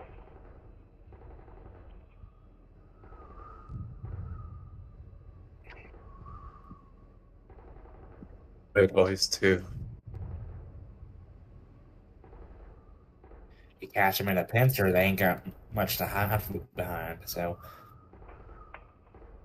Wait for them to filter out into the road as much as possible, then pick your targets. Sounds good. Don't die. Copy. Spotlight. You got it. And he's gonna go like so back up to this corner. And Hi-ya! Too far the shot and it misses. His troops beginning to come to, realizing what just happened as the shot kind of begins to leave the system.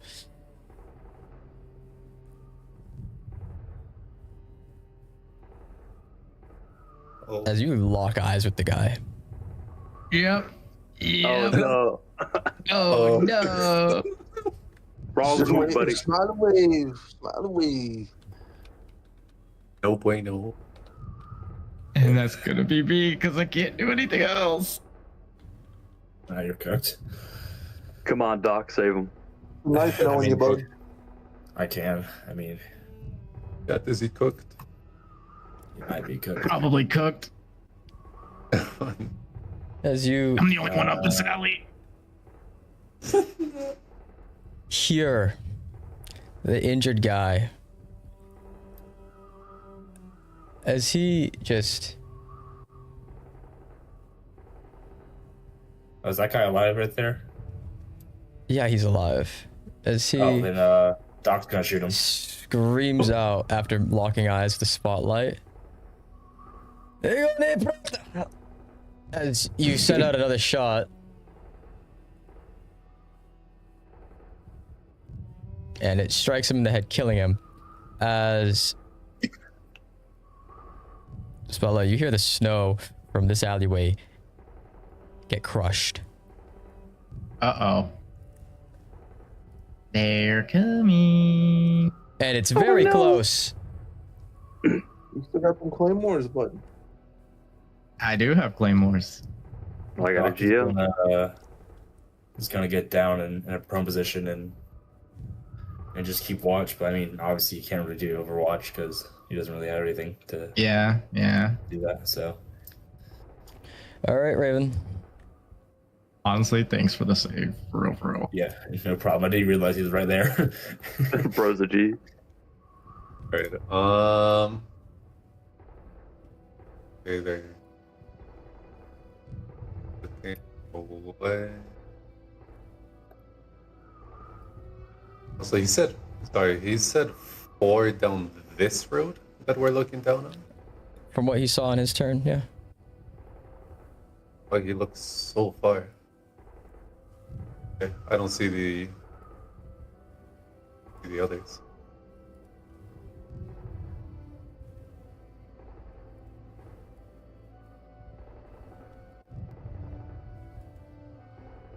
Okay, we'll just okay.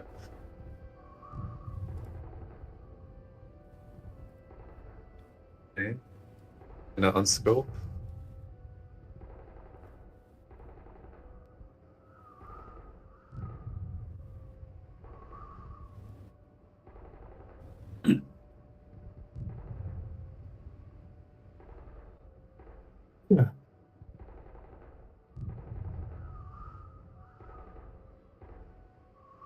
I'm back. Alrighty. Oh.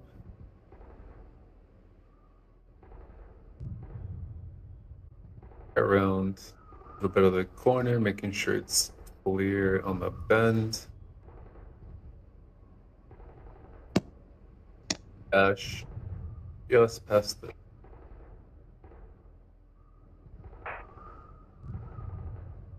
Yeah, that's Hey, this is Hollywood. Whatever you just did scared the shit out of him. I see a bunch of people running down the road.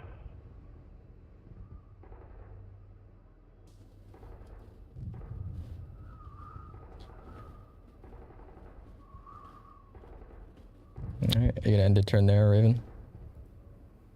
Yeah, I'm gonna do Overwatch over here, and if they react, Distraction. then move towards this down the street.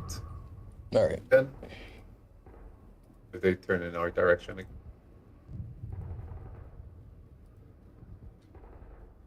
I don't see how they do back there. All right, Crane. Right. I'm gonna move up and get ready to support when necessary. So I'm gonna move right over here. All right, you just gotta hold Stay on the Overwatch. corner. Yep, hold Overwatch. Although all I got is shocker with slugs, what I'm gonna do. All right, Squall. He's gonna move up right beside him, and then he's gonna hold rear Overwatch. All right.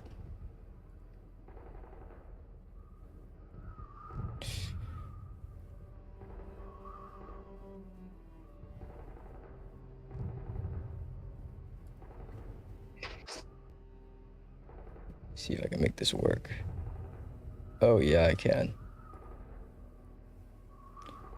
As Blackwell kind of turns, staring down at this area and holding Overwatch as Hollywood begins to make his way up.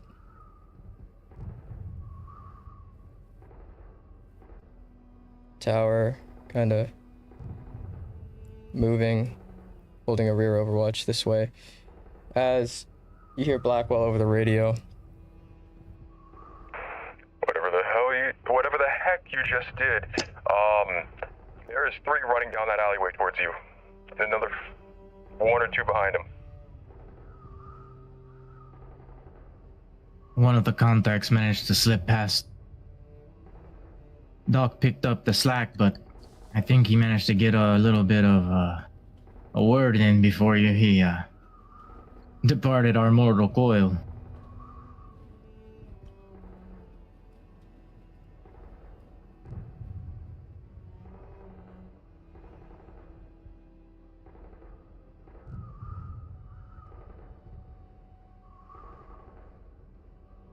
As you say that, it's your turn. Those footsteps are very close. Yeah, he's gonna He's gonna poke right over here, peek around the corner, and toss a frag grenade. He's gonna toss it Go ahead and roll right here. You go ahead and fucking roll a gremlin. D10. Oof. Ooh. Oh. It's a 1 or 2 that you get the roll back. So you're good.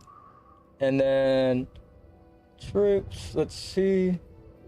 Oh, well, each one does. Oh, Jesus Christ, they're all dead. As they're running, and you kind of cook it in your hand for a second as you hear them get closer, you throw it into the thick snow beneath their feet as it kind of impacts into the ground in front of them. As you hear it kind of strike. And that entire alleyway, all the snow and shit just gets kicked up. Oh, you were just out of the range of your own grenade. You get no back. Just outside. Sneaky, sneak. As you do this, what else do you do? Is that the end of your turn? Yes, indeedy. He's gonna drop to a knee and keep a watch down the hall, down the alley. Not an overwatch, because obviously I use my action. But all right, Doc. Good toss right there, Spotlight. Appreciate it. Is there any? Hold on, let me measure my real quick. 30 feet. Be about right here ish. Yeah. Doc is gonna move right there. He's gonna go prone and go into Overwatch. Just looking down these areas as much as he can. All right, so you're just staying in Overwatch? Yeah. All right. You watch as one of the troops kind of runs towards, notices Spotlight, begins to raise their weapon towards him. Is that lethal or wounded? It is lethal. And he saves against it as it strikes into his plate, and he kind of gets kicked to the ground. As Spotlight, you watch a bullet go rearing past your head. Oh god. As it kind of, you see the kickback before hearing that whizzing by. You almost did not have a temple there. Raven?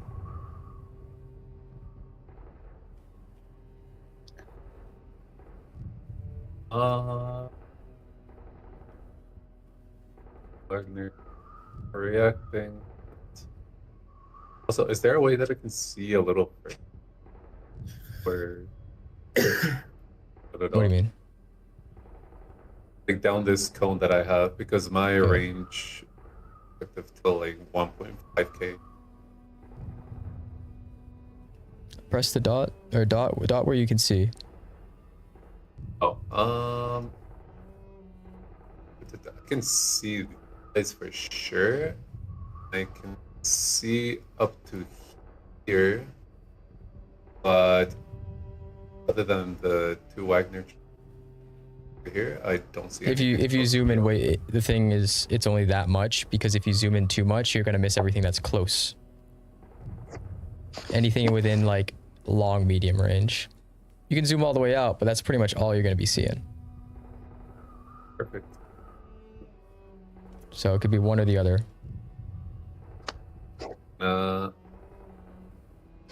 On scope.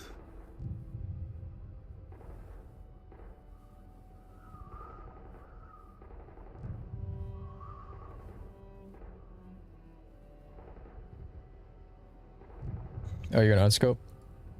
Yeah, I'm gonna unscope first. Oops. Wrong layer. I sent him to map. Why did I do that? Whatever. No.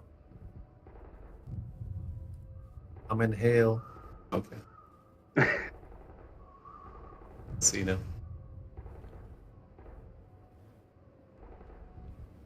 Rich. Good position.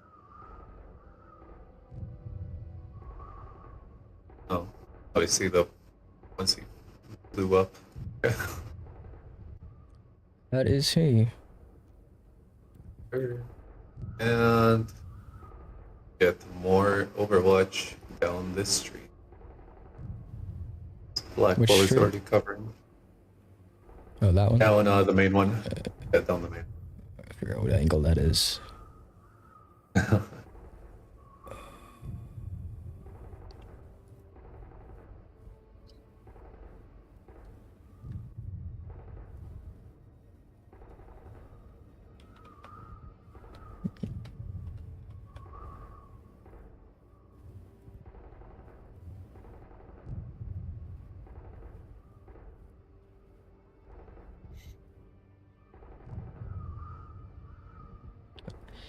More. Let's see if that does it.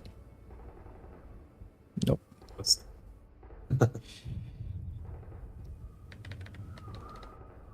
there was a fucking guide for this thing.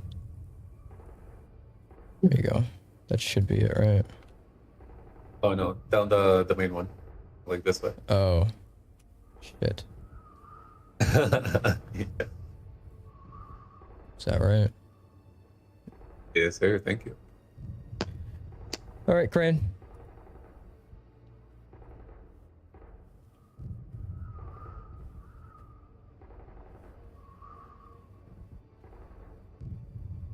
Crane.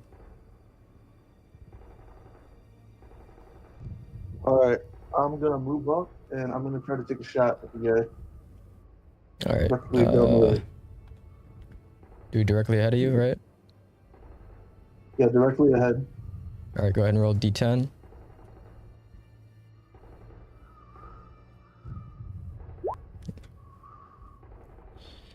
Is that a miss or is that a wound? What gun are you firing? I'm firing the shotgun with a slug. All right, let me check the shotguns. Hit. Buckshot.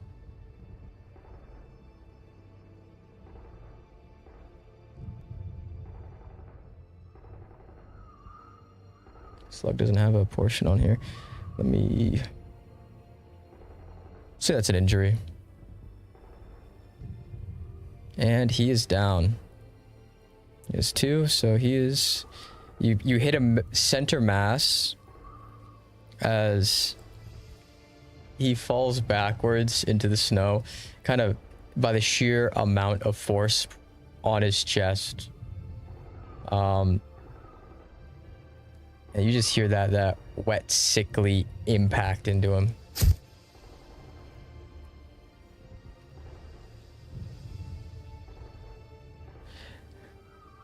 Is that the end of your turn? Yeah, that'll be the end of my turn. Squall? Again, he will move up. And then take rear Overwatch. All right.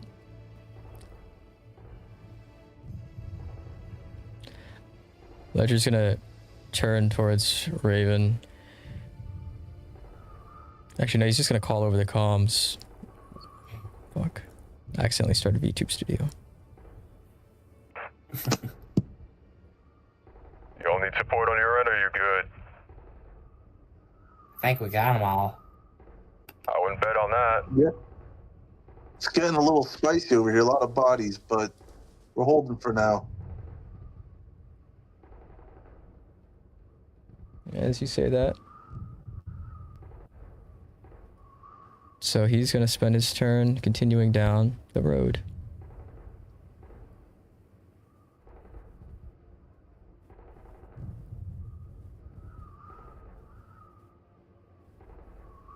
peeks into the alleyway here. Doesn't see anything. Motions for Hollywood to watch it. Hollywood moves up and kind of watches that. Icebox kind of moving back behind Raven.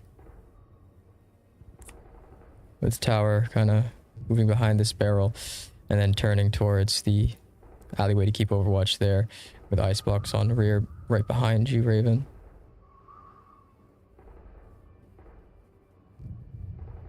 Perfect. As all these guys seem to be on Overwatch in various positions. Spotlight. It's your turn as you're not quite hearing or seeing, but you got a feeling there's more coming, judging by the distant yelling in Russian.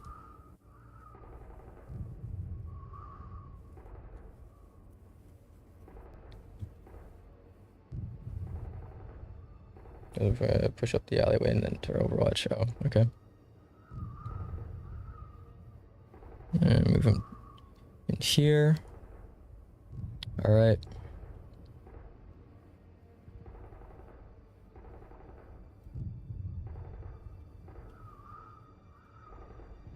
Doc, it's your turn.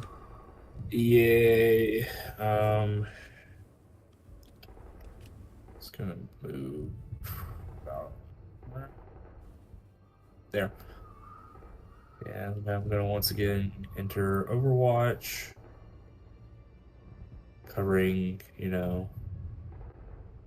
As you're about to enter Overwatch, you notice a Wagner troop, 2 of them, further up. Oh. As they seem to be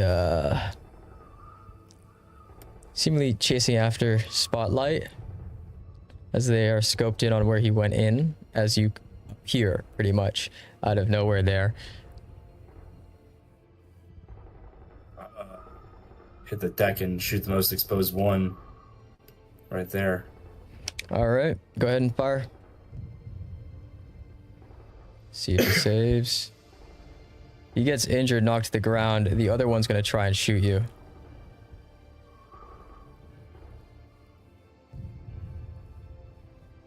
Oof. Yeah, let me look at the save real quick. So 6 to 10.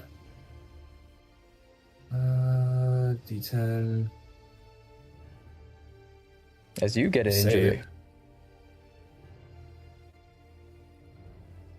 As you're able to take it into the chest, but you feel as it kind of strikes the chest and the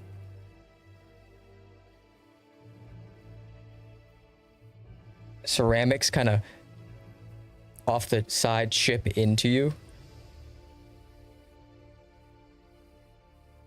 As you feel like your entire left arm go red hot for a second.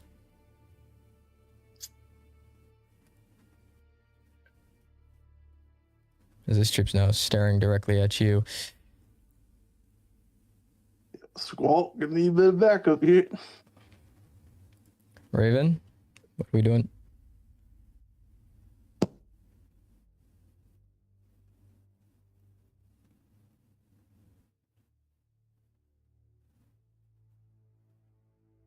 Raven?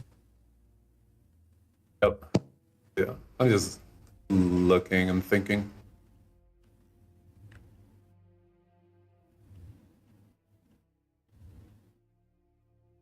I'm back. Welcome back. Doc just got shot. Yeah, Got shot? Doc's hit. Yep, Doc's hit. No! Never! Doc's still alive, but damn. No! All right, What the once fuck again. with him? There are 2 more that were chasing after you, Spotlight. Son of a bitch!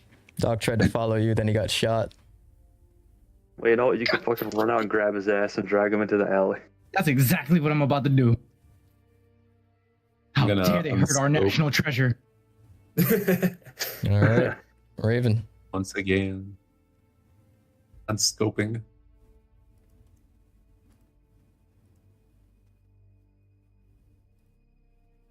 All right. I'm gonna What do we? You're unscoping, and then what? See how much. Oh, 30. 40.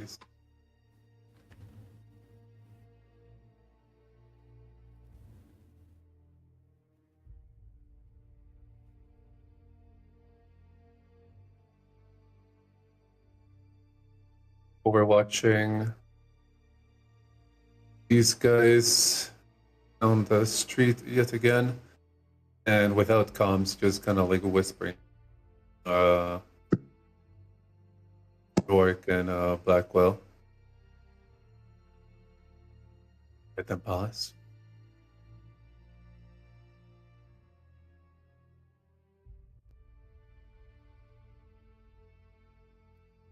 On the fifth one down the street, further beyond.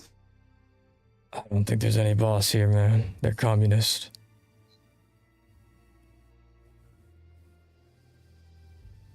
There's the fifth one, 300 feet down the street.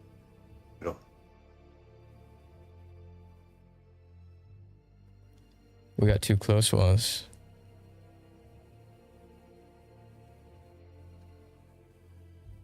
You want to hit them?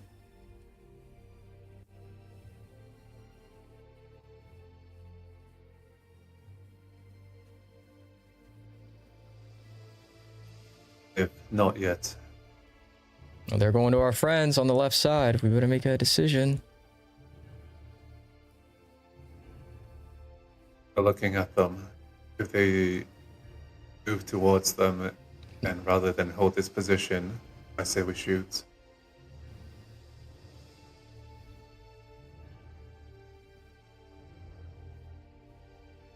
They might want to ambush from this street and hold that corner.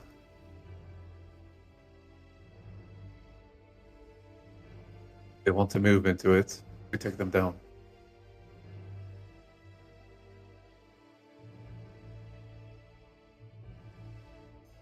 At the end of your turn?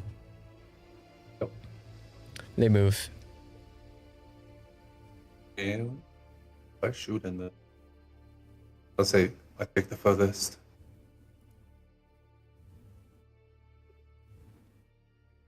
Six. I believe that's still in his lethal. Not that one. Hello, lethal.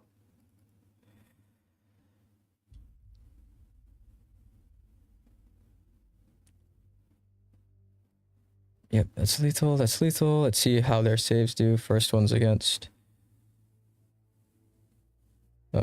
Blackwell. No. He survives the hit. Second one's against you. That one dies as his brains splatter against the building he's walking towards.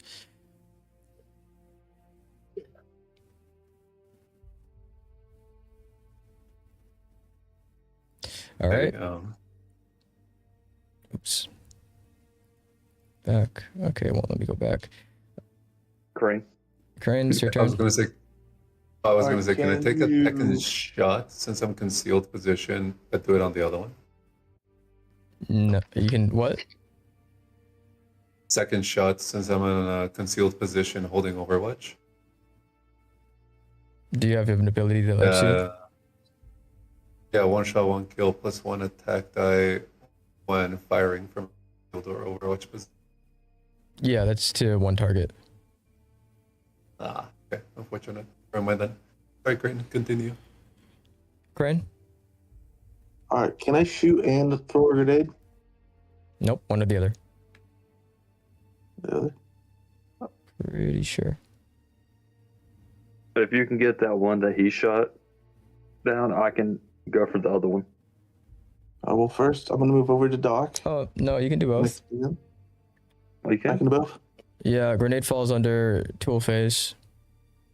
Sweet. Oh. I thought it fell under combat. I thought, man, I could take a fucking Overwatch and protect the Doc. God damn it.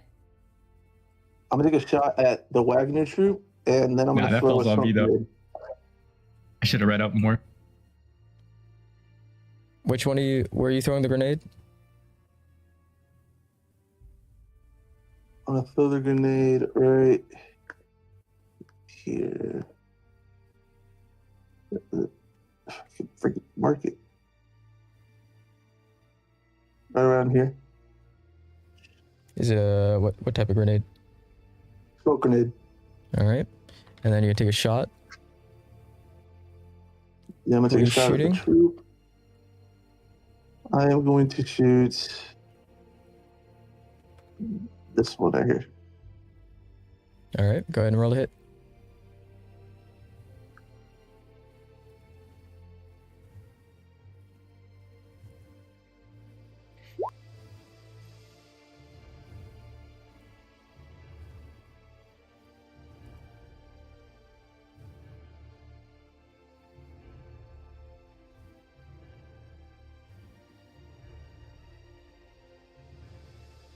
Let's see what you got. A 6. Let's see if he saves. What's your lethal range?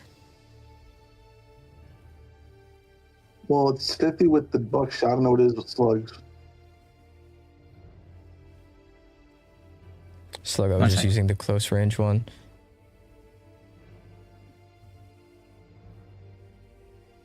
Buckshot close. The injury is 3 to 4. Lethal is 5 to 7.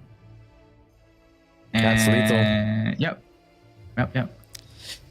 As you watch this dude, as he is about to aim down sights, you throw the smoke and send a slug right to his head as the smoke grenade explodes in the middle of the road. I gotta fucking fix this spot one day.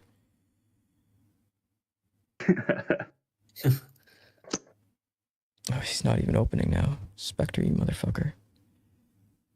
What do I pay you for? Come on. Wait, he's getting paid? He's a proud employee of Convergence I can see Media that. LLC.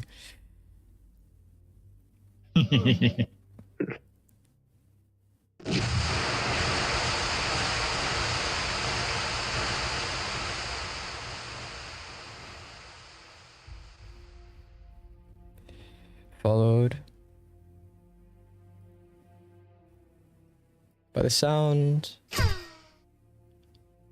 of you striking him right in the head, and the helmet goes flying off as the slug went through the head and attached to the steel helmet.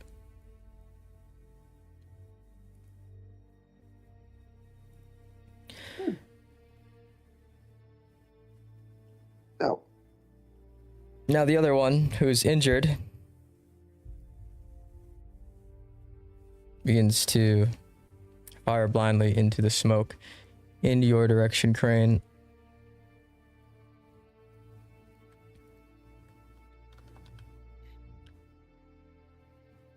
-3 on top of his -1 that he already has because he's injured. So he's a -4 right now to whatever he's about to roll to hit you. Which is a 4, so he got a 0. As the shots just hit the rooftop above you and it's kind of raining pieces of snow on your head. As he's just yelling behind that smoke. Squall? He's gonna move up to the side, dock, and then he's gonna take a shot at that dude. And there is smoke in the way. Unless you have thermals, you can't see. Is this I do have a thermal sight. Crane, is it heavy smoke? Oh, Or is it normal smoke? normal. Okay, you didn't get the upgrade, so minus, instead of the -3, it's only -1.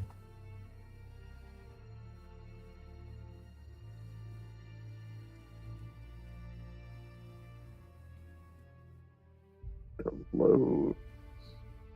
Roll the Unless you don't have an IR laser on your gun, right?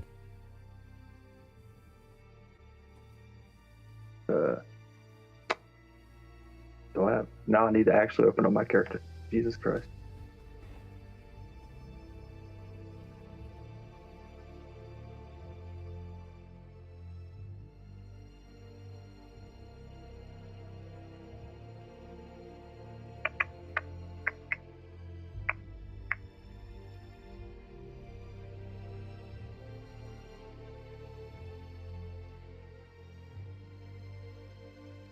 No, I do think I do have an IR laser, yeah. Alright, then you have no minus. Oh, that's just a straight D10. Yep.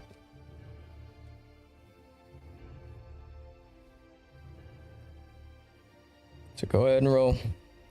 And then let's see how you're doing. Oh. That is a 10. And that is a 1. God damn. You blow his God head. Motherfucking smooth off. As peeled his muffin cap back blue. It same deal. Helmet goes flying as well.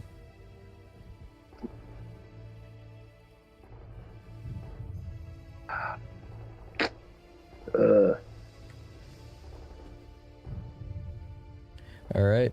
No. Yep. That'll be it. Ledger is gonna motion for Hollywood to break his Overwatch and take out the guy in the distance. Let's see if it's in his line of sight. Oh, it's out of his line of sight. Yeah, Hollywood can't see shit. It's just Ledger. Ledger's gonna fucking shoot him.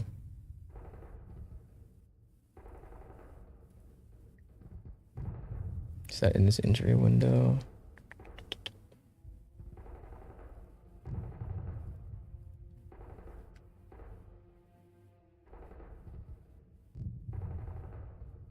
Yep, that is.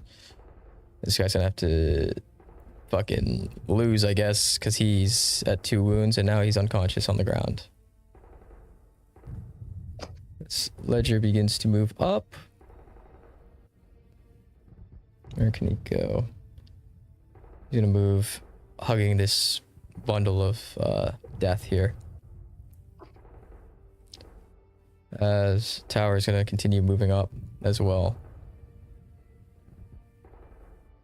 Keeping up a backwards Overwatch. As Icebox is gonna move up behind you, Raven. As everyone except for Ledger are in Overwatch over there. This group over here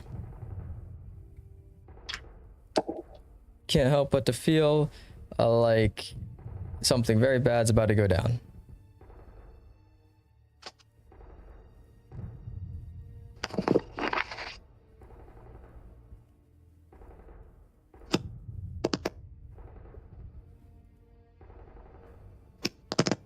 As it seems like the entire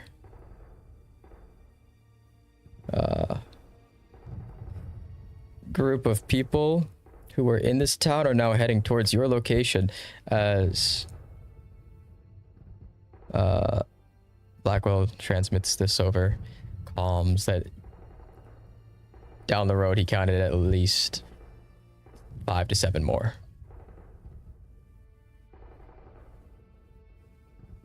As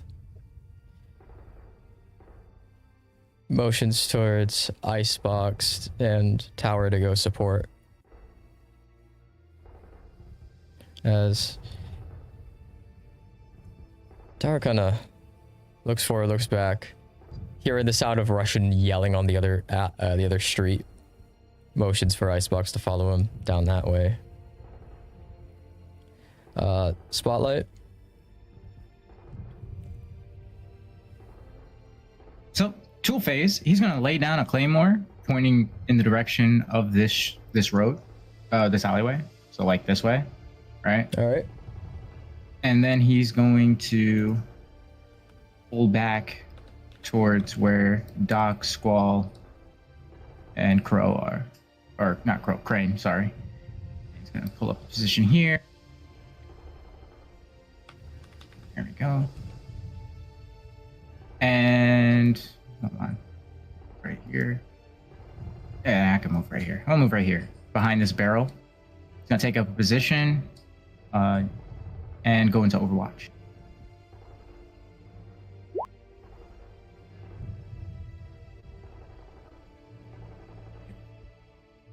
All right. That barrel's only gonna get you +1. That's okay. Doc is going to move up against this wall. He's going to use his tools to treat himself. This is going to be a big ass claymore, yeah. Oh my gosh, there's a big ass claymore. What in the world? Oh, I'm in the advanced roller. The super roller. There we go. Roll 2d10s. Treat myself right there.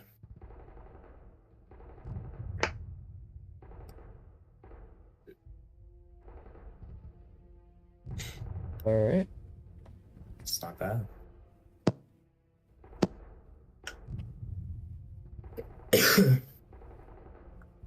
And gonna enter Overwatch and crouch.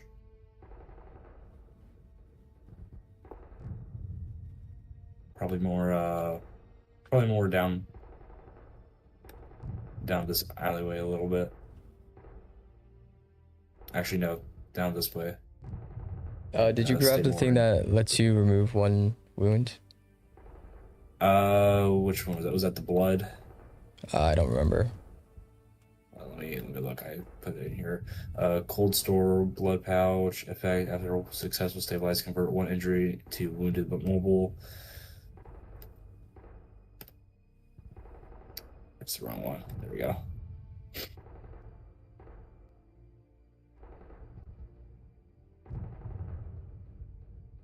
So is that what you're talking about, or? Yep. Okay. So I guess I don't have a wound anymore. Damn straight, you don't hurt our national treasure.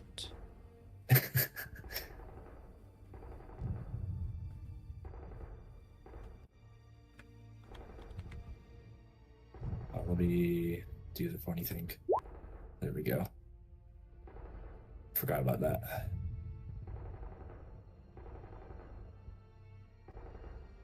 Yeah, your attack was gonna go to -1 instead of the -2 penalty. That dude actually had a negative. It wasn't 0, it was -1. All right. Raven?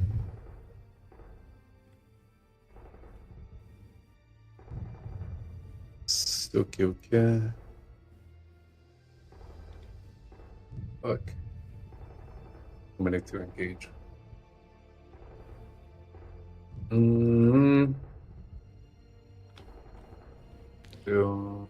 Seems like every person you let through here is gonna be a problem for either other group. Yeah. Okay. Already, this guy doesn't.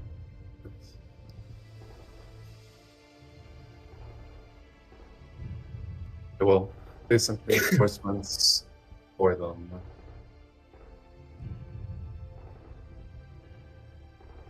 Right. I'm gonna remain on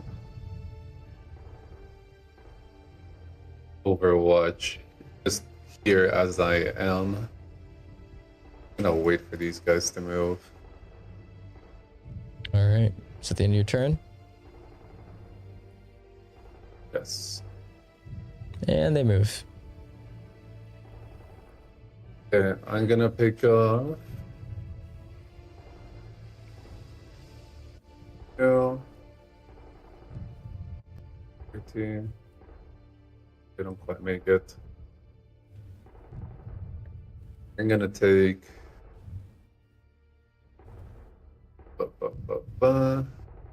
Take this guy. Gonna roll to hit.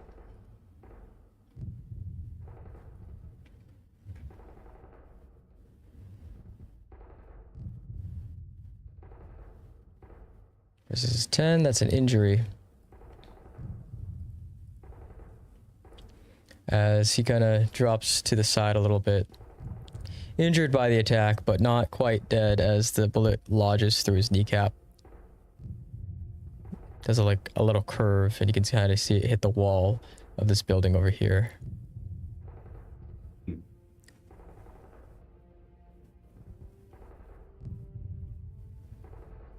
gonna relay to them. You're going to have 2 more incoming in your direction. 1 wounded with kneecap. Gunshot wound. But likely lag behind. I'll try and take 2 behind them before they reach you.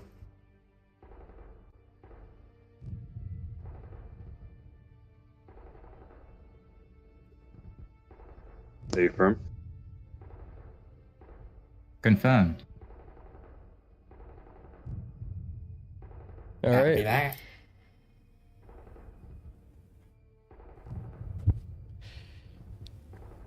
Crane, it's your turn.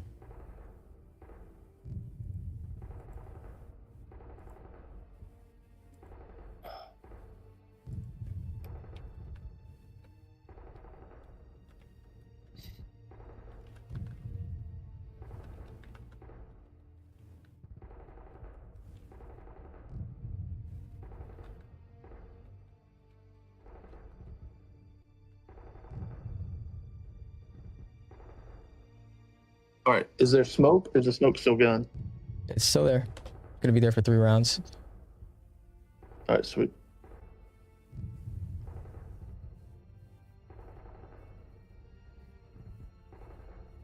I'm gonna make a move.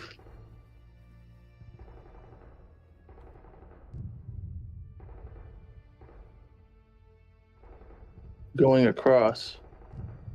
Be right about here, and I'm gonna go prone. All right.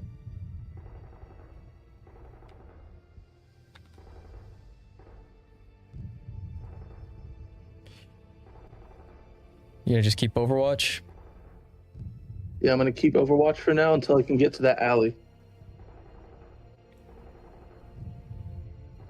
They're all cuddled up in that one corner. I don't like that. Squall?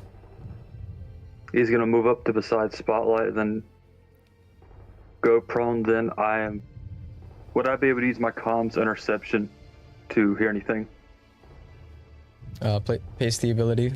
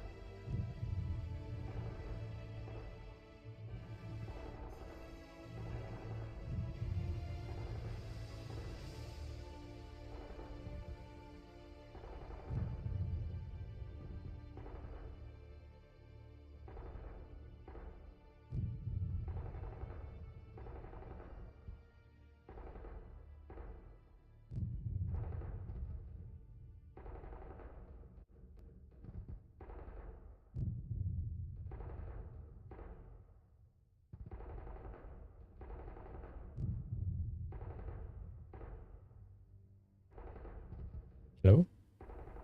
I'm trying to get it. Is it? Should pop up. All right. There you go. You hear through your comms intercept. Magil, Davstat, Nikish, Tiber, Crepes Preveto, which your real-time translator, part of the comms intercept. Obviously, your enemies don't speak English normally. Says, Michael, 20 of ours are coming to you. Stay strong. Live through this. He will relay this to everyone else. Oh, that's not good. Ah, shit.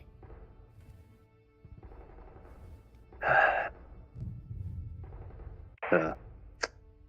Hollywood, one prong. Fubar. Affirmative, Hollywood.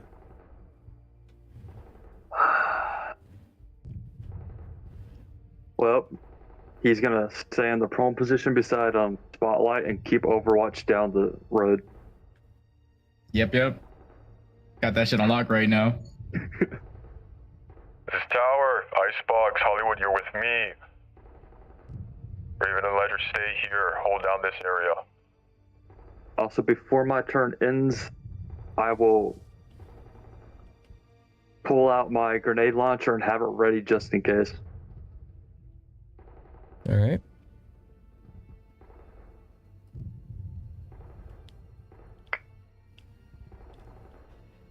Ledger's gonna try and he's kind of deciding before deciding to take a shot at this troop back here with his weapon. Try and distract these guys.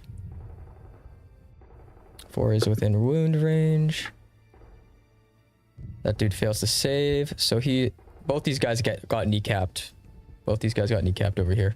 As they've both fallen to the ground. But now these two are moving.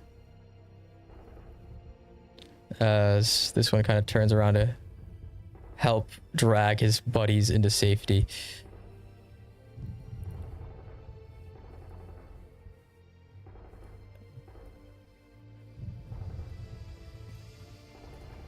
As 2 seem to be going down the side that Raven, you're scoping out with Ledger. And Tower begins moving. Holding Overwatch here. Oops.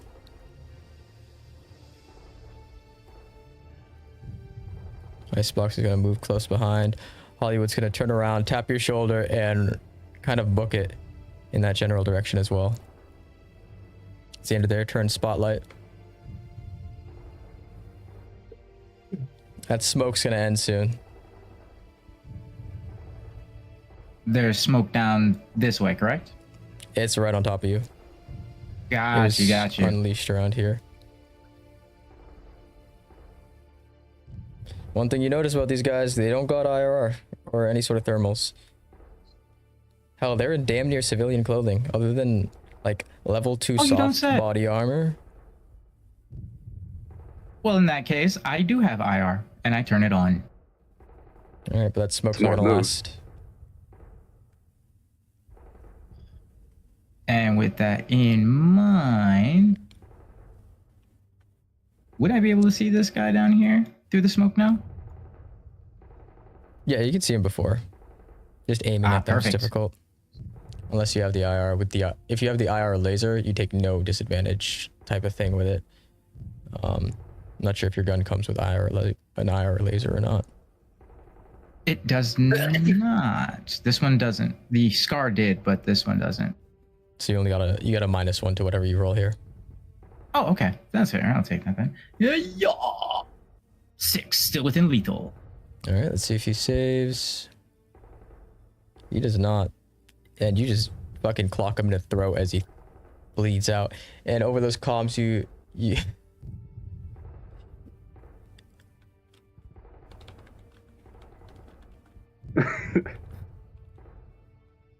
I can hear the typing. I gotta translate this. I don't speak Russian. You hear as the comms kind of come back too. It's just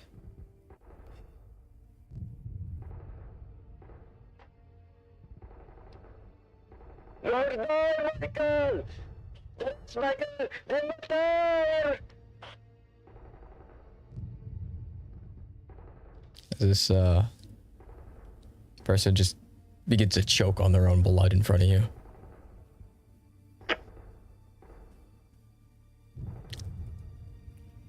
They definitely saw that. Spotlight just gives him a small little prayer. And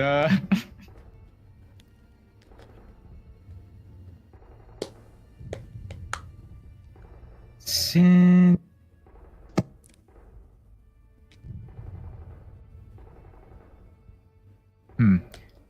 I'm gonna use Pathfinder. All right.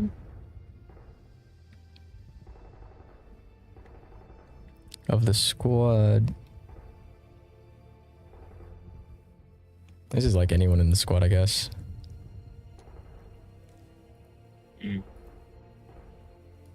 Actually, I'll hold that. I'll hold that back from this position. I'll hold that back as a one. Cause like I'm looking right now and like it wouldn't really give us too much in the way of visibility. But since our boy is down, instead I'll use my movement. I'll call over to Squall and Doc and Crane and tell them to cover me as I cross the distance right about here. Gotcha. Have your tool as well. It's like grenades or other miscellaneous things. In that case, I'll throw one of the smoke grenades I have on my person down the road. All right.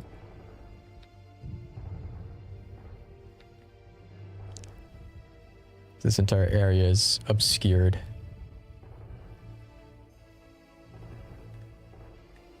All right. And that'll be it for me. Yep. Doc. All right. So there's a whole new smoke screen right here. Yes, indeed. A little further up. A little further up. That's fine. About 30 feet right there. And Doc is gonna crouch behind that barrel. He's gonna. Let me see if I have the IR laser. Hold on. I don't think I do. I might. Let me double check. Night vision / IR. I also have the thermal sight.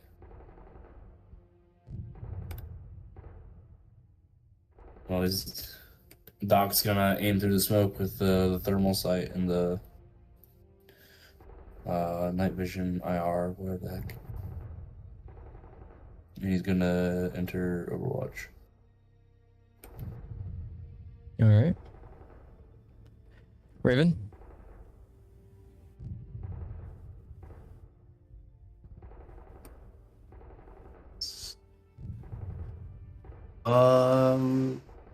Ooh, that one is occupied. I am gonna take shot on close. Here, I'm gonna shoot this guy over here. How far You're gonna roll to hit.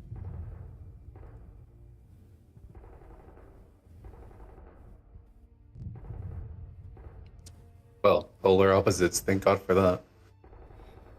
As you blow, it has moved off as the shot comes ringing out. And it strikes him in the head. As he collapses to the ground. You watch as the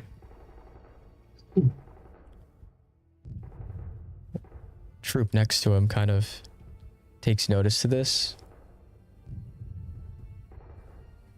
As he seemingly is readying something of his own. As you take a look at it, it's one of those single grenade launchers. As he begins to measure out how far he has to shoot this to hit where you're about. And it seems like he doesn't need to hit you directly, just where you're at, around where you're at. Can I react with my movement to that? Yeah, if you wanna.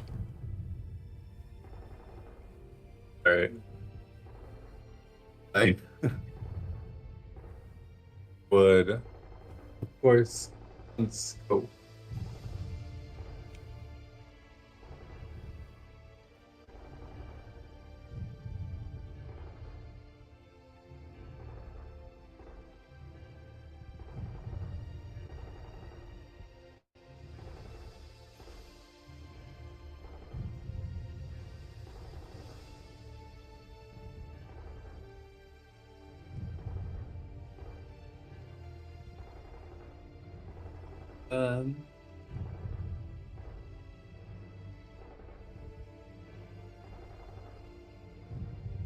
I would call it out to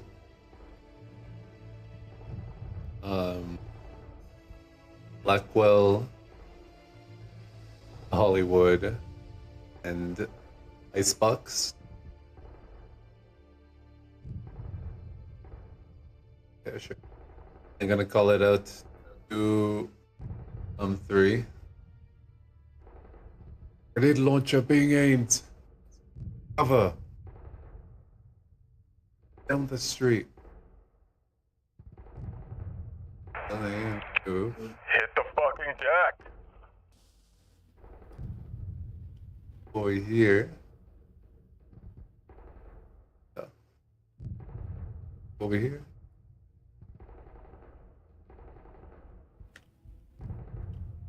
Over here, and obviously get as low as possible.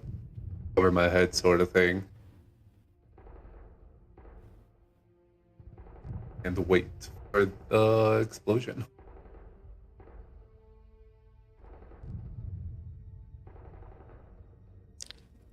All right. Crane.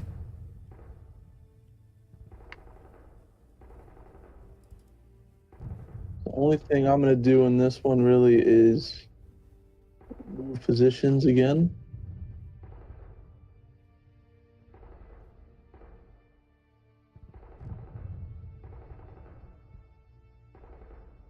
And just stay right behind Spotlight.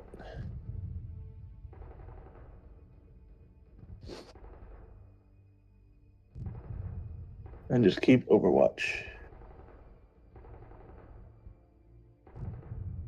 Cool. He is going to move up to this body. He is going to take cover behind it, so that's soft cover. All right. And then he's going to keep Overwatch through on the smoke with his thermal sight. As this happens, which is Marcus, Icebox run as far as they can. Hollywood kind of stuck between a rock and a hard place. Kind of tries to duck behind this box to give him additional cover as he keeps his head low. Ledger kind of hasn't hit the deck yet. He's leveling his weapon as you hear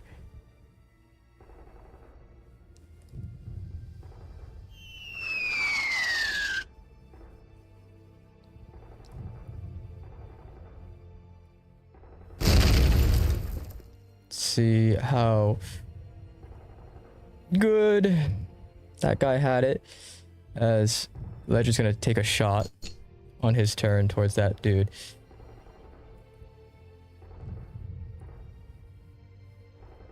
Striking him. He saves against it.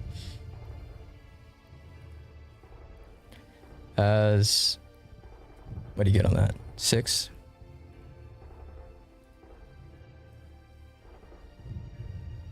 Yeah, roll the 6. Where were you? Well into the hole. 4. 20 feet away.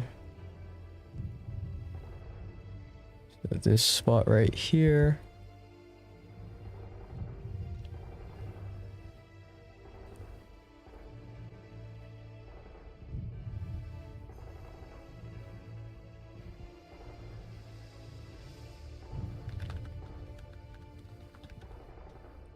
Let's see the radius from that spot there. Everyone got out of the lethal range.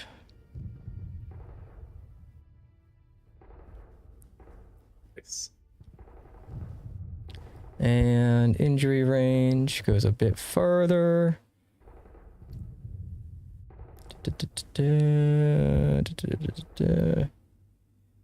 Prone. Oh, Ledger wasn't prone. Ledger wasn't prone. Let's see.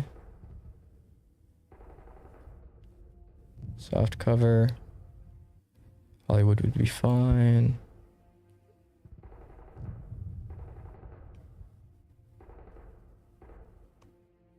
All right.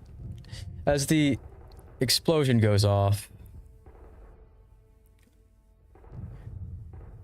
Raven, what type of armor are you wearing? What are you talking? Raven. Whose armor? Oh, my armor. Yeah, I'm wearing.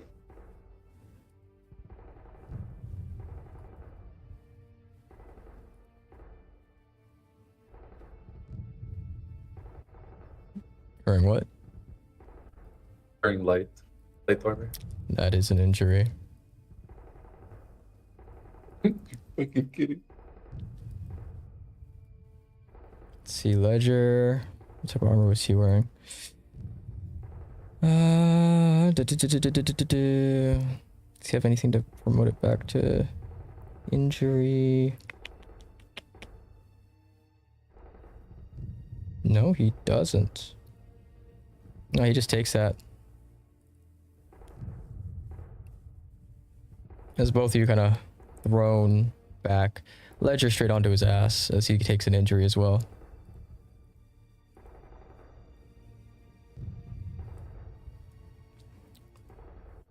It falls back to the side.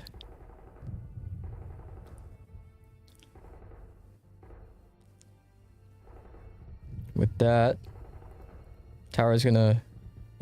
Tower and Icebox are both prone, and they're gonna hold Overwatch with Hollywood in the back, still holding Overwatch in the back. Spotlight. As your Alrighty. As your turn is about to come around, you watch as people begin to move into the smoke.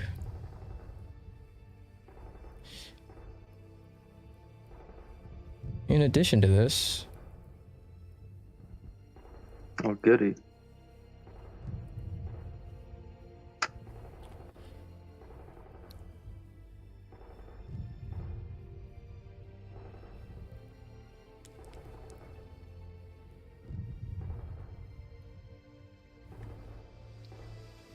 that grenade guy is reloading, prepping, as these two disappear into the alleyway.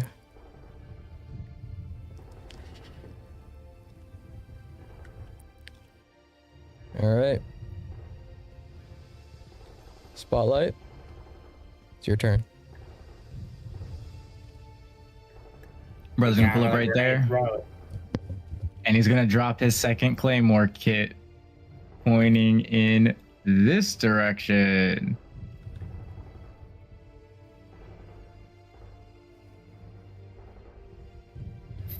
All right.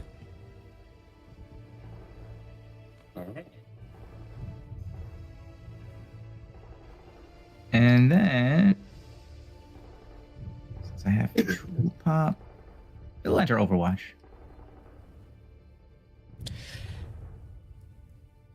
Doc? Doc, seeing that Spotlight put a Claymore, he's going to enter Overwatch as well, but he's going to wait to fire until like the Claymore goes off. All right. Raven?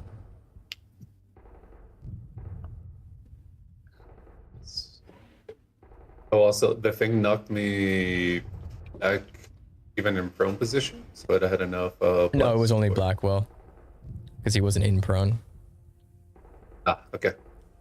Alrighty. I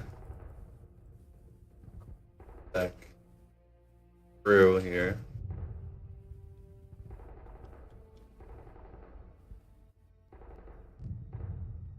Just enough.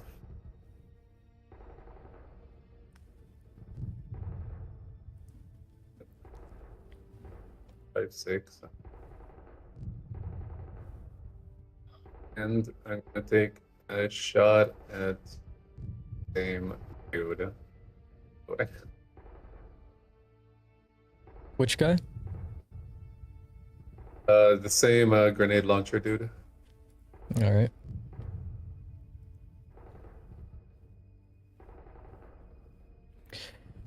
Go ahead and roll a hit.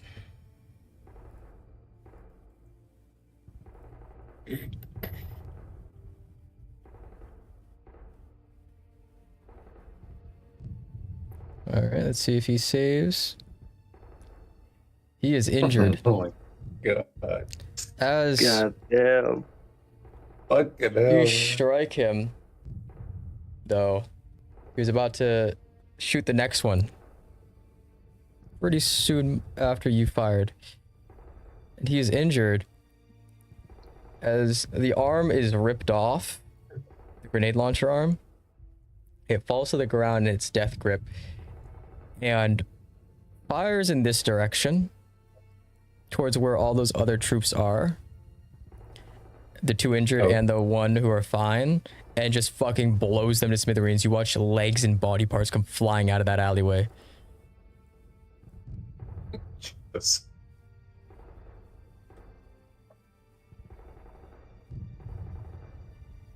Bro, out here getting trick shot.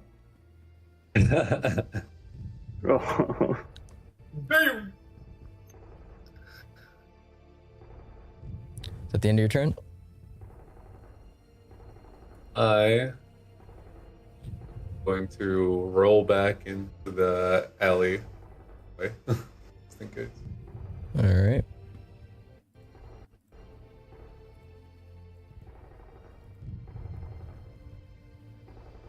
We're just gonna roll a little bit out of the way.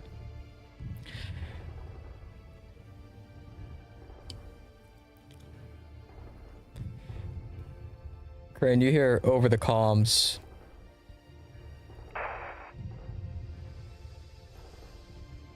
This is Tower. You got 4 guys coming down the alleyway behind you.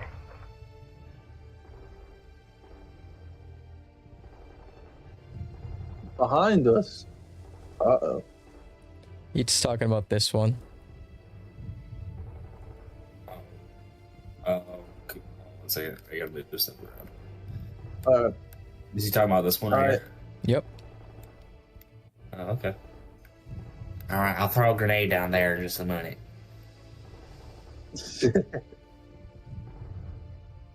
I am going to make a move back over that way then. Hey, Crane, if you got a grenade, throw it down there. That's the plan. Yeah, good. Blow them up. Send them Ruski sky high.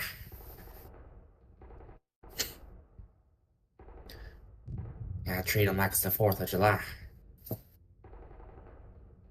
Alright. And then I'm going to yeet a grenade. Because I can just see them.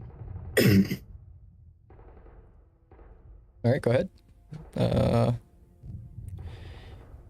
Where are you trying to throw it? Right in front of them. So like right here? Yeah, right there would be perfect. All right, let me measure it out. And of course, I'm gonna go prone right after I do that, so I don't, try to catch anything.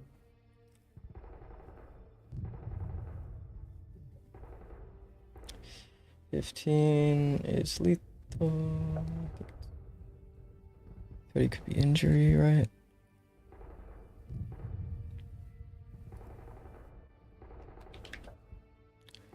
Yep. All right, and it's right there, so...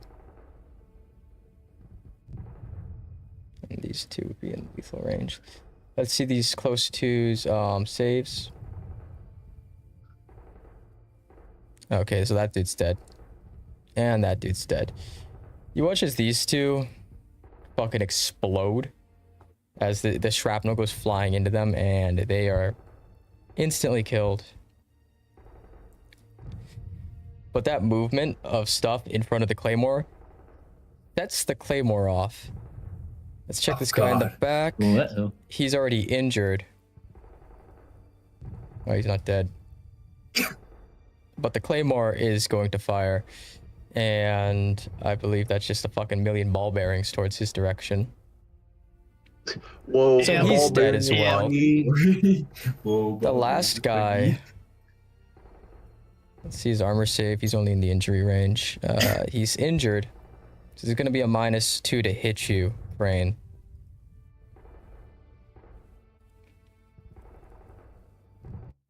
-2.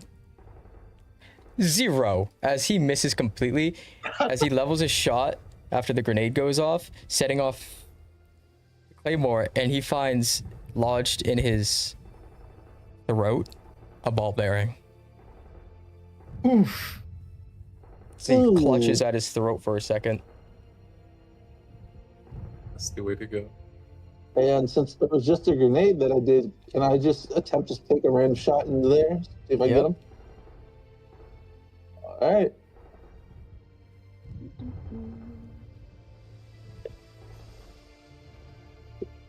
All right, is that in your lethal or? That's in lethal. Okay. As in quick succession, you hear these 2 explosions just go off in unison, followed by the clacking back of the shotgun and a ding of a headshot as all 4 of them go down.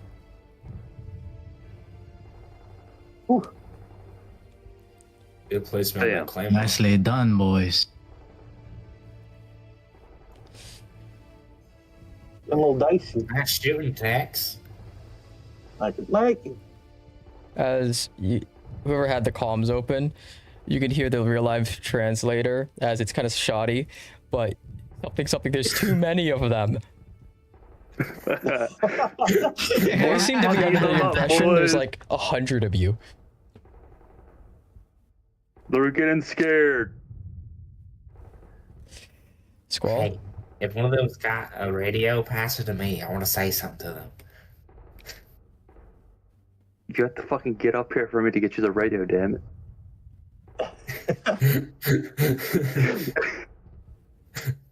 You know what? Tell me what you want to say. I can grab a radio off this motherfucker and say it for you. All right.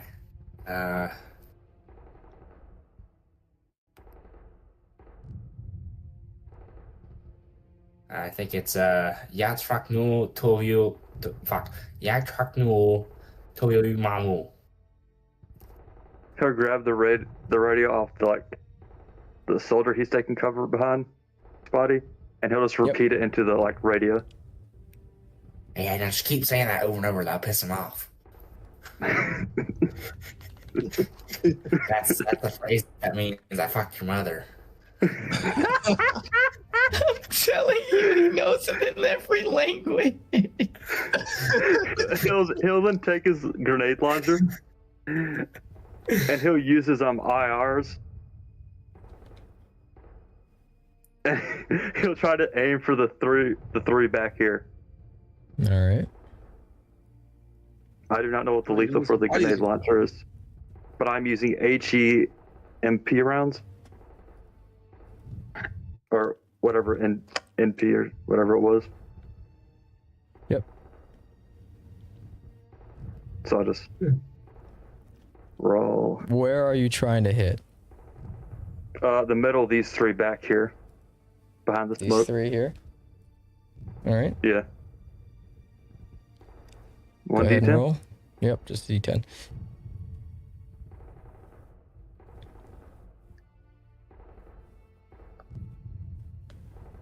All right. It's 4. You're trying to hit here, right? Yeah, the middle right there. 6 times 5. What's your angle here? All right. You instead, as you go to fire this, you strike near this area of the roof. It still strikes as the shot goes flying out, creating rubble of all this area, as now they're on the receiving end of the horrifying sounds.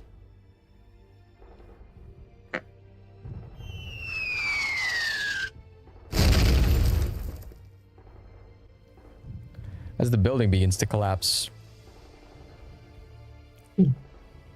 Let's see their saves. 1, 2, 3. The only one who survives Yeah, that this one guy guy. with an injury, but he doesn't survive very long because the building fucking falls on him. Oh, let's go. And all that commotion, Yeah. this guy was, let's see, he was injured as well. All that commotion sets off the claymore as this guy being thrown forward by the blast into the claymore gets riddled with ball bearings as the claymore goes off. Not another 4 feet. Yeah, no, there's no way he's surviving that. Whoa. He's right in the lethal range. Before he ends his turn too, he'll repeat what Doc said into the their comms again, but very aggressively. As you do this, you hear a response. It seems like the comms are damn near gone completely quiet now.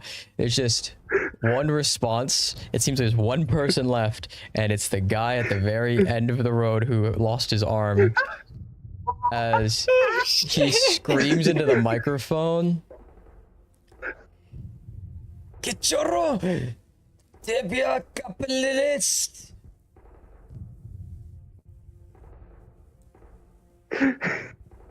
What'd he say?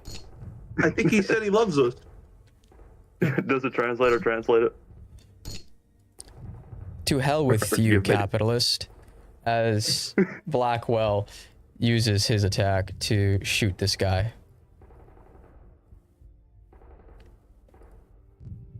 Killing him. He's pretty much fucking dead. He already had an injury. As the comms are just completely quiet now. I think you could tell him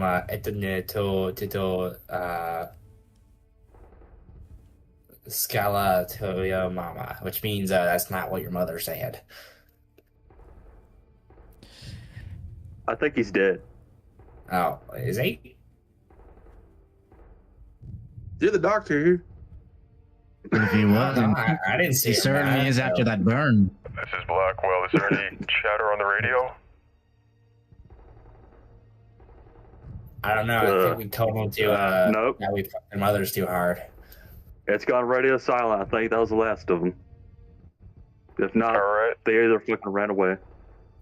Sounds good. He'll stand up and then put his grenade launcher back away.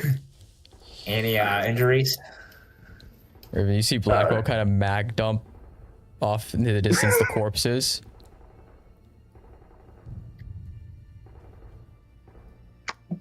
Can't be too sure. Raven comes out of the thing. I know double tapping is a thing, but is mag dumping really necessary? Better to do it now than get angry later. Better to live with regret than die with it, as he limps away. Hey, if you got an injury, come here. Go see the doctor. Yep, I got the magic touch. Alright, come here.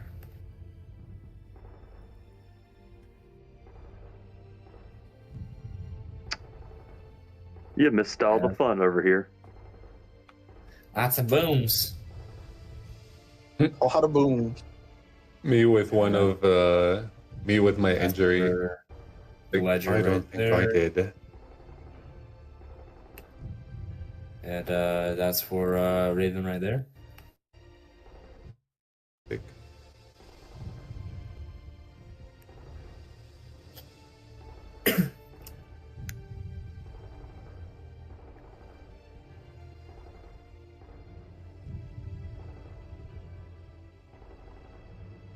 Everyone in one piece.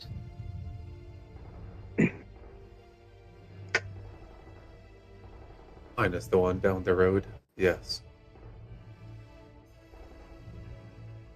Ah, that's funny.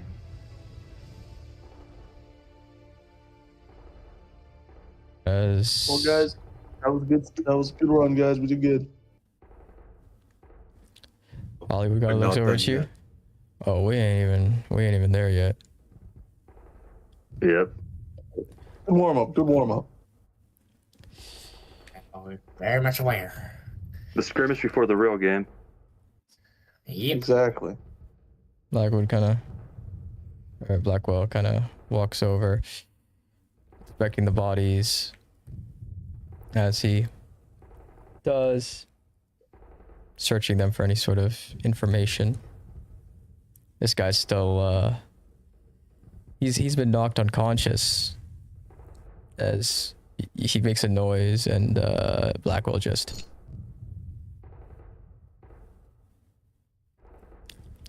same dad look in his eyes.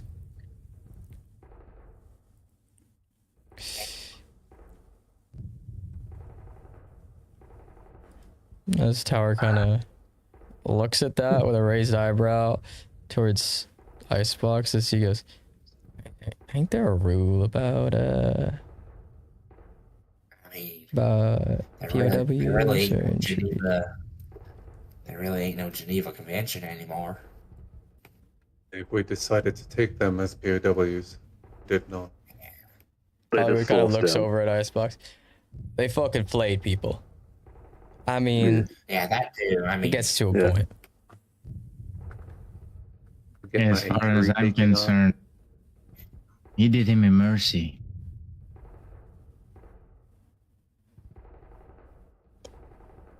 As Ledger kind of picks up this paper that he found, moving down, inspecting all the dead ones' faces, as he does, continuing down this alleyway.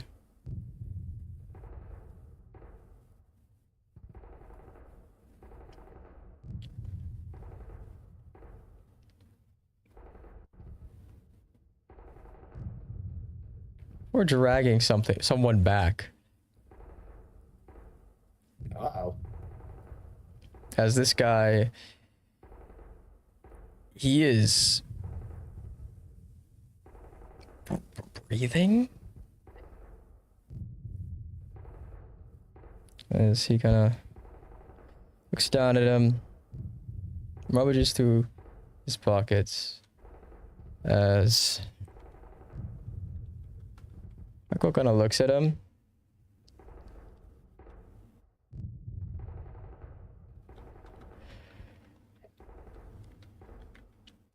Trying to get him awake as he motions towards you, Doc. Do you got any that morphine? Anything? Oh yeah, I got quite a bit of stuff. What do you want to give morphine?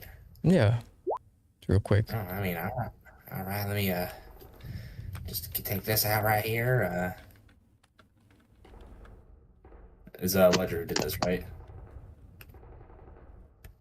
Yeah, Ledger did that. Right here. He's gonna take out like one of those like small little tubes, pull the cap off, and just put it in the dude's leg and push.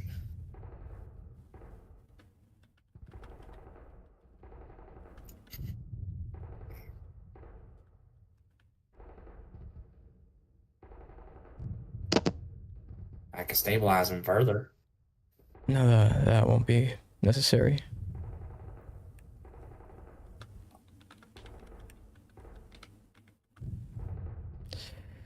As he kind of uncaps it.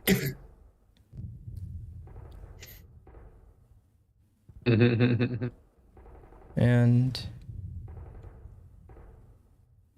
jabs it into the guy's what remains of his leg. There's a guy. Oh.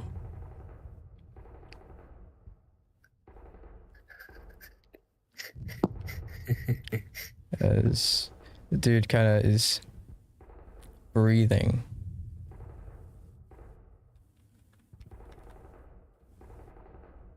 Is he kind of awake? The guy is delirious from the blood loss. No tourniquet's been applied anywhere. As Ledger kind of looks down at him.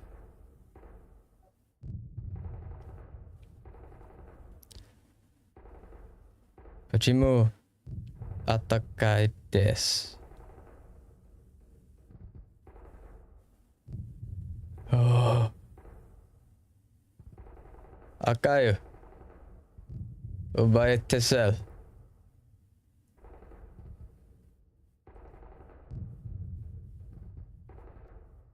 Ty robujesz na widziel. Ty nimi zawizan. He slaps his face a few times.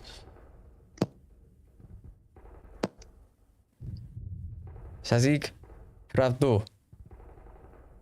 You see this look of sincerity over Ledger's face. Попробовать тебе видеть. Полюбишь. Да честнее. Обезопасу. Evacuatazio.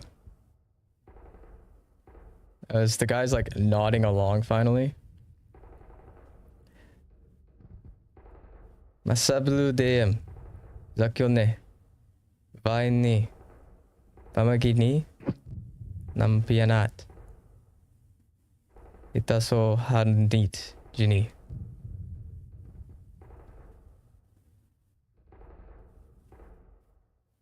As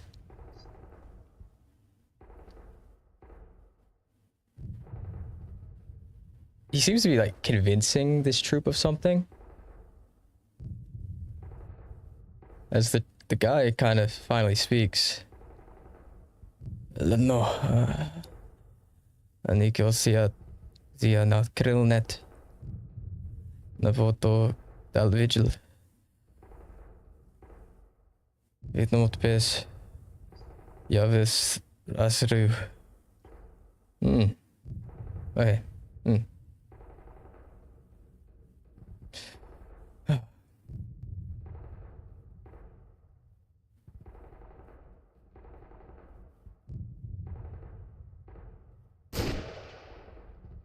As Ledger takes out his Glock and shoots the dude in the head.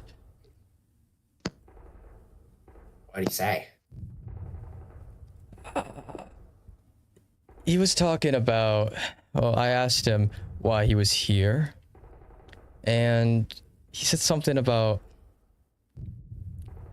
how do you phrase it in English? I mean, I heard Vigil mentioned a couple times. Vigil is kind of, it's not to do with the terrorist organization. It's, Vigil also is like a slang term in Russia, specifically to do with being kind. It's weird to explain. It's a certain dialect. These guys were Serbian. And a lot of Serbians have a, think of it as a southern accent. It's kind of the same thing. Kind of a shitty southern accent if you ask me. Yep. Raven knows he's lying through his teeth. Absolutely. Yeah. Raven will probably never say it until he actually trusts someone, but he's fluent Russian, part of his trainings. I'll message you what he said. I'll message you the entire dialogue. Word. Just gonna keep it to himself. I was so funny anyway. to hear one day.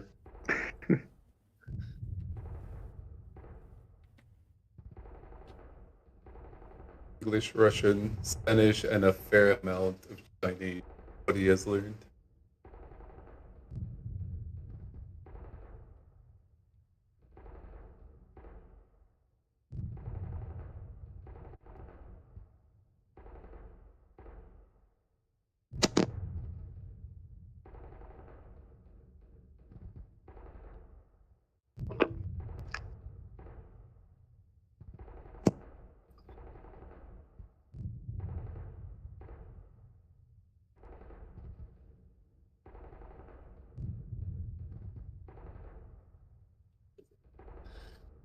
And gunshot. That is the dialogue. Got it. Well, helps that a Raven not only has a poker face, but he also has, you know, like a mask all the way up to his nose. He's wearing special, like, goggles / sunglasses and a hood and everything, so he just didn't react whatsoever to what was being said. Completely stoic.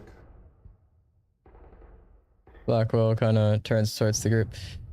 All right, I'm gonna go wait for you in the vehicle, and when you're all ready, head out.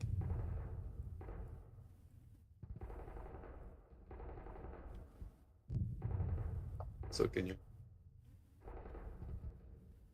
Doc's gonna walk over. It's triggering my fight or flight. Everyone's like staring at each other like, what the fuck was that? Hey Raven, do you believe what he was saying? I think it's full shit.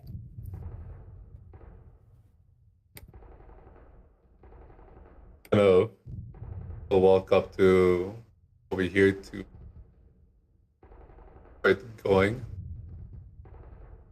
Takes a look at him.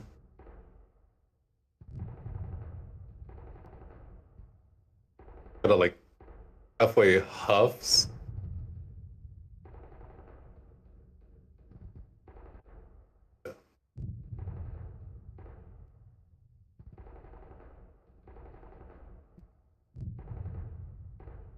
And that's all he's gonna say for now.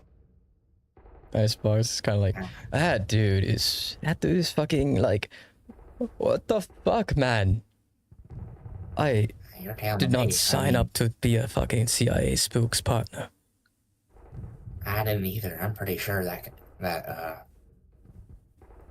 if I were to guess in the ballpark, that entire conversation was actually about, you know, Vigil helping these Wagner troopers into the States. You know, just, you know, hitting in the ballpark of what I'm guessing. You'd be right. Hollywood kind of looking back to see if he's gone. What the fuck is happening? Well, I don't know, but it reeks of Vigil. No, I think it just reeks of the government not wanting to share shit. This is, especially with the boots on the ground. This is black all the way through. The levels that you and I would have been best not involved with. However, your head on a swivel. Fuck that. Those fucking pieces of shit killed my family. Blew up my fucking home. You think I'm gonna fucking stand by and pretend like I didn't see a fucking operator? Oh, no. I'll stay my hand for now. But this isn't the end of this. Not by a fucking long shot. I agree. If he's not being honest with us, we're gonna die. It looks and I'll like be damned if those fucks use me as one of their fucking pawns. But we're gonna know what we're up against and not. Because if we realistically we don't know what we're going up against, we're going in blind. I mean, okay, most of the time we are going in blind technically, but let's be real. If we don't really have a full, complete idea of what we're going against, when we got somebody who knows shit, well, then that's just all kinds of fucked up against your fellow American. Look, Howard talk a little bit more about this. Okay. Hasn't said anything, but he's holding his finger to his ear as he kind of looks back. I put a bug in the car. Oh shit. Oh, did you know? Oh. Before, like literally just before he says that, I say to both Spotlight, Doc, you know, everyone who's kind of like in agreement. And you know what to say. Well, I do agree. There's a not be reckless. That will be your life. I need to put it out. And then he says that. What's the spook saying? He is currently connecting to a call.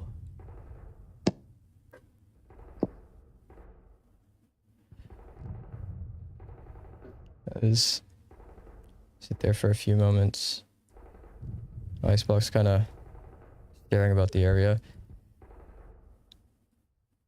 All right. Well, Secure this place real quick. As Tower directs Hollywood to hold down the other alley.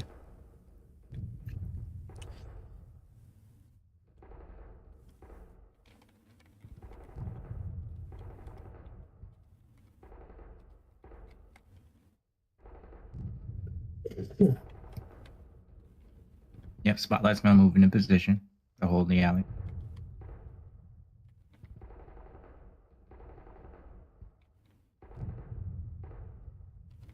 Who needs over here?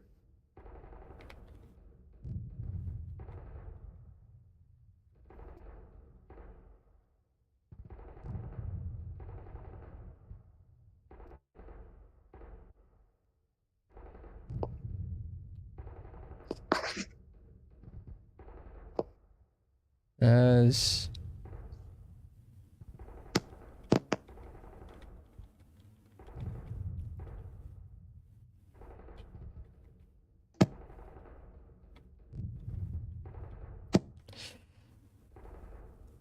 Tower begins to, as he walks over to each one of you, kind of putting your frequency to his frequency on your radio so you can all hear this. As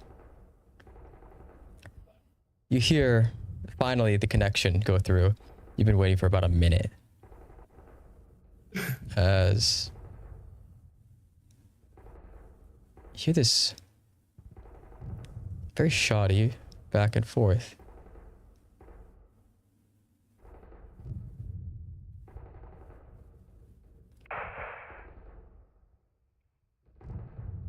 Mr. President, Krillnet is, at least its location is known, and it will soon be secured with the help of these war dogs and the Rangers' cover. I could flood their maritime picture, force their decks cold, and open the aid corridors. We can start taking Anchorage back tonight.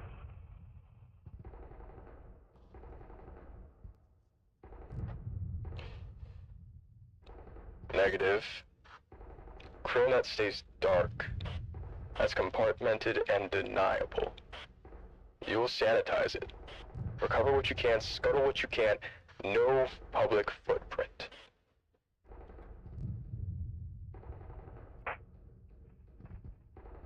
Sir, respectfully, this will buy us time.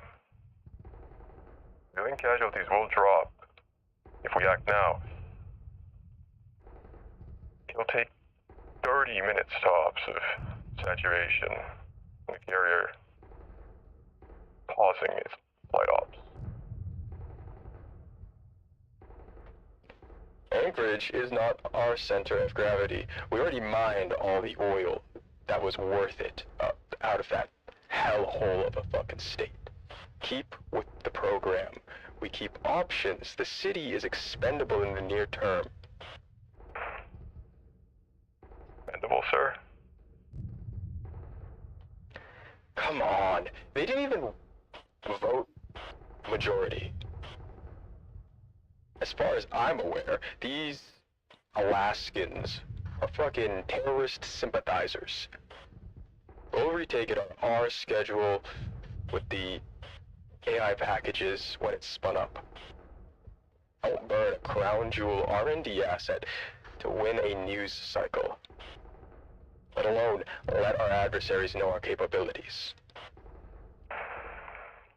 Understood on politics, but tactically, This is a low-cost move. We use KrillNet now, deny sorties, stabilize the entire airbase. We can hold it without exposing the bugs. We're not gambling classification for a local win. Vigil's leader is dead. Momentum is ours. With the devices we're fielding, this war gets easier every week. Stay on mission. Secure the capability and erase its trail. Title 10 primacy through General Sloan would let us run it as a CCT window. No papers. Denied. Stays Title 50. You're there to protect the program, not to debut it.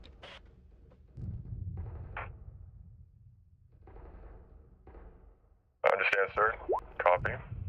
Preserve the capability, no exposure. Good. Keep Anchorage contained. Come back soon enough with the integration when I say. Till then, no leaks, no heroics, no demonstrations. I'll balance the books. See that you do. I want you back in DC by July. After this victory over Vigil and the success overseas, I have most certainly gained. We are going to be reholding State of the Union. And any of those surviving war dogs, I'm sure, will make perfect little martyrs or heroes or whatever you want to call them.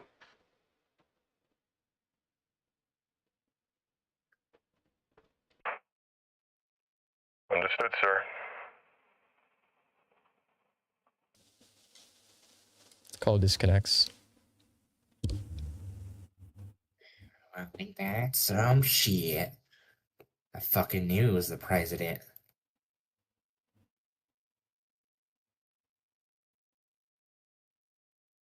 Cabrón. These sons of bitches are fucking playing us. Now they're But when using I us as said- a propaganda tools. Negative. Efficient hammer to a nail. Propaganda is the seals. We are merely the tool. Oh yeah, you got poster boy over here. Forgot Hey, about that. we do shit, man. Yeah, you're part of the Navy, probably sucking your brother's dick. Isn't that what you guys do in foxholes? No. We Yeah, didn't you build that sounded- reputation. You Sounded did. super offended with that. I don't know. Most we do is stay awake up all night and I don't know, shoot some Chinese mantides or what the fuck they are called, human waves. That's what we do in foxholes.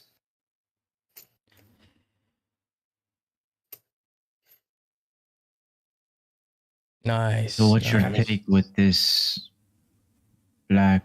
At least, you at least we're think not, he's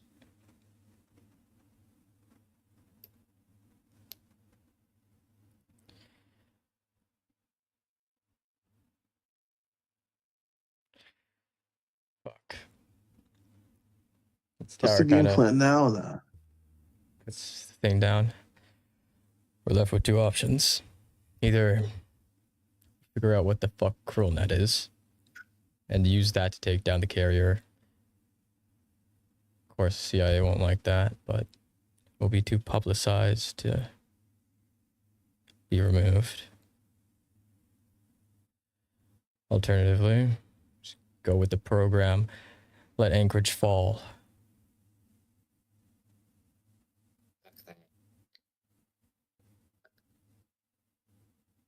fuck They said the Vigil CIA. leadership. They said leadership for Vigil was gone. He said it rather convincingly to not be sure about it. Icebox kind of looks back. It's a lot. That unless he's being lied to too.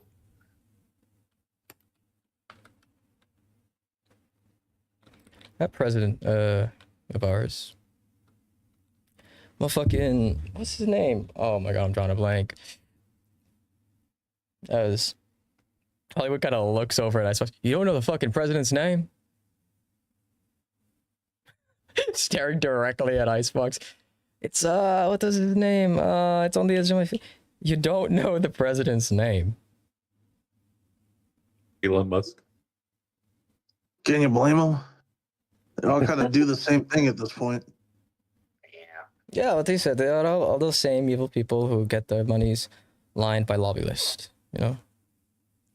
Yeah. See, me personally, after all this, I'm probably going to make a friends compound. President Strickland, remember? Oh, President Strickland. President Strickland. Oh, yes, that is our president's name, isn't it? I don't know what his name, last name is Kirkland. Kirkland? What? Does nobody here know the president's name except for the fucking Navy SEAL who sucks a dick? I mean, I was just lying through my teeth and making fun of it all, but I mean, Whatever. Back to my main point. The president married into the Bush family, didn't he? And that got him a position in the CIA in 29? Like, as director? Right. What are you saying? Yeah. And the CIA, NSA, the whole thing, Patriot Act, back before, in the olden days, all the shit that got pushed after 9/11.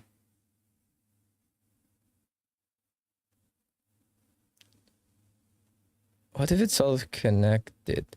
I mean, you think about it. Bush family fuels his growth. The fear of terrorists inside the United States works to his advantage. I mean, that's what he put his entire basis on, the ending of the war on show. terror. Well, I mean, if you think about it, the Patriot Act gave the government the right to spy on American citizens. And what are they doing now? Oh, fuck. Did Vigil ever outright claim the nuke attack in DC? Or did the news media say it was Vigil? As far as I'm aware, that was never in any of their marketing. It was the media. Probably the media, but I mean... Oh, fuck. Oh, no. Oh, no. Do you know what that... It's always the government. You know what that means, right? I thought you knew this by now. Oh, Yeah. fuck. Vigil. A false flag? Vigil is not a false flag. Vigil is an actual... It's a scapegoat. No, Scapegoat. New York was a false flag. New York was a false And flag. Vigil was a Vigil's scapegoat. Yes. Hollywood. He turns towards Hollywood. You were part of the teams that were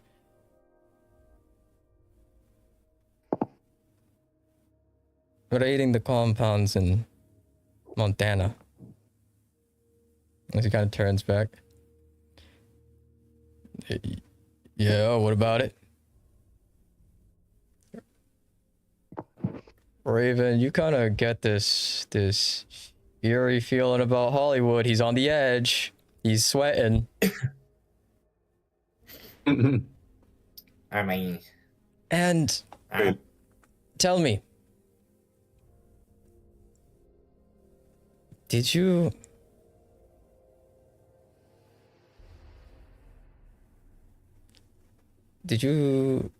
attack Vigil all the time like the news says?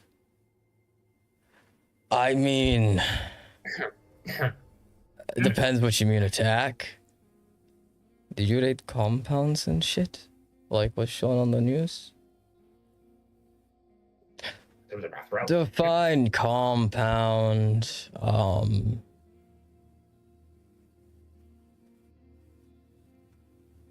Okay. Majority of shit I was doing. I'm gonna be so honest. This is my first real combat. I knew it. Tower kind of turns around. What?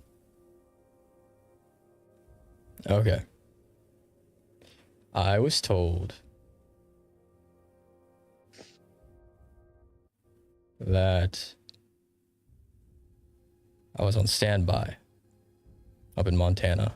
That the other SEAL teams, I wasn't part of 6 or anything. None of the propaganda machines, as you call them. But I was on standby on one of the other teams. We never got called to action because the SEALs were doing so well. We only got like 3 casualties out of the hundreds of terrorists we took down. Thousands.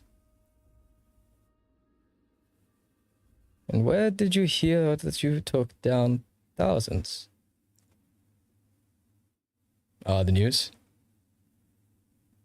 Do you know anyone who is actually fighting?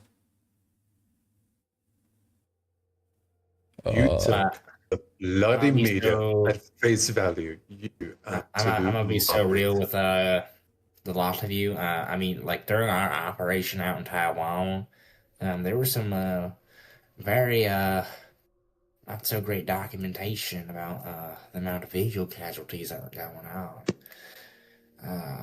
Yeah. Not hundreds, not thousands, at most, maybe a dozen. Boy, kind of like does a motion towards Doc to, you know, like zip.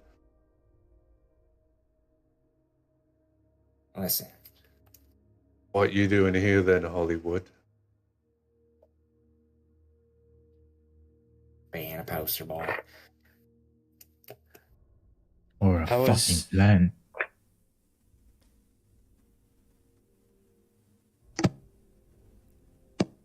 Listen, man.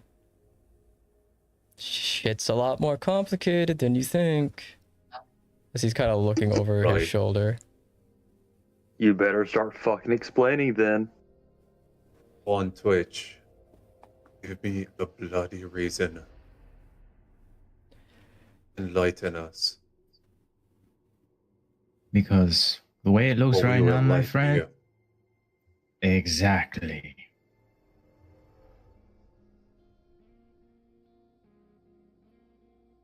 You seem alright, Hollywood. Prove me right. As Hollywood, you watch as he kind of slightly makes the motion as if he's like considering escape routes to just run. As his eye kind of trails to the area behind him.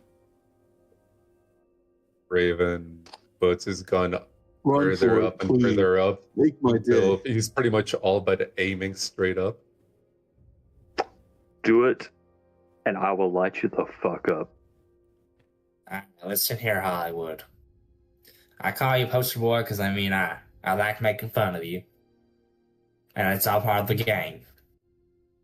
But me and you, realistically, we're brothers in arms. If you got down, I'd kill every single motherfucker that shot you. And I'd expect the same out of you. Now come forward. And you'd have my heart.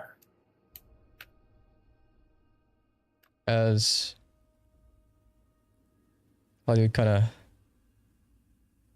looks chill.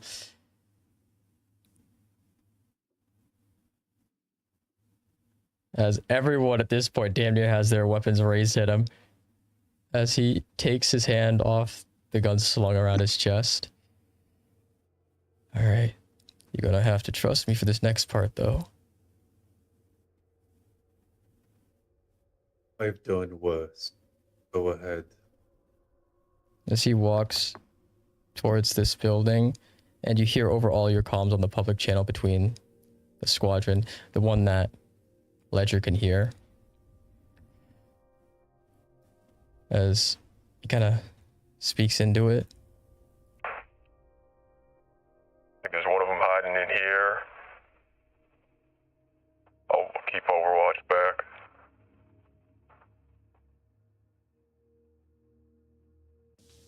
As he kind of opens the door, making sure the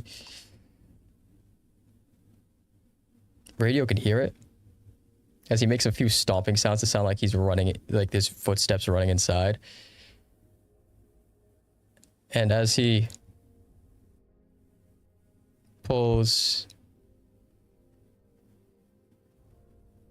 a pin from a grenade and throws it into the building, closing the door, making sure his mic's on the entire time. As the inside, you just hear this massive explosion.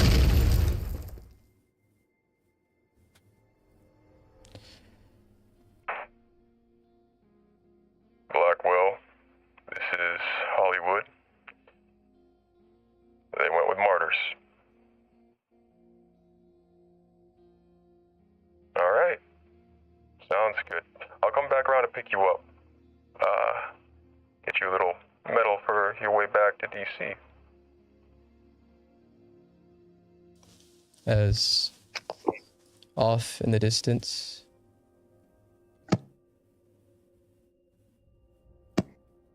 you hear the truck start up.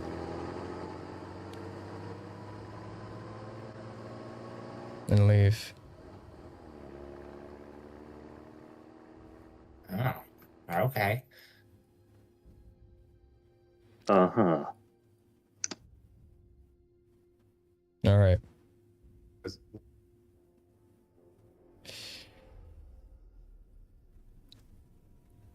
Where the fuck do I begin?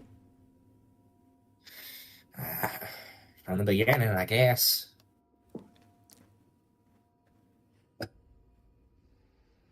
I joined the SEALs at the age of 20. Made it Fair through enough. selection. Living the dream. Pretty boy and a SEAL. I'm one fucking badass. And Vigil starts popping off. Protests at first, as we all know. Protests grew and grew and grew. But showed signs of actual movement, unlike everything else before it. Something that the government didn't really like. So, government did what they like to do. It's the NSA that tipped off information of times and schedules. The media talked to the government. Government talked to the CIA, NSA, DIA. All came to the same conclusion. That should those protests continue, protests under Vigil, it would be an issue. And so they started the violence. One of their operatives dressed as a normal civilian, shooting from a parking lot across the protests. Coroners marked it as up-close gunshots. Government planted the rebellion. People saw the way things were going. Distraction from what's going on overseas. Sure. Something that we all thought we needed at the time. Sense of breaking it down to build it back up. Vigil itself followed suit, just as They predicted. The advisors from the various AI firms with prediction algorithms.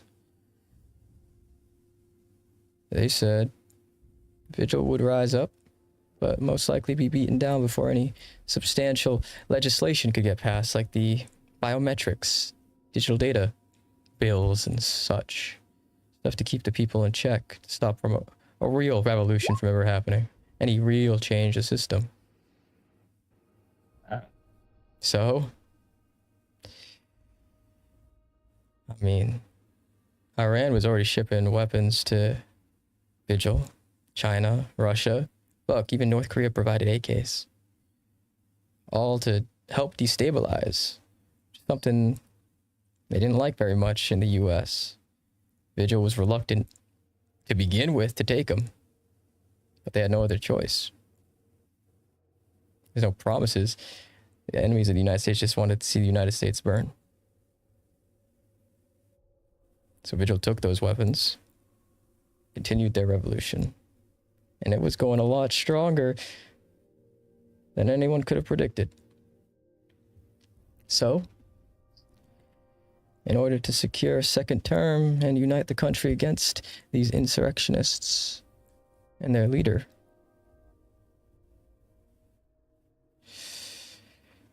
Strickland shipped a sub-kiloton nuke to the operatives in New York. Blew up Wall Street and blamed it on Vigil. Suddenly, everybody's joining the military to have the chance to get to be a tier 1 unit that takes them down.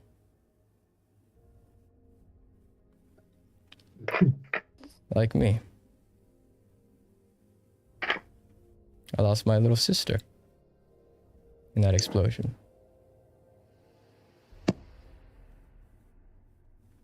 And even after I figured out what was actually behind it, I thought to myself that I was just doing what's right for the country. So everyone united against Vigil, all these acts passed, all the surveillance, the AI algorithms, making sure everyone stays in check. Lining the pockets of lobbyists in Silicon Valley with defense contracts, like Boeing and Lockheed in the decade prior. And so, tier 1s went stateside, fought off what little tiny bits of resistance actually stayed with Vigil. Turns out the leader of the entire operation was a 19-year-old kid in his parents' basement in Montana. He's the one who organized all those initial protests at the age of fucking 16, 15. Kid in a basement attempting to change the world, to incite something new. And Delta shot him. And his parents.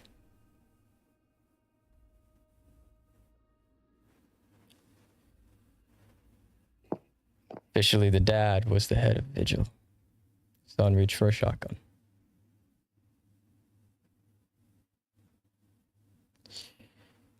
And they kept tier 1 stateside, deploying them early, keeping them as heroes. Propaganda.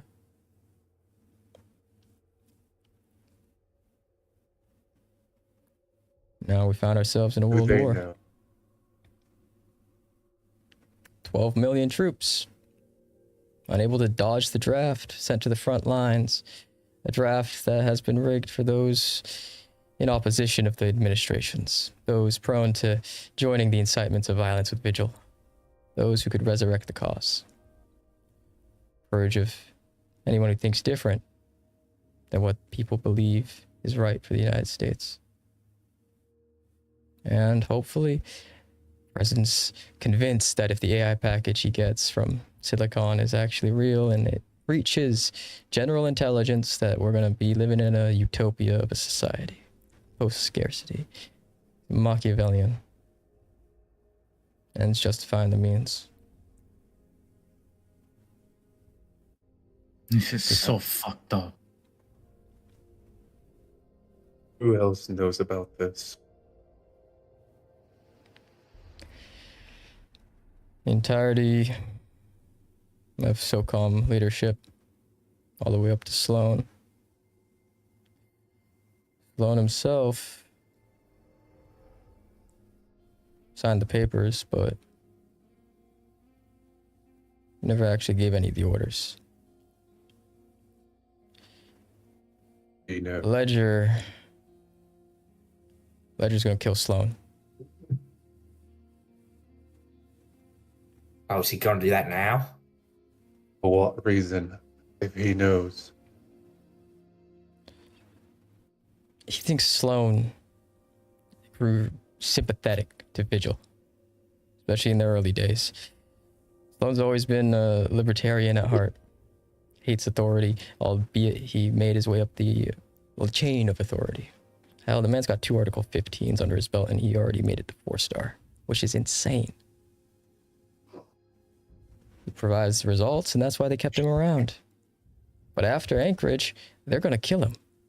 Assassinate him, blame it on Vigil, make him a martyr.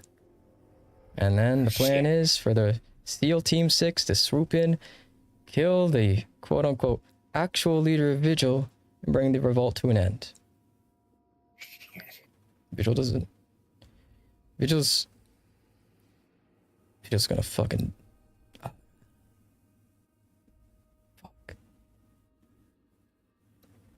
Is Ledger coming here? Ledger... Pick you up. He's coming back. Well, but we have no choice. But as far as I know,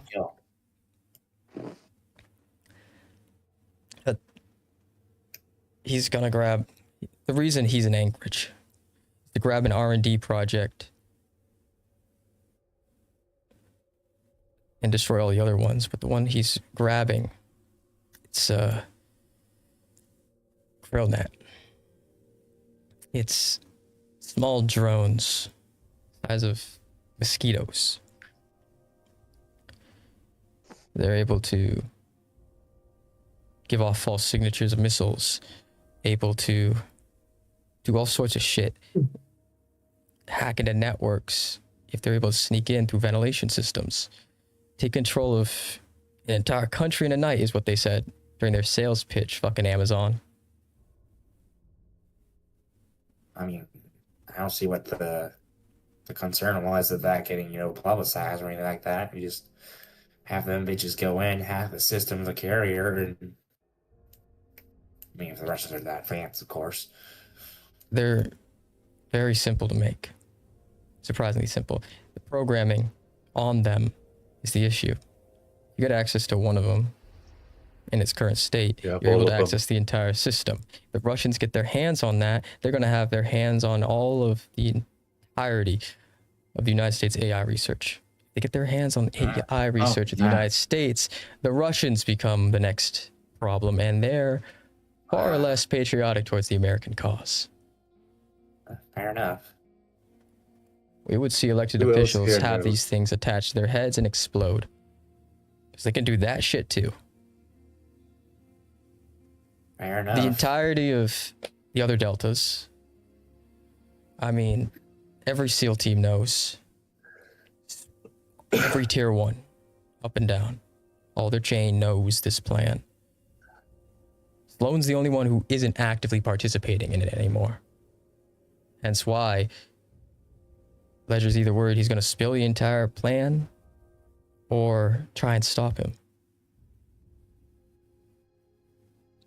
Whichever one, I don't know.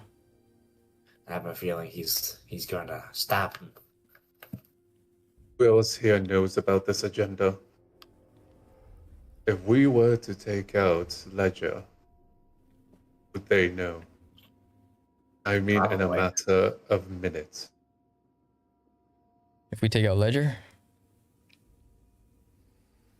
Affirmative. I mean... Affirmative. we take him out, officially he's probably going to die because of crossfire with the Russians.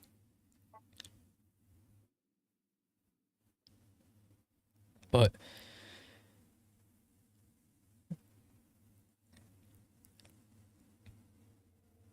I don't know.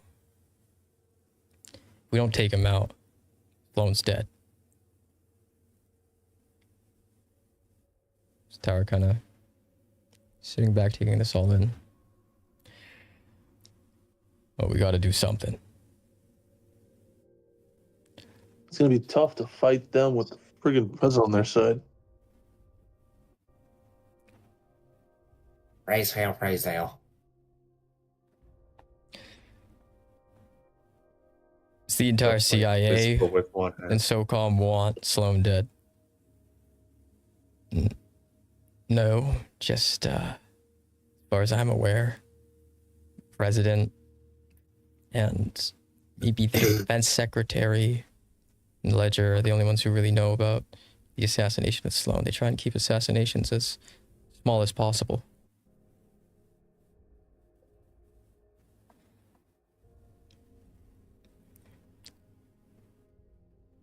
Well,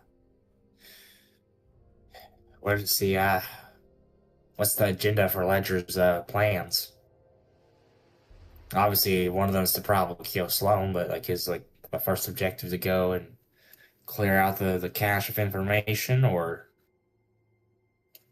is he gonna go? Not anymore.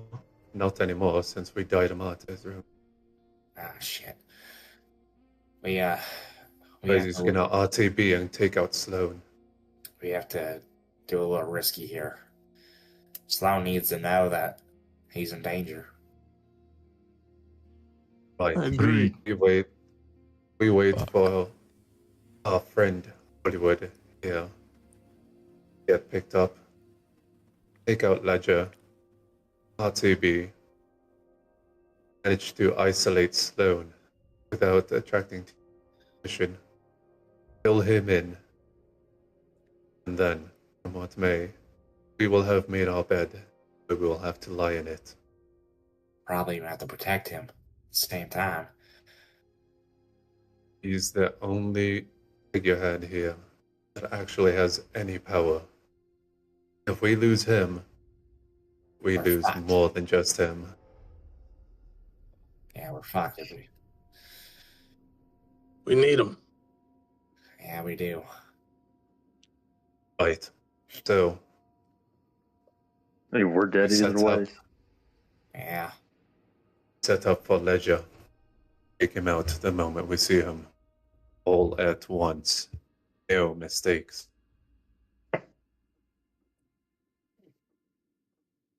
Ledger's gonna be having that R&D project, the Krillnet. If we can secure that, we can bring that to Sloan and he'll know what to do. We'll be able to take out, you heard it, that thing has the ability to take out the carrier off the coast, stopping the attack on Anchorage. We grab the super weapon. We use Grab the super weapon first. Dude. Yeah. Grab the super weapon. Save Sloan. All in a day's work, eh? Sounds like a plan to me. Fucking government conspiracies, man. They're all fucking real. That's what I've been saying before I even joined. Anchor and map, and he puts it down on the ground. Do you know where it is? I pull out the base map. It's not even on base. Oh, is it off base? They keep all their expensive R&D projects in inconspicuous places off base. They had one in a fucking strip mall. Let's see. Wait, where's this one?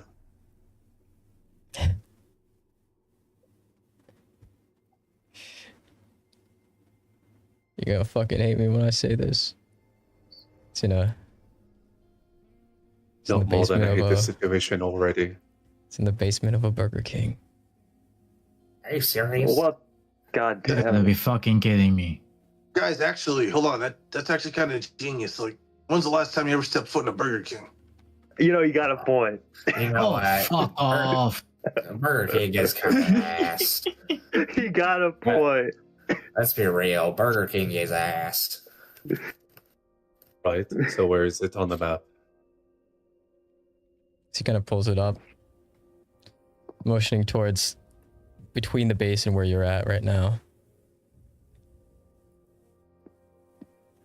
Behind us. Well, you've only got one option. Right. Edger, super weapon, Sloan. Hollywood. You with us? Fuck. Let's do You're it. Good. You're a good man, poster boy.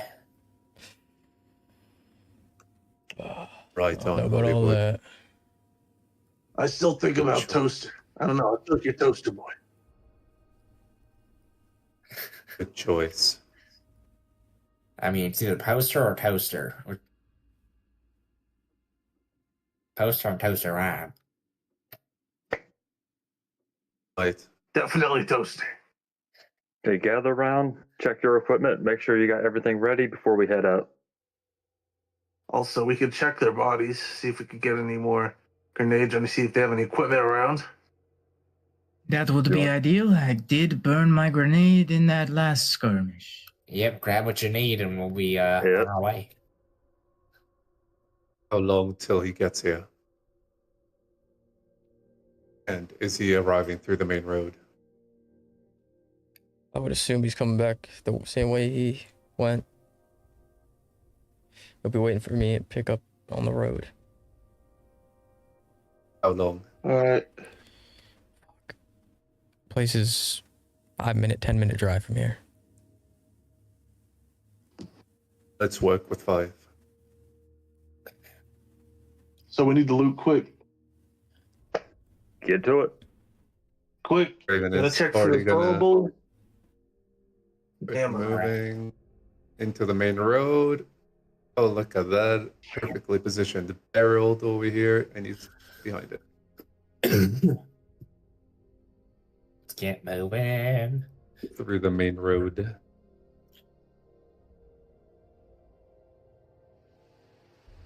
I'm gonna go and check these bodies over here. Same. See if they have anything. I'll check our boys over here. All right. Give me one moment. They more or less have the exact same kits across all of them. Word.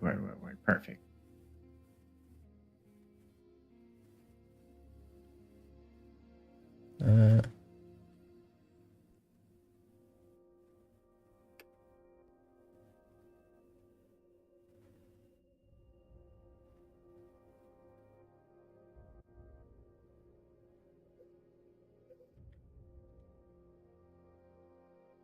Pick up the formatting of this.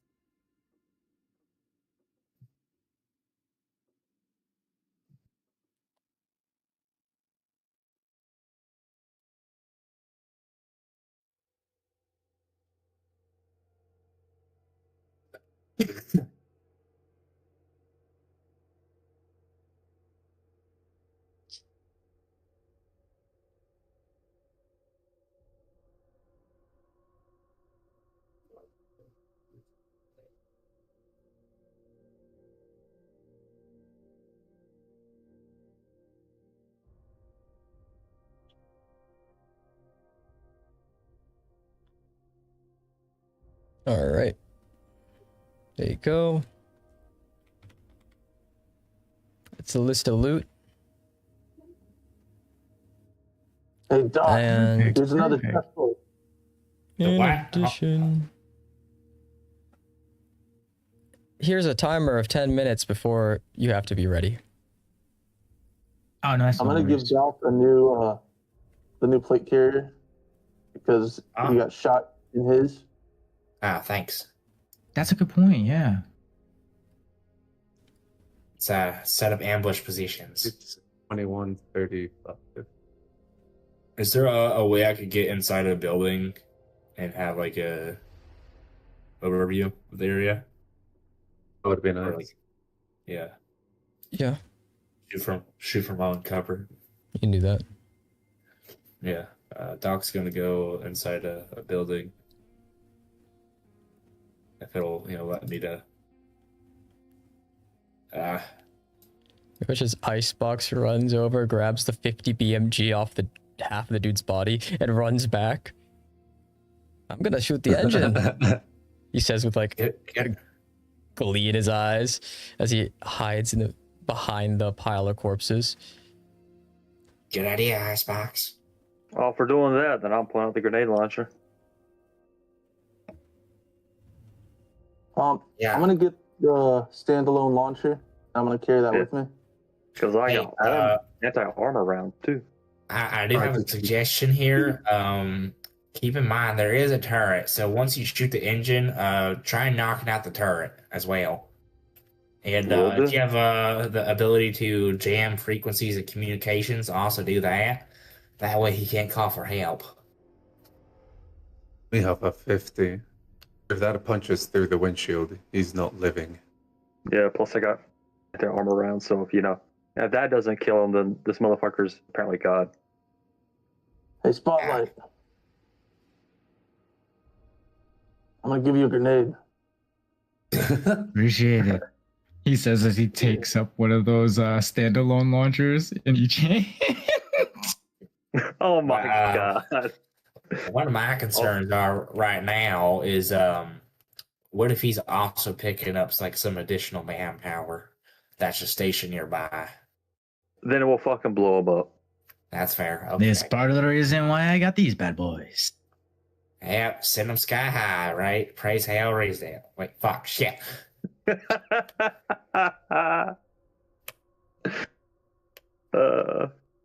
We could also take that machine gun, set it up as an emplacement if you like. That's exactly what I was thinking. Yeah, I'll set it up. Good idea. Yep. What are we thinking? Where are they coming from? They're gonna come from this. Gonna come from up top here. Up top. What the fuck? How did he? Okay. Okay, we did not expect that. Definitely. That changes things a little bit. He's gonna be coming from way up in this direction. Right. You got any more of those claymores? Upright. Unfortunately, no. I only brought the 2. Damn it. Would have been nice. Tell me about it. Works out. Just means next time I bring 3. That's the mentality. The amount of Ruskies it killed, I don't blame you. I'm gonna set up a claymore. Assuming that this tiny piece of cover actually blocks claymore height. I put a claymore facing from here to this direction. Oh, were there claymores? I brought some claymores because I was intending on making a sniper nest. Yeah.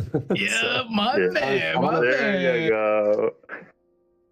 He watches Hollywood's burying grenades hooked up to a string on his arm as he's pulling it, making sure the tension's about right. You know what? You want to make Maybe we should start calling you Hollywood, because that's gonna be one hell of a fucking cinematic boom. Yeah. Okay, I'll start calling you Hollywood. Yeah, you got it, Toaster. We're gonna cover this way with a claymore, and I'm just gonna put kind of like snow covering, just enough of it that it will still work. Is there any sort of cover I can move just to cover the alley with? Set up a little machine nest.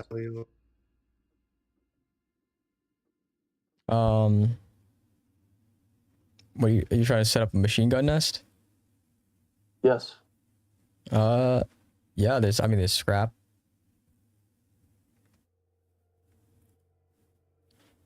You just move whatever you need to. Draw a little box around where your thing is.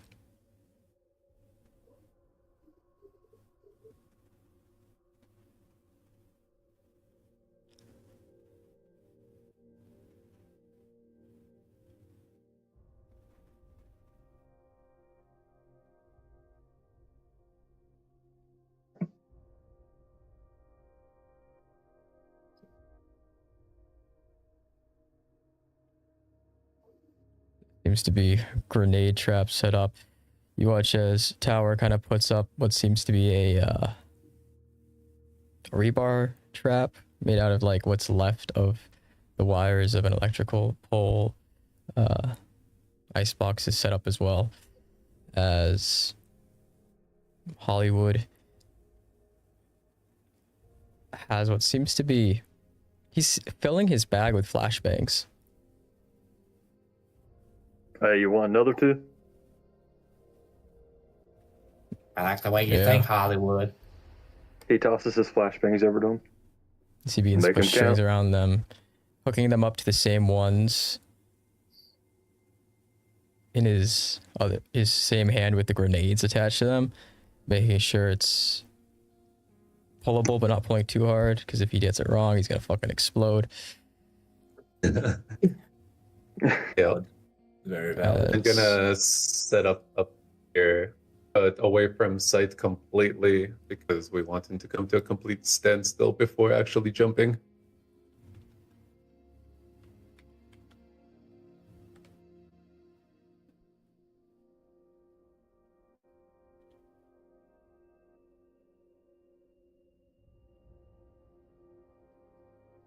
And you're just making a scrap heap as a motherfucking pillbox, pretty much. Here's your image of scrap for your cover.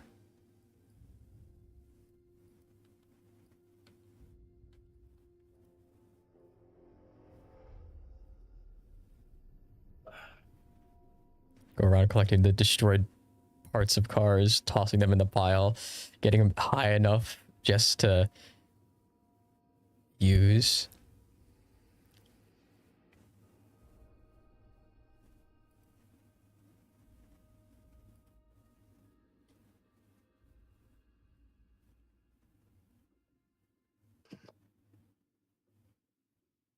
This is going to be interesting. Yeah, this is so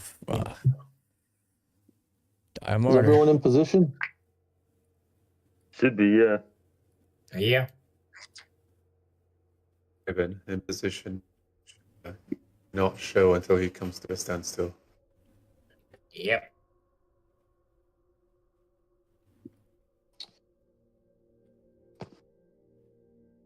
Hollywood, take it away. Let's hope my name means I'm good at acting.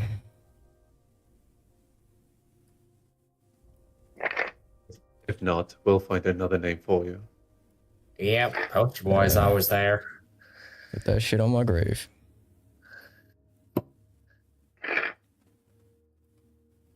It's been an honor, boys. Yep. This is the most bad shit, crazy shit I've ever done. Hang on, I'm having problems with the map. It's not moving properly. I'm like stuck in this area. Boys. Praise hell, praise Dale. Appreciate you, brother. All right. Hey, you might want to get out of the. Yeah. there, I'm bud. about to figure out where I'm about to sit him. I guess I'll hop back here with our good buddy. Me and Crane gonna take cover behind all that scrap. Yeah, I got the machine gun, so this is gonna be a good spot. If I die, Raven takes my place. Damn it. Heads up.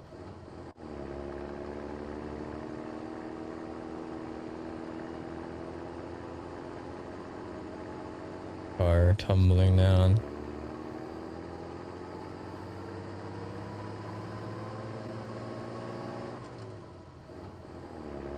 Oh, it's an insurgent from GTA 5. As it stops.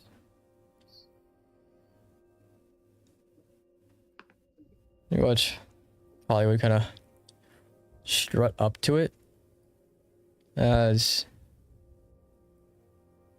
he takes off his back sling that's full of the flashbangs and shit. As he walks up, you kind of hear as Ledger goes, "All right, let's get you home," as he opens up the door there.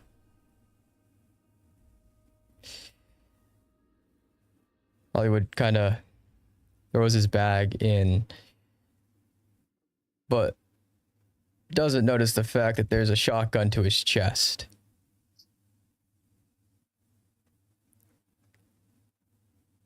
I can tell from where I am, so. As he takes one foot up onto the side, holding the guardrail with one side. And before Ledger pulls the trigger straight into Hollywood's chest, Hollywood kind of notices it very last second, tries to duck out of the way. As he does, you hear the sound of the shotgun inside as Hollywood falls back, as the shot rings out. And it just torn all across the side as just all the flashbangs go off inside of that car at once. As I want to unload the entire machine gun. Yeah. Oh, it. Icebox kind of takes a shot towards the center mass of the thing, and you hear the engine just completely die. I'm gonna melt them. Unload, boys. You all begin to fire.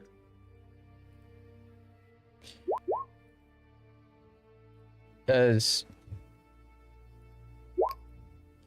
Cade kind of jumps back, pulling at the bottom. Oh my god. And you just hear the massive explosion from beneath the car. Ooh, fireworks. As it kind of tumbles from one side to another. Doc is making his way down to Hollywood as fast as he can. I'm gonna keep my gun trained on the car just in case. Same. You look, his forearm and bicep are just shredded. As he kind of... Doc is just gonna get to treating him. You did good, you did good. We didn't think you'd have a shotty, but... You're a brave man, Hollywood. Holy fuck. As he's being dragged back, you watch as...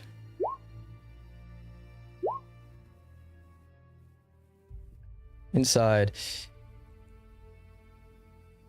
the gunshots that are hitting the side of this vehicle aren't really making it through, as they continuously just ricochet off or ping off. the windshield is in my direction, I'm gonna be shooting straight to where the passenger and the driver would be. As you kind of, in between the fragments of glass, see as Ledger kind of jumps to the back. I track and shoot him.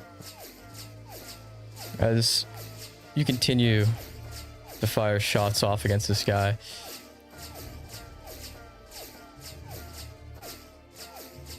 Many of them just laying down fire on him.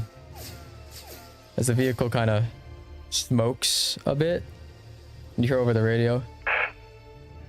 Oh, I thought some shit was gonna happen. You know what? Well played, Hollywood playboy. Well fucking played.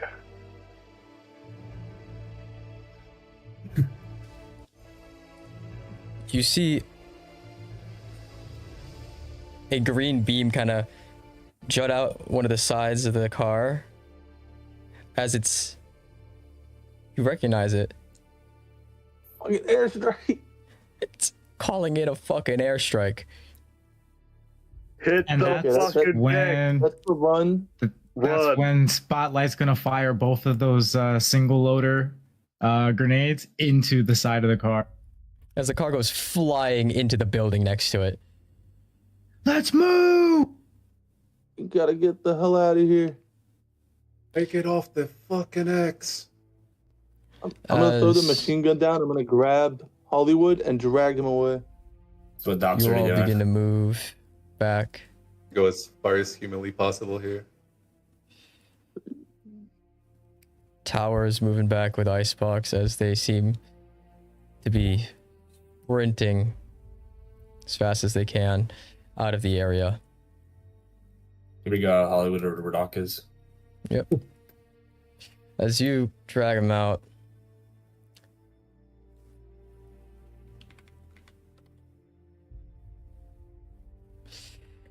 you watch as overhead for one flyby, you hear what seems to be a very loud jet as it makes a turnaround, flying low once again, before finally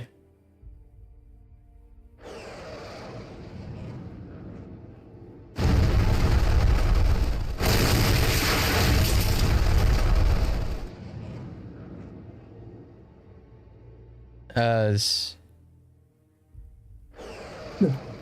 everything here in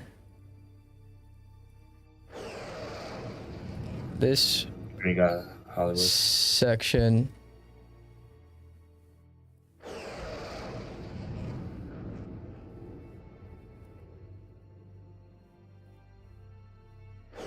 it's pretty much lasered.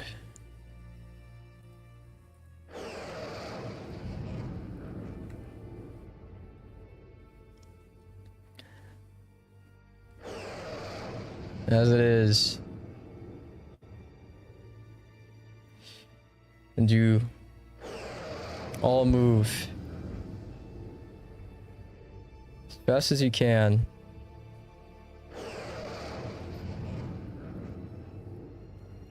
You watch as Tower and Icebox kind of hold the back line as you continue to move forward. And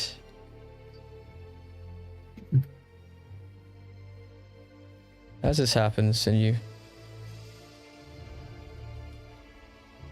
kind of move as you carry Hollywood with you. He's losing a decent chunk of blood, but this ain't the place to do any sort of medical process. And you hear as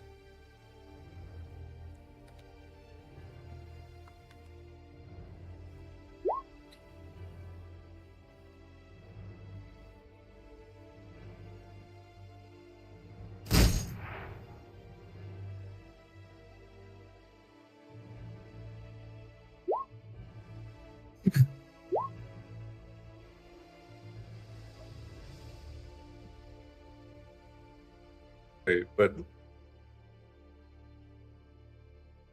50 BMG. Oh. it took it. As you look, and more or less crawling on the side of the roof that wasn't hit is a Ledger. He is fucking bloodied and bruised as he is lasing your position for another strike. McCready's gonna Can I use my swivel, grenade drop launcher? to one knee, and then. Yep. Unload on him. We all have. Doc is running with Hollywood. You can stay and unload on him, Oh, or you could He reloaded survive the his grenade airstrike launcher. that's coming. As it's coming back around rather quick, as the target is actively being laser-zapped. Yeah, Doc is running. But if we shoot him, he's gonna drop it. No, and then it's gonna aim somewhere else. You're already marked in that position. Oh fucking hell! As you watch the first flyby He just come past, bolts past them. the second one's always the one they hit. And as you move, going as fast as you can out of the area,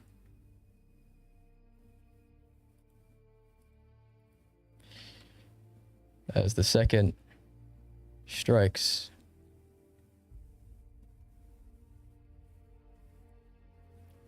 directly across this way.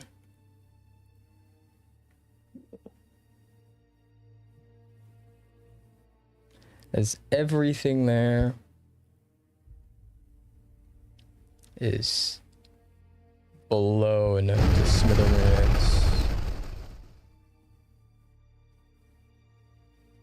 did he take himself out with that one? It's like that's Probably. Not sure. He's gonna scan with his rifle. You guys shot a 5 with the DMR and then a 10. I think you killed him before it took him. Oh yeah, I did use that and I got a 10. So pretty positive I got him with that grenade launcher. Oh, that was the okay. Oh, that was a That was the grenade launcher. Yep. Oh, Okay. well, rip. I mean, we're gonna double make sure anyway, but yeah, Yeah. We're gonna double check. we're gonna fucking triple check that bitch. Dog's gonna stop like over here and set Hollywood down so you start treating. Yep. Spotlight will provide overwatch, cover Doc while he treats him. Solid 10. Nice job on those 10s. I want to take some Yeah. people and swing to get this guy. I didn't want to go get him. At least verify he's dead. Me, since I'm a little too far to go. Alright, sound off. So we got everybody. All elements. Sit rep. Icebox tower, come in. You there?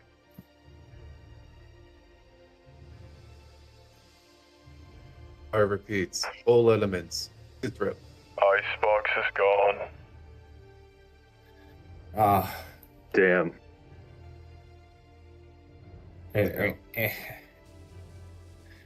Is there anything that we can take back other than the dog tags?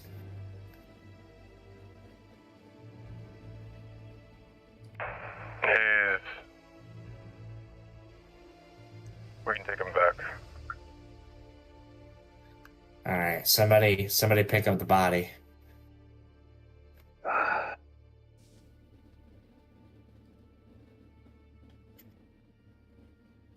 I guess I'll do Spotlight it. will go do it.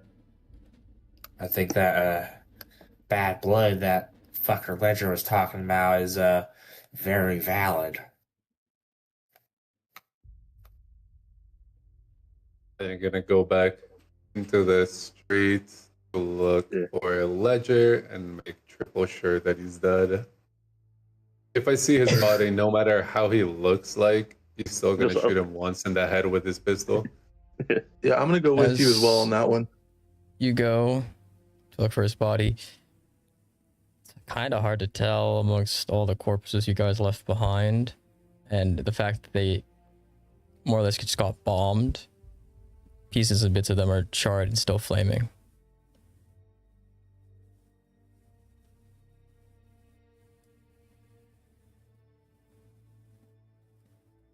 As you both kind of take a look through everything, roll a d10. I like that. Oh my, let's go. Goated. Raven, as you kind of dig through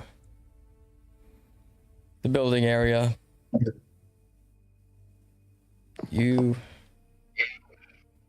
can you find what seems to be most of a hand with a wedding ring on it? Oh, fuck. And he did mention he had a family back home, so. But he did see it on him. Yeah, it is a wedding ring. The design or whatever it once was is melded pretty much into the flesh, and the thing is melted. Well, yeah. It's on the right hand, right ring. I'm gonna keep looking until he has, like, you know, like a head or something more, because he's thinking, now you can live without a hand. He's gonna keep looking. Continue to look. There's literally nothing but charred flesh here. Nothing ideable, at least. Only heads. Is there any American like weapon? Is a 50 cal around there? Something like that? The 50 cal is there, yeah. Anything. It's charred and destroyed. Or whatever. Yeah. Yeah. I mean, both his weapons are in the rubble. The hand was right, like maybe a block away, but if he got blown to fucking smithereens, yeah. Yeah. Checks out, yeah. I say we give this a Hollywood.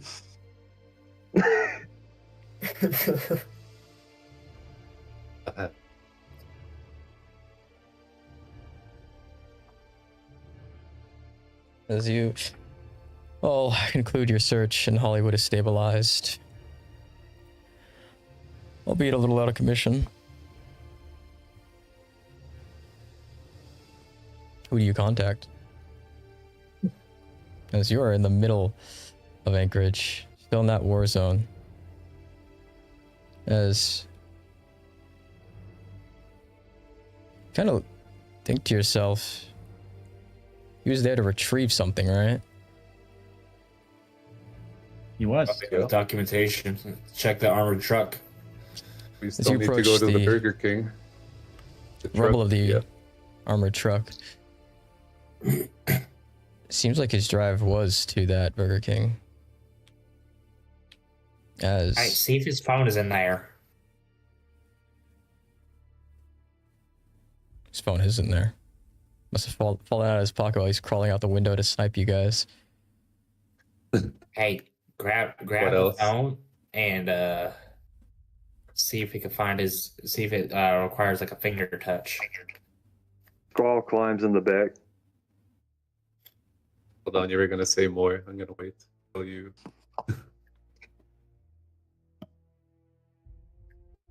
Just kind of inspect it. It's a newer phone. It takes all the, according to law now, all of the biometric signatures. So it needs a retina scan, a face scan, a fingerprint, and a voice check in that order in order to access.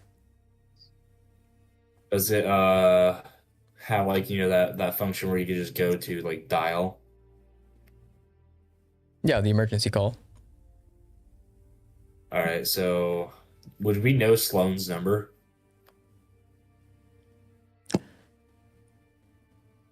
Doc would, yeah. All right, Doc's gonna take the phone and he's gonna dial Sloane's number. As you dial,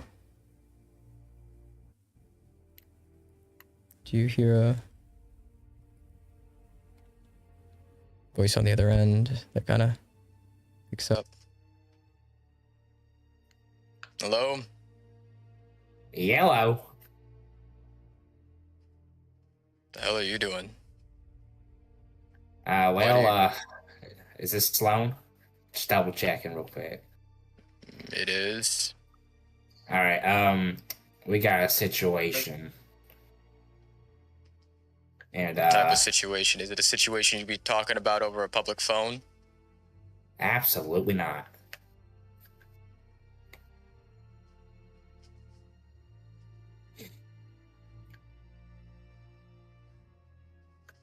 Uh-huh. But he hangs up.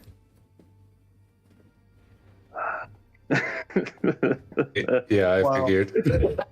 I mean, yeah. Is there any way to establish a secure connection with them?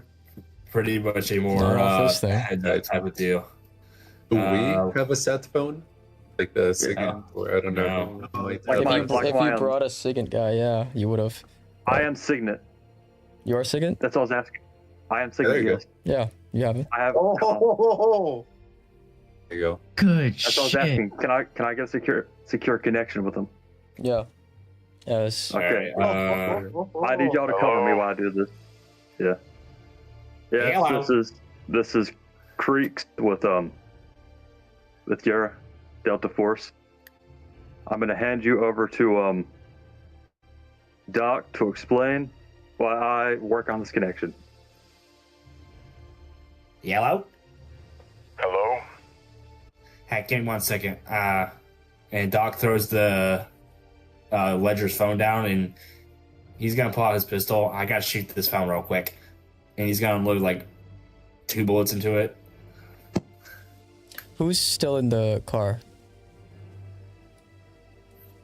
I'll be looking for Like- stuff. You find a giant, and I mean massive case in the back, and it's cold as hell. I'm gonna take that. This is important. As you kind of pick it up, it takes like both hands, and you see that there's like those spinny wheels at the bottom. The thing is just ice cold. Raven, help him. Brave. I was gonna go there, and upon touch, feeling how cold it is. Thing is a bloody supercomputer. Careful with it. Understood. Hello? All right. Hey, General Sloan, we're gonna need a pickup, and we're gonna need a very, very private meeting with you. Where are you all right now? What? We're in Where Anchorton. are you? Yeah, we're in Anchorage. He'll read out the coordinates on the from the map. Doc will repeat those coordinates. Alright. Send in a group to pick you up. Copy that. And then he'll cut the connection. As you guys touch the case, you see what seems to be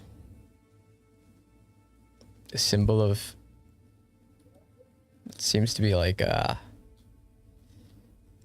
almost looks like a butterfly, but like mixed with a krill. Hmm. The words krill net underneath. Real that. Yeah. I'm gonna see if I can find something to cover it with, just in case whoever shows up, so they don't recognize it. Take some of the clothes off, or no, we can't do that. Guys, you attempt to find something to cover it up with. You see one of the latches was, you didn't notice this before, but one of the latches was left unlatched. Hey, I'd latch that back. Yeah, we'll latch that back up on that one. I don't want to open this yet. Not here. Better do it in a skiff. No, we need to cover this. We need to find something to hide it with a bit more. I Did am anyone gonna. have the poncho? Yeah, Yeah, the I was poncho, we can use the precisely gonna poncho. take off the poncho precisely to cover the signal as well. I would have.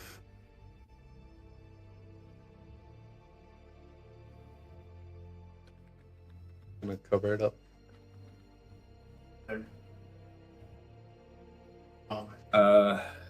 Doc is gonna go over to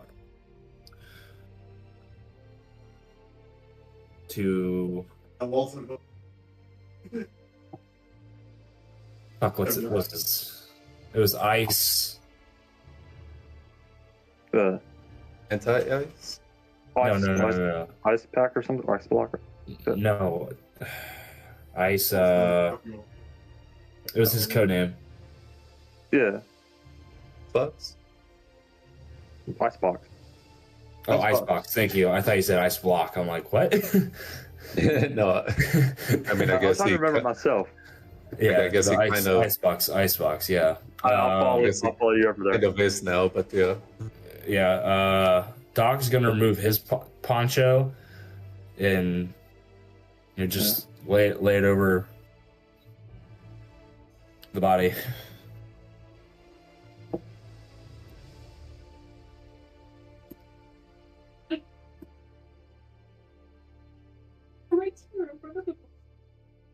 You lay it over the body. This continuously unnerving feeling.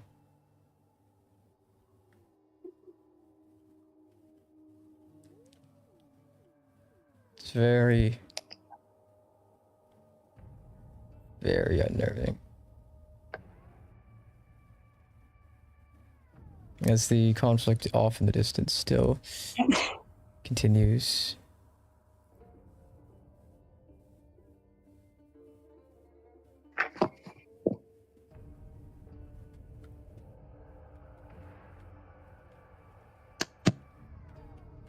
Or suddenly going quiet. All the explosions stop. That can't be good. I'm not crazy, right? No, I that can't be a good sign at all. Check the case. Fucking bit. Check the case. Check the case. Put gas. We don't know if he did something to it. As you check the case,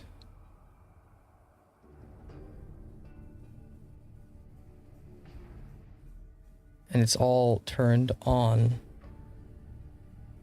This thing's transmitting.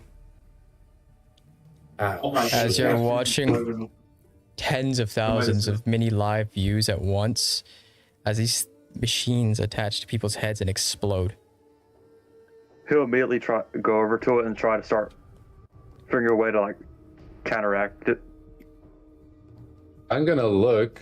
There usually is with this sort of thing because it's simple. Yeah. A big red button that says, no, turn off. No. I'm gonna look at it and say no. No. Stop it. Bad. Is there any discernible way to turn it off? Doc's gonna walk up with the carbine and just start. Do not shoot it. Do not shoot it. Do not shoot it yet. What the hell you mean? Don't shoot it yet? We don't know if This there's is the a Emergency way. Operations Center. A safety operation is underway near Birchwood Airfield. Please avoid to the north of Sugai and follow police directions. If you're nearby, shelter indoors. Close the windows and vents and await further instructions. Keep roads clear for emergency vehicles and do not launch personal drones. It's killing Americans. If we shoot it, that doesn't mean it might stop. We don't know if there's not a remote access anywhere else. This might be our only access that we can get a hand on. All right. But if he turned it on, See if you can. it's nothing good. since I have a background in messing with like computers and that stuff, would I have any insight on how to like trying to figure out how to operate this thing? Roll a d10 plus. You're a SIGINT, right? Yeah. Plus 3.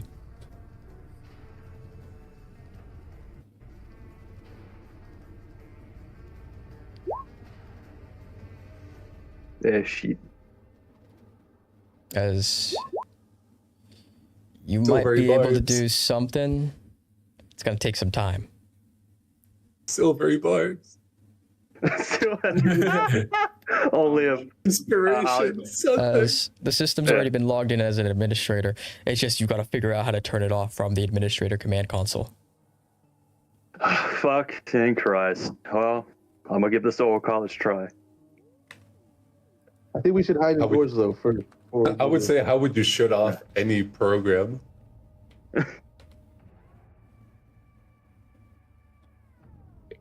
Could see if there's a task manager. Yeah, he's gonna start going through all the like standardized operating systems, and everything that and commands how you do it. As you kind of move around, you notice something for a second. As you check what the background is, and it's the logo for Vigil. Holy shit! They plan to make this entire attack and blame it on Vigil. Not only that, link this attack and the Russians taking Anchorage to connecting Russia, Vigil, and by proxy every other country. Grounds for God knows what.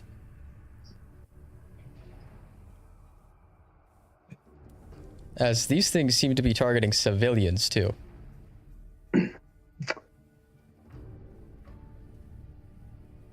He will try to quicken his pace as fast as he can without messing up. Do it now. I'm trying.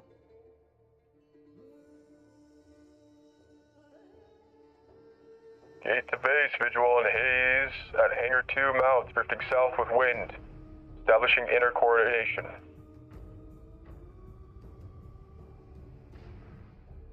Foam carpet rolling to Hangar 2. Sparks and arcing panels, request power isolate. Cutting panel in Bravo now. Stand by, panel cold. The entire base seems to be attempting to shut down as much as they can. As you eventually get to the console, and everywhere these things explode, it's in shapes of V's. As you watch some of the live drone feeds, they've gotten into the base, and they're moving towards the hangar where Sloane's in. Fuck. Hurry up, man! Hurry up! As they Can we just press random button? It's no or an incendiary. Yeah. As you finally are able to figure out something important as you look at it. If you destroy this thing, they'll just continue their commands as intended. You have to destroy the transmitter inside of this thing, but keep the machine itself online. They go into standby mode on that, based off a hardware issue. You gotta find the transmitter inside this thing without destroying it. You know what? Someone get down here, help me. Yeah, I got you. Yeah. He'll start taking out some tools and start disassembling it. As you kind of move, you know you have to not actually take out the power, because if you do that and this entire thing fucking shuts off, they're just gonna continue. As you avoid everything you can that you think is slightly connected to the battery, As you begin digging through the components, this thing is fucking freezing cold. There is a coolant that you've never experienced or seen in any sort of environment flowing through this liquid cooling thing, and everything inside's frosted. But as you touch the individual components, they're fucking flaming hot. They burn you. God damn. As you dig through, eventually, even removing like the keyboard section of it, you're able to feel your hand around this burning piece of metal. And you look inside and it's this rod that's kind of sticking out towards the right side of the internal motherboard. It's got the coolant flowing right into it. You gotta stick your hand through the coolant onto the flaming fucking hot rod and rip it out. As you try and put like needle nose pliers or stuff in there, it's too thick. Doc, I'm gonna need you after this. Oh, I know. And he'll just fucking send it, putting his hand in there and ripping with all his force. As your fingertips send burning sensations up your nerve endings all the way up your arm, and suddenly it just cut off all of a sudden as the coolant begins to freeze your hand and speed run it through hypothermia. As Bullet. You feel less and less control in your hands as the swelling of the vessels inside and the freezing of your very own blood begins. And you finally hook your pointer and ring finger around it as your middle finger kind of freezes in place. As you rip up with all your might, and finally,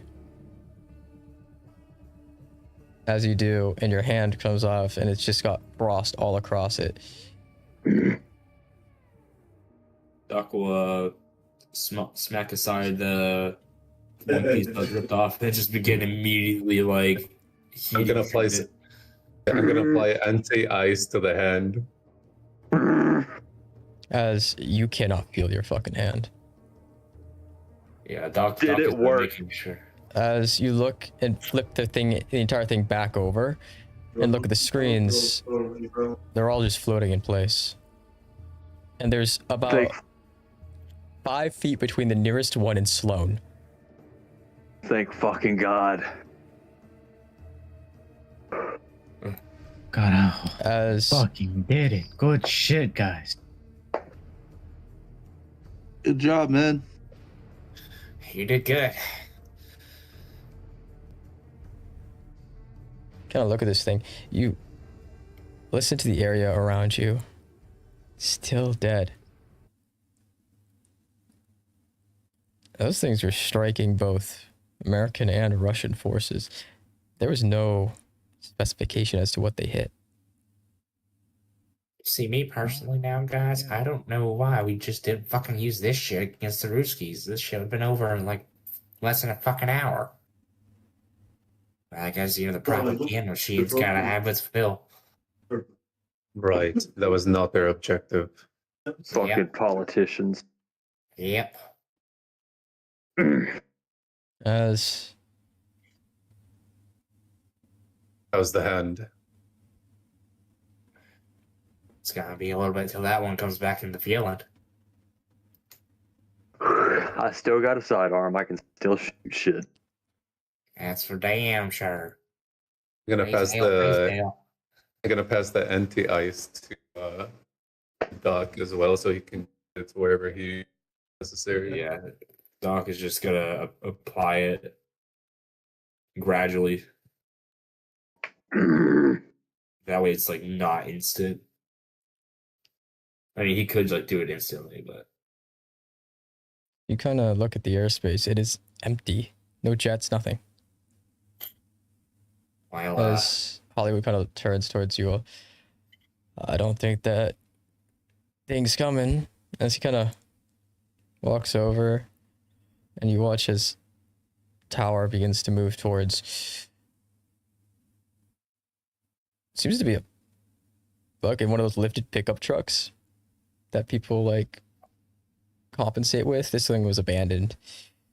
As he begins to hotwire it. Compensate. Yeah. You're not wrong. As true. He motions for you all to get in. As he goes, well, I think we got a ride back. He hands his map and comms unit over to Raven, so he can use them if needed. Just gives a small nod and gives one more glance towards his hand to kind of halfway assess how much it will be until he's like back. Oh, that hand's But the gone. hand- There's no saving that hand. Yeah. Had to do what I had to do. It wasn't your dominant hand, right? And that was my left hand. I'm right-handed. Oh, good thinking. Gives what you would think is a smile, but you can't see underneath the mask. You'll be alright. He gives a thumbs up. Well, gonna take more than this to keep me out of the fight. Well, we owe you a drink, that's for sure. You're gonna be shit faced. You're gonna get shit faced and have a new hand. All right, everyone in. We gotta get the fuck out of here. Yeah. All right, let's get out of here. Affirmative. Everyone in.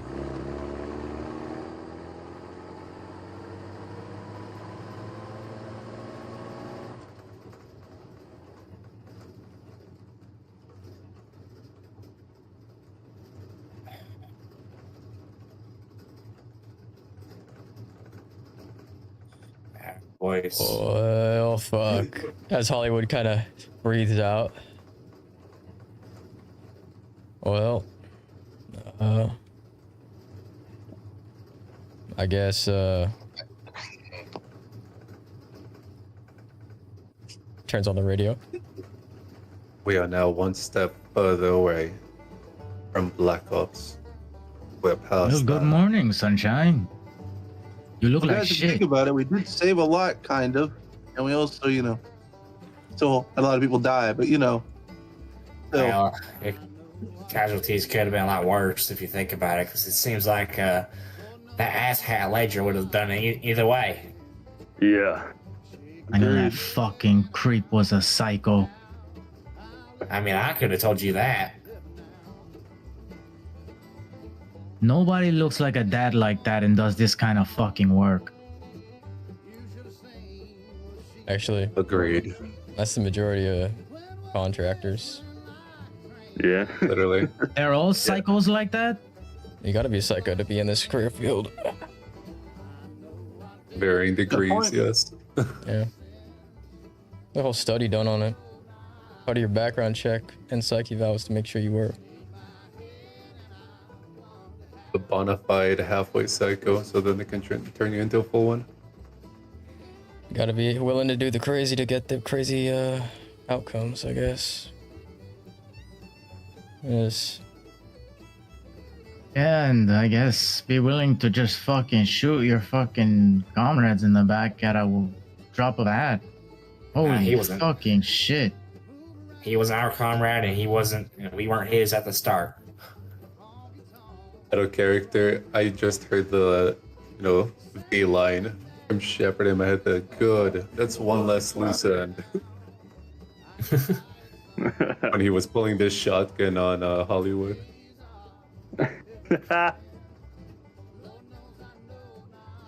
Oh. Let's continue. You ever see that a Hollywood movie with Tom Cruise? It's like 2000s. Tom Clancy. Sum of All Fears. Nope. Yeah, it's about it. What about it? It's just kind of the same thing with the nukes. Think about it. nuclear detonation on U.S. soil, you know. Instead of Soviets, it's Chinese, but, you know, domestic terrorists. And we're all a lot uglier than Tom Cruise. Was it Tom Cruise or was it Ben Affleck? Debatable. Whatever, we're all uglier than either of them. What's the difference between them? Tom Cruise is damn near 70 or 80 now, and he looks like he's 20. Some of us are in our 20s and we look like we're 70. Or some shit. I mean, I guess that's what Botox does to you. That man's souls got of some, children.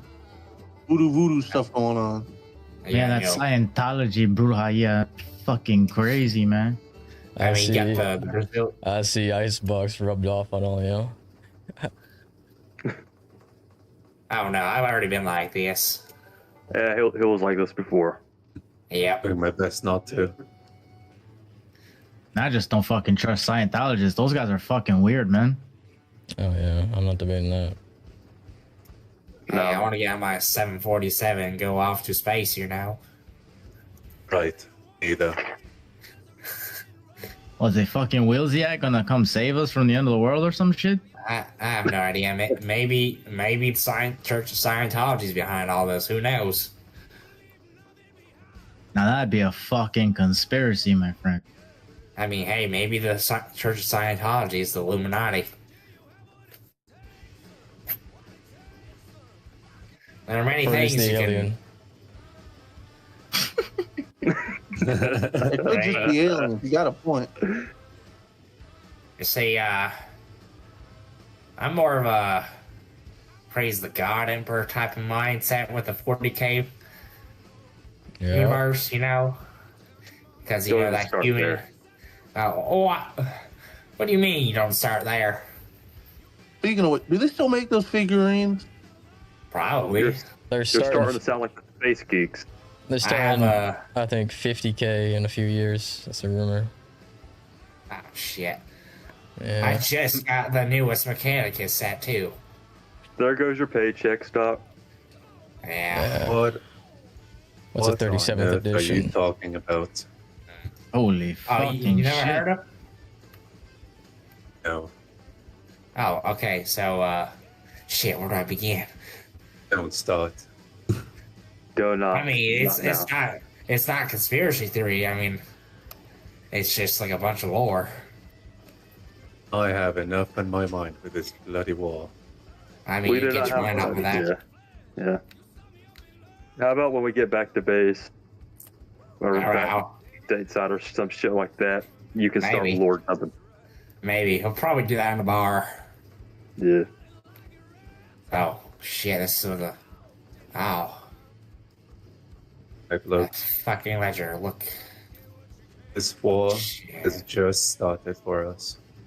We're on the deep end now. Yeah. Yeah. Now we truly begin.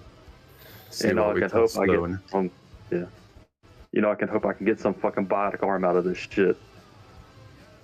I'm sure you'll find you one. Cybernetics has come a long way. Raytheon got one that you can feel. I'm sure Sloan's gonna pay that debt. Shit.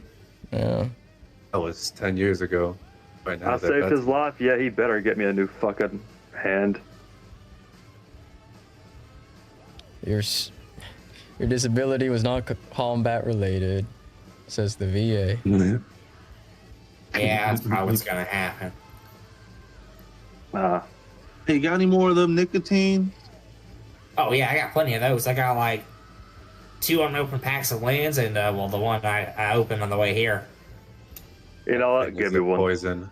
Yeah. I think it's in time, boys. Yep.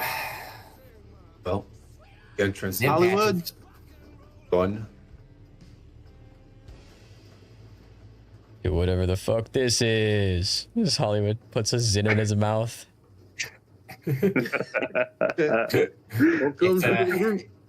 It's a Zan. That's his addiction. Don't get started. Live in the moment, because we ain't guaranteed tomorrow. Hollywood looks over. The United States, where addiction is the primary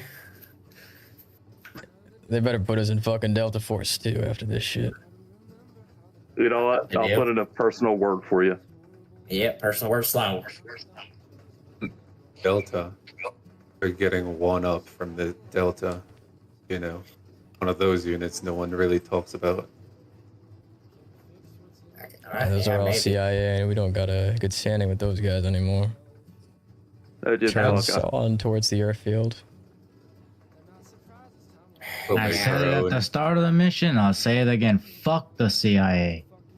I've been saying that since I was. Fuck the government. Yeah, I was 12. I've been saying that since I was 12 too. I ain't trust those 3 letters ever since I heard of the IRS. Man, fuck the IRS in particular. You know when he says that 3 letter. Those are the only motherfuckers I'm scared of. When he says the 3-letter thing, boy, I'm right here. Oh yeah, SAS. No, those are the only ones that are exception. I mean, that's Yeah, you get a pass. You're kind of a fucking badass. I could fuck with you. I mean, he's also British, so he's not, you know, an American 3-letter. You are brothers across the sea. There's a difference between that. Yep. Agreed. CIA is just an asshole neighbor that we don't want. Yeah. He's that creepy uncle who fucking watches you when you're not fucking paying attention. I mean, technically speaking, they're the burglar. I wish it was only that.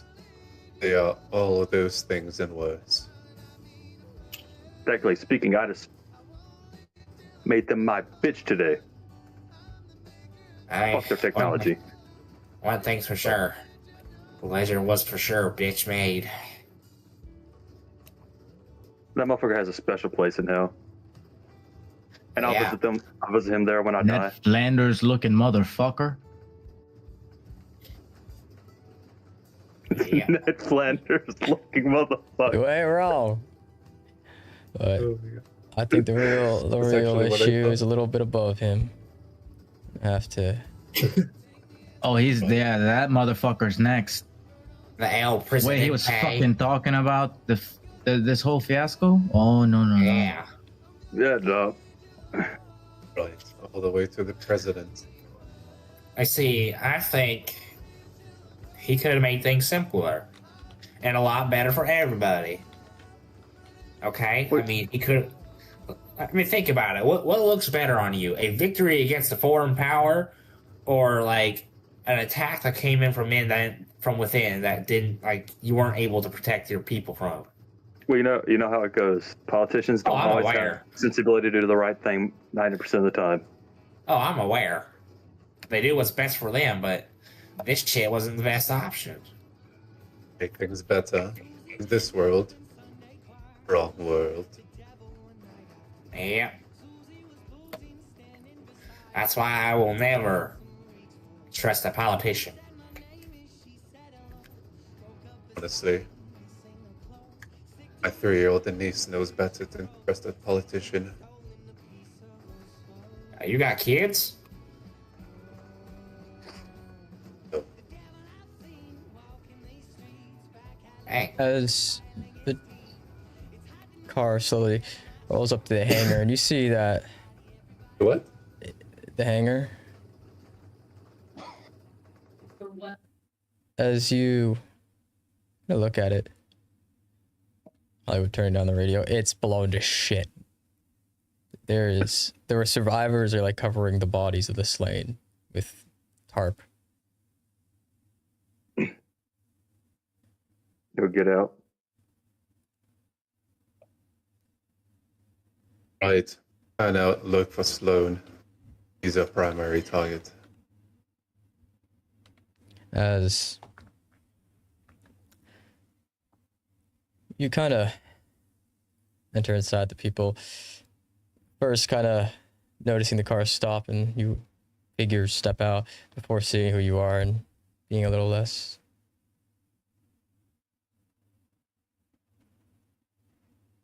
on edge. It's you.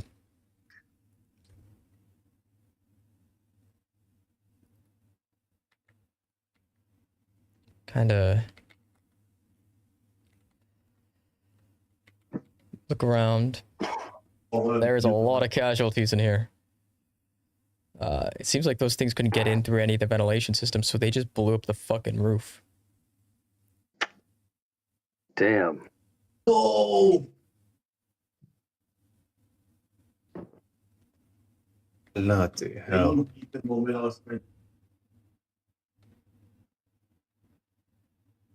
You know what? General Sloan. Kind of watches a figure off in the distance who seems injured. He's got bandages around his left hand and left leg, all across like the torso area and stuff. He approaches. What the fuck happened? Ledger.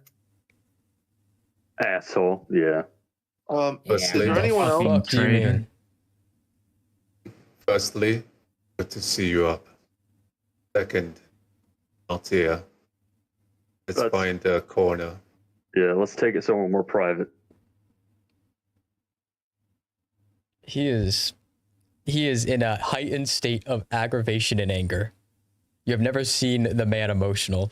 Most people have never seen this man emotional. He is emotional.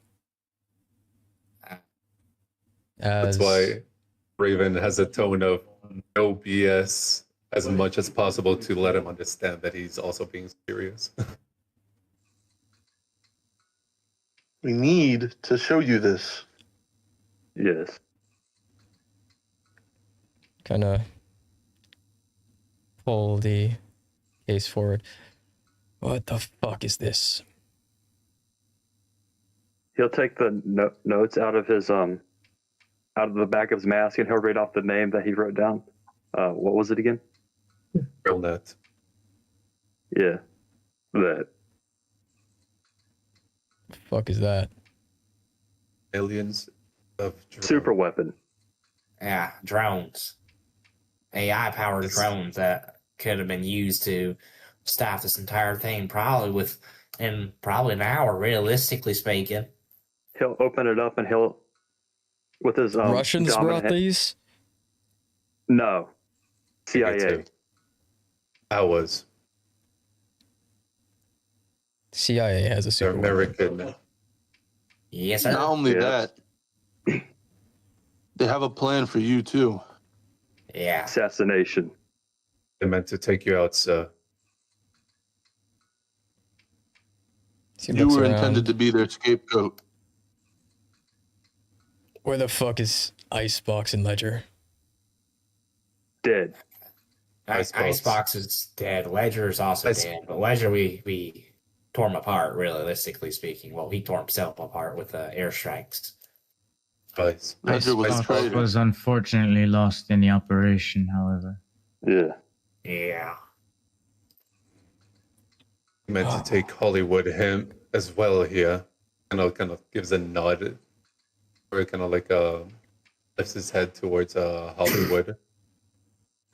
Was going to take him out as a loose end. He's the one who told us all this. We have proved it. Damn right fucking hero that man. Russian targets, American targets, civilians. This 9/11 looked like a fucking slumber party. Exactly. This was the goddamn CIA. Yep. Yes, sir. Affirmative, sir. Especially the president. Yep, that too. Him as well. Looks Ledger over spoke Hollywood. directly to the president. As Hollywood goes, I told him, sir, about the whole CONUS stuff. So he kind of does that, like, dad hand rub against the face. Both annoyance, pented up anger, and some unknown third emotion all at once.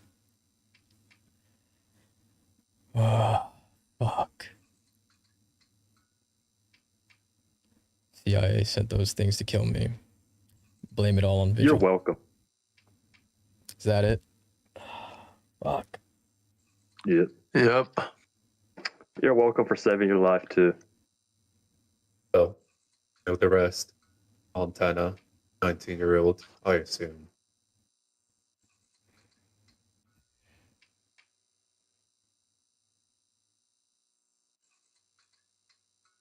Who ordered the hit? You pushed back.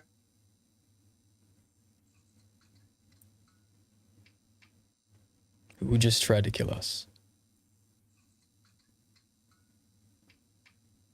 Directly, Ledger.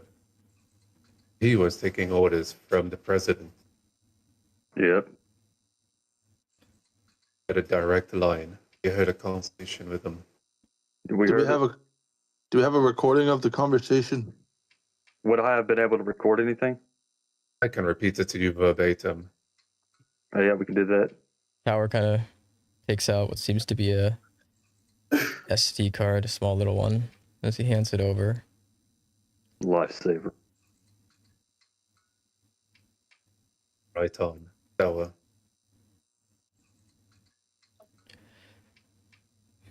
As the side, I knew the fucking administration was crazy. I didn't think they were this fucking insane. Yes, sir. Do you have this fucking grill net? Is that what this is? Yeah. Affirmative. Yeah. We took out the antenna. Yeah, I took out the not taking transmitter. the antenna. Yeah, the transmitter. Had it not, we wouldn't be standing here talking to. Yeah. He lost his hand for it. And he holds up his left hand. You owe me one. Just like Bump at help, this help point. him hold it up. Yeah.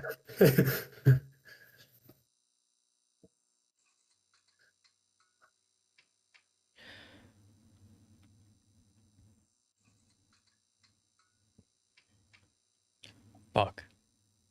All right. You mentioned these bots could be used to stop the invasion, correct? Because as I understand it, we still have a Russian fleet off the coast. Still have a if you could shit help, ton of bots. if I can get some people and help rig up an outside transmitter to it, you can control them. I mean, we got to figure out how to actually control them first with that transmitter. Yes, we're not turning this back on without knowing how to control it. We'll first access the program and rewrite some of it to redesignate the target to the Russian ship. Then we'll plug in an outside transmitter, and then we'll unleash the swarm onto that ship. Sound like a plan? Fine by me. Okay. At that point, lead me to that wherever ship your is the best target. yeah. Lead me to wherever your people are. You can help me with this. Motions towards a group of working PCs in the corner and what seems to be a few surviving IT technicians and server maintainers and just general mechanics in that direction. He'll drag the box over there and start working with them. Guys, do not lose sight of that box. We need us on it at all times. Yep, I'll be right here with it. Doc will. Two of us on the box at all times. Yep. Doc will take one of those packets of yens and open it and just offer it over to Sloan.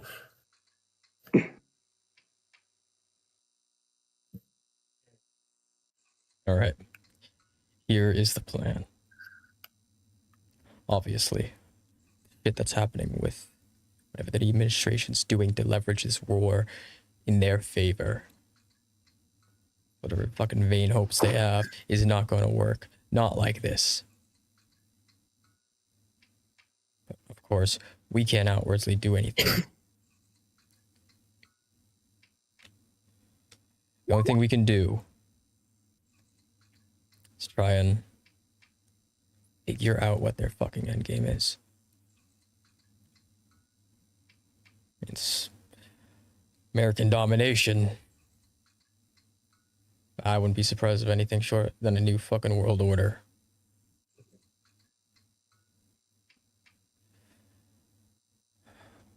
Fuck. That's the one I'm Pasha too. Yeah. Make everyone an enemy of America. They already have all the army they could ask for.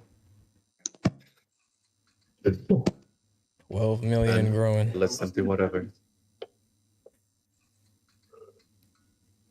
All right. I need some time to plan our next step.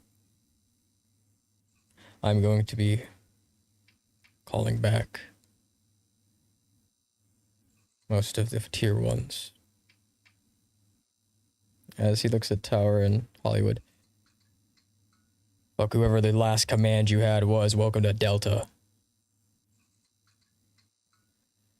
As for the rest of you. Hell yeah. Do you have any family located within the States? Tennessee? Yes, sir. I do. I'm going to send my SEAL teams and other members of Delta to go extract them. Hopefully outside of the reach of the CIA. I'll see what I can get together.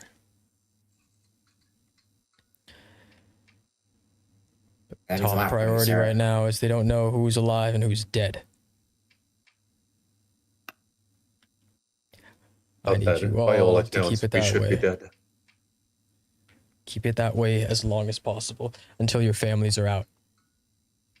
Understood. Once your families are secured, and I will keep tabs on all of them to make sure no attacks happen and they can't be used as leverage.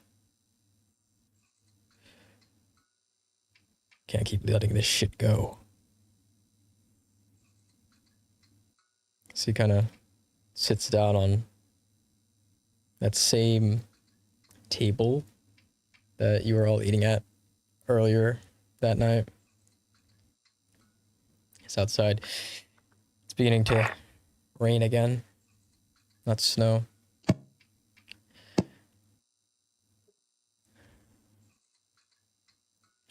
We're left with very few options here.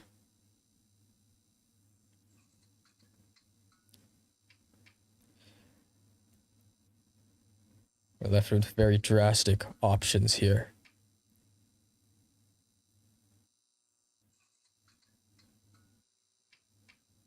And nothing else, nothing less would do so. Two ways we could go about this. Very, very quiet, or very, very loud.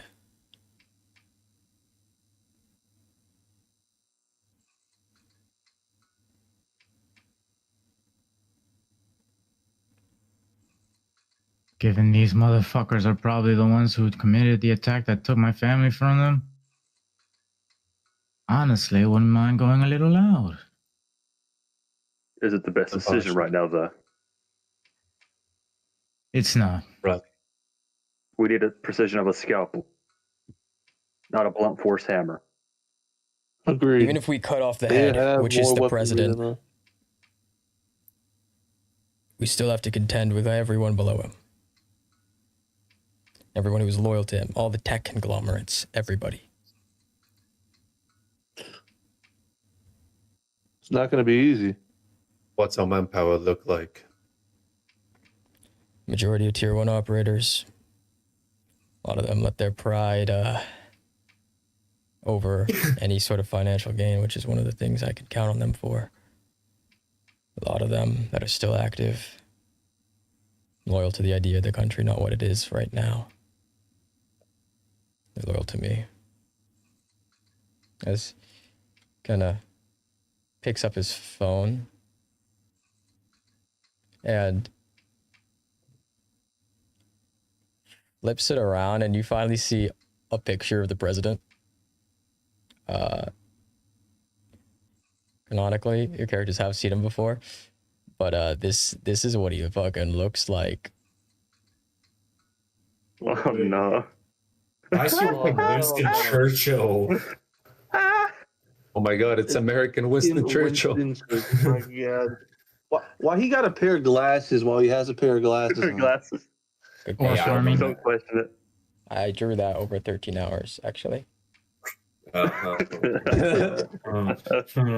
mean, I do know some people that use double glasses. One is kind of like just to see far, and then they put another one so they can see close. Yeah, but bro, in a photo, you don't do that. Let's see, far-sighted versus I mean, nearsighted. definitely not for an office photo, no. This fat sack of shit. And all his pride and glory in his conquest of Vigil and his success overseas that he continues to claim is planning to host the State of the Union at the beginning of the month of, what was it? It's July 4th. Vigil's already in the eyes of the public permanently, especially after New York, regardless of what happens or what comes out of Villain. Vigil itself is completely unorganized, deconstructed. But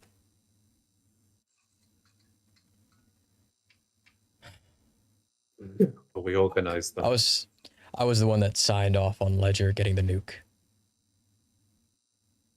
What? Oh, shit. He needed the funds, and the only clean funds he could get was from Joint Command.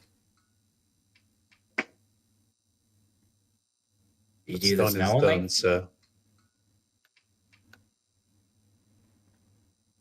Administration had me under their thumb, with the ends justifying the means. Ledger got the nuke. He was the one who planted it.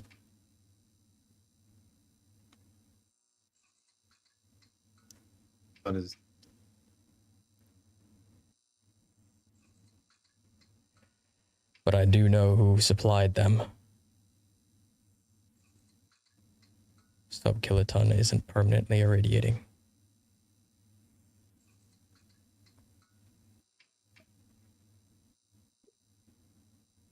And the only time every single figurehead of this corruption is going to be in one place ever again is at that State of the Union.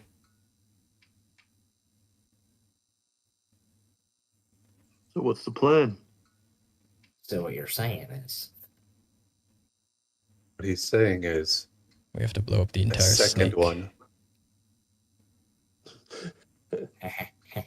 A second Wall Street. Wall Street. I love your funny words, funny man. It's about to get very interesting. Speaking to my dreams right there. I say we make use of Vigil as well. What? They've already had a lot attributed to them. Let's make it real, but for the good. It's fucking...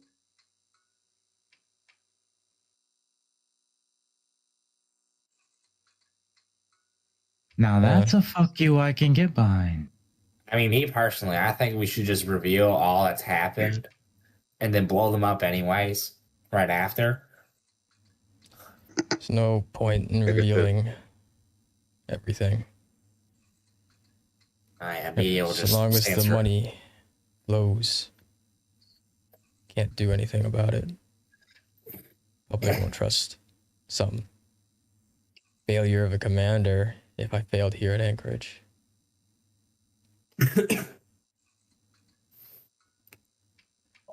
When everything is said and done, and we can reveal all.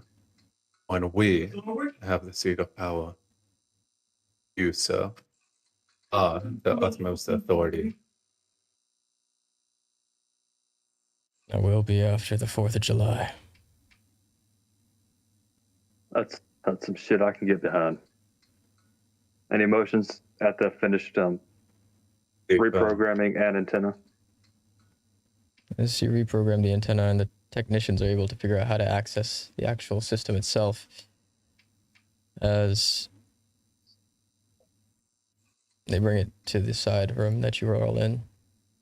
And they've already been pre-targeted to the aircraft carrier as you watch more landing ships begin to be boarded on the craft itself to launch an even larger ground invasion.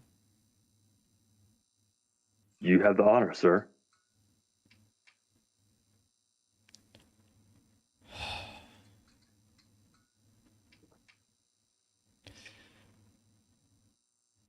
We're not gonna let this fat fuck get what he wants.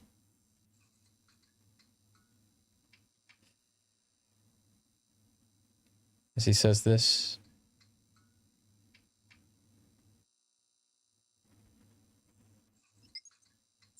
presses the button and the command begins to upload.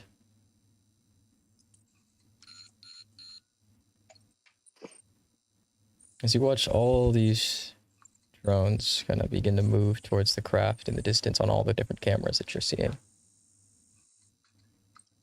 As unnoticeable as a mosquito, they fly inside of the various access ports of the craft, down to the engine bay, along the hulls, thousands of them.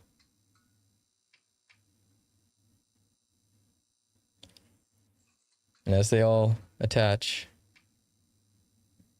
big space bar in the center begins to glow red, and he clicks it. As all their feeds cut off,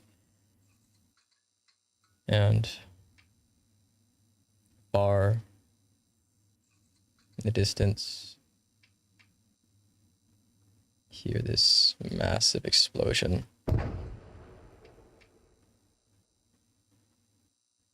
Is that their aircraft carrier? Damn. Oh, it's not an aircraft carrier anymore. Nope, it's scrap metal now. A new coral reef. There's that. Oh.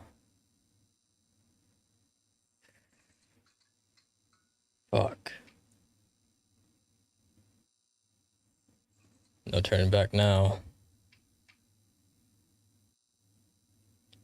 The only place this guy works out of that can provide this weapon itself did come from a Russian arms dealer. That's why it was traced back to Russia and China and Iran.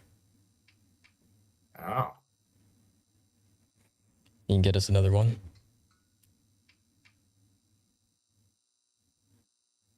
But we're gonna have to go get it. It's in fucking Warsaw. Question. Can you get me a replacement for this arm? He lifts up his hand and he's missing his ring and his pinky finger. You and me both, yeah.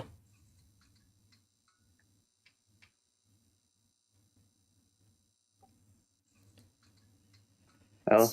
You can got make me a the ends mental- match.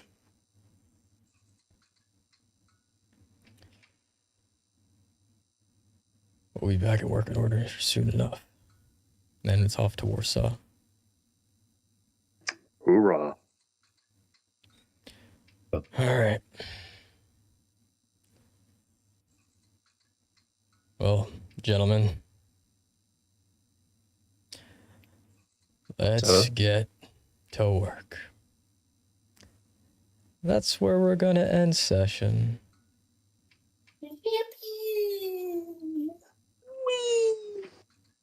Oh, that was enjoyable. Very enjoyable. Let's go. Good stuff.